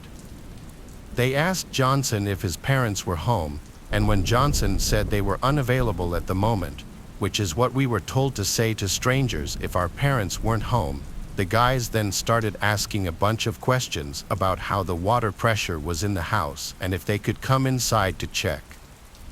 Alex came over at that point and politely told the guys that the water pressure was fine, and perhaps they should move on to check the other homes in the neighborhood.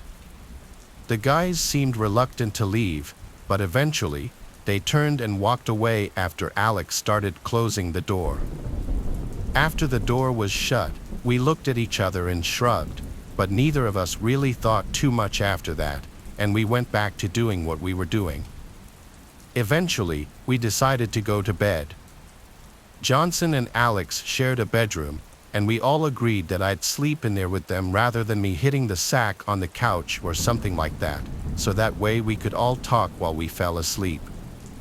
Alex grabbed a sleeping bag out of their camping supplies for me, and when we got back into the bedroom, we all stripped down to our underwear/pajamas, and then they climbed into their beds, and I quickly crawled into the sleeping bag.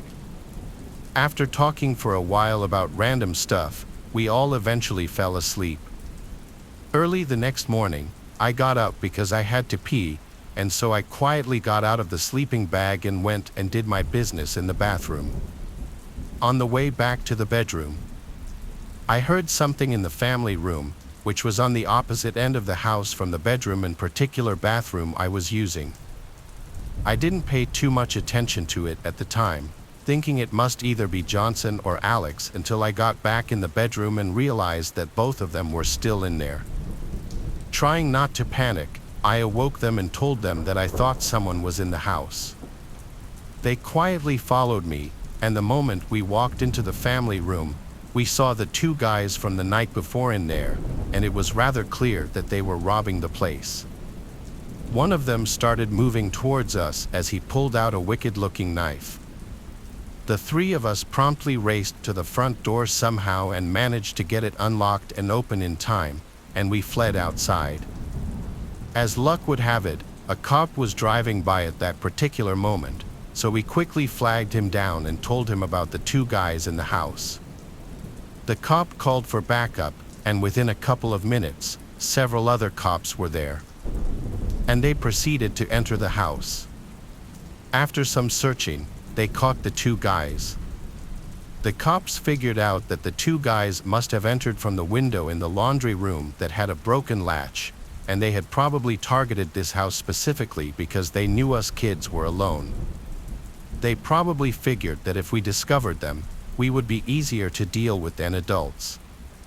To add insult to injury, when we were waiting outside while the cops searched the house, some of the neighbors came out to see what the commotion was about, and this included some kids who went to the same school as Johnson and me, including a few who were in our 6th grade class with us. It was during that time that the three of us realized that we had never got the chance to get dressed, so just like in the stereotypical nightmare, we had to stand outside in the full view of everyone in just our briefs for what seemed like forever before being allowed back inside. When we went back to school on Monday, Johnson and I had to put up with more than a bit of snickering and being the butt of every joke for the next few weeks until school ended for the summer. When I was a kid, my best friend's name was Sarah. We lived only a few miles away from each other and would hang out all the time. I remember that many times I would go sleep over at his house, and he would also stay over at mine sometimes.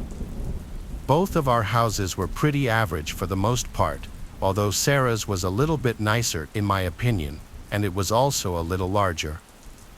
This event I'm going to talk about took place when we were both 10 years old. Sarah and I went to the same school, and one day late in the school year, I went over to his house after classes. The plan was to sleep over, and I was excited about it. I brought my sleeping bag and would sleep on the floor of his bedroom. After school, I went over to Sarah's house, and we hung out for the rest of the day. I don't remember much, but I'm pretty sure we just played video games and stuff. We had to go to bed at probably like 10 or 11 p.m. So I set up my sleeping bag, and then Sarah turned out all the lights and got into his bed. At his house, every single light was off, and I didn't really like that. In my bedroom at home, I always kept a small lamp on in the corner that gave a little bit of light, and before that, I would have a nightlight in the corner of my bedroom. I just didn't like things to be completely pitch black. I really could barely see anything, but I remember that Sarah's bedroom door was open, and there was a small light from something. I think it was maybe the thermostat. Anyways, I remember trying to fall asleep. Sarah seemed to fall asleep pretty quickly, but I didn't. I really wasn't that tired for some reason. I was lying there awake and eventually tried falling asleep, but after a while, I just couldn't. Sarah's bedroom was towards the end of the hallway where the other bedrooms were. Everybody else in his family had long gone to sleep, and the house was completely silent. But then I thought that I heard the sound of somebody walking. I thought maybe it was Sarah's parents or something. It was very quiet because basically, the entire house was carpet, so it wasn't easy to hear the footsteps, but you still could, especially when it was this quiet. I looked over and then thought that I saw somebody coming into view. I could only see a small part of the hallway through the open bedroom door, but then it seemed like somebody walked towards the doorway. It was so dark that I couldn't see very well, but I kept watching. Then I saw much more clearly a man walking into the doorway of Sarah's room.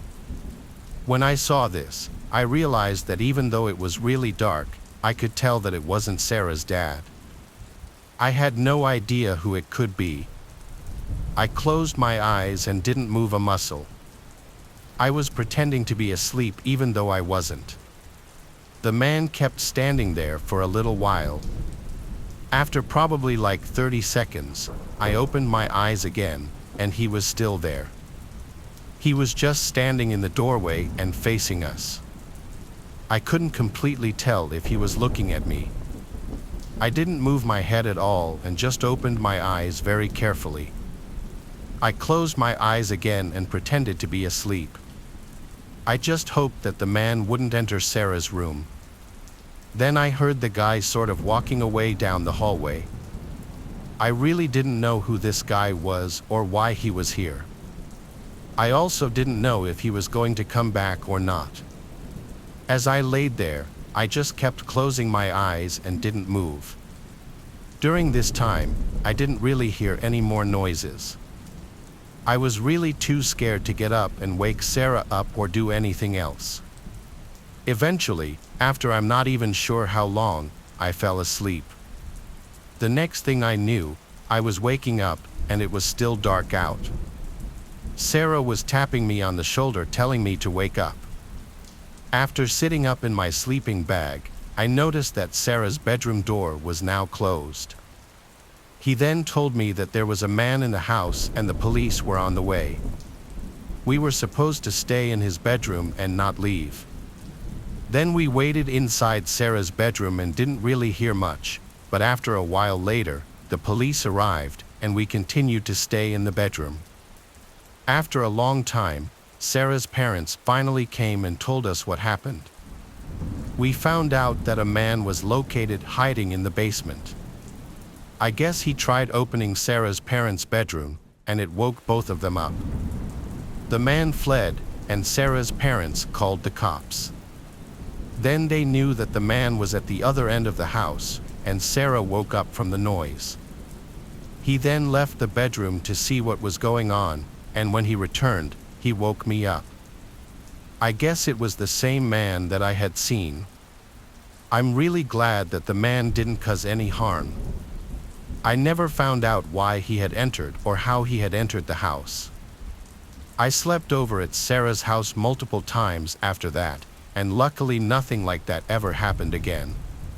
In April 2011, 86-year-old Patrick Carnes was living in the biggest little city in the world, Reno, Nevada. Known for its casino and tourism industry, Reno is the county seat and largest city of Washoe County with a population of just over 200,000 people. Despite being well into his 80s, the World War II veteran was described by those who knew him as being sharp as a tack and someone who still had a lust for life. Despite his advanced years, and although he'd lost his wife several years earlier, Patrick had adopted a dog named Lucky, who he said kept him accountable and responsible.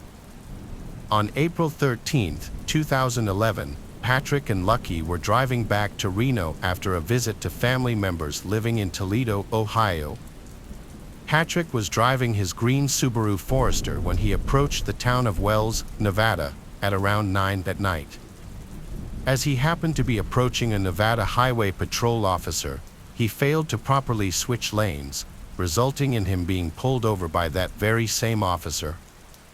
The cop warned Patrick that what he was doing was dangerous and only agreed to hold back on a ticket when Patrick assured him that he was simply following a truck driver ahead of him.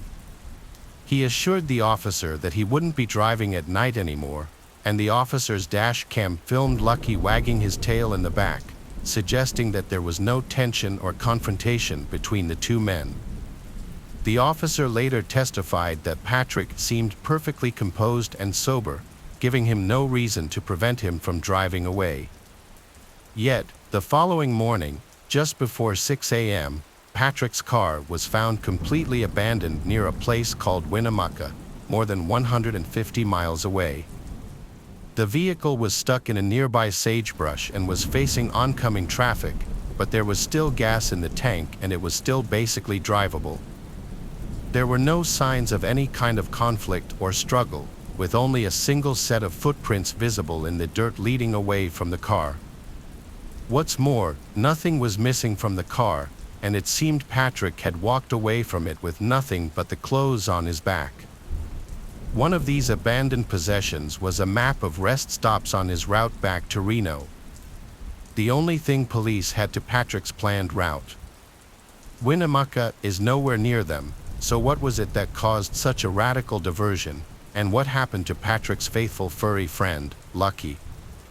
3 days later, a witness reported seeing a dog matching Lucky's description near the Pumpernickel exit out near Winnemucca, but a thorough search of the area turned up no signs of the brown Labrador mix. It's interesting to note that 5 years earlier, another abandoned vehicle was found near the Pumpernickel exit in almost exactly the same spot that Patrick's was found.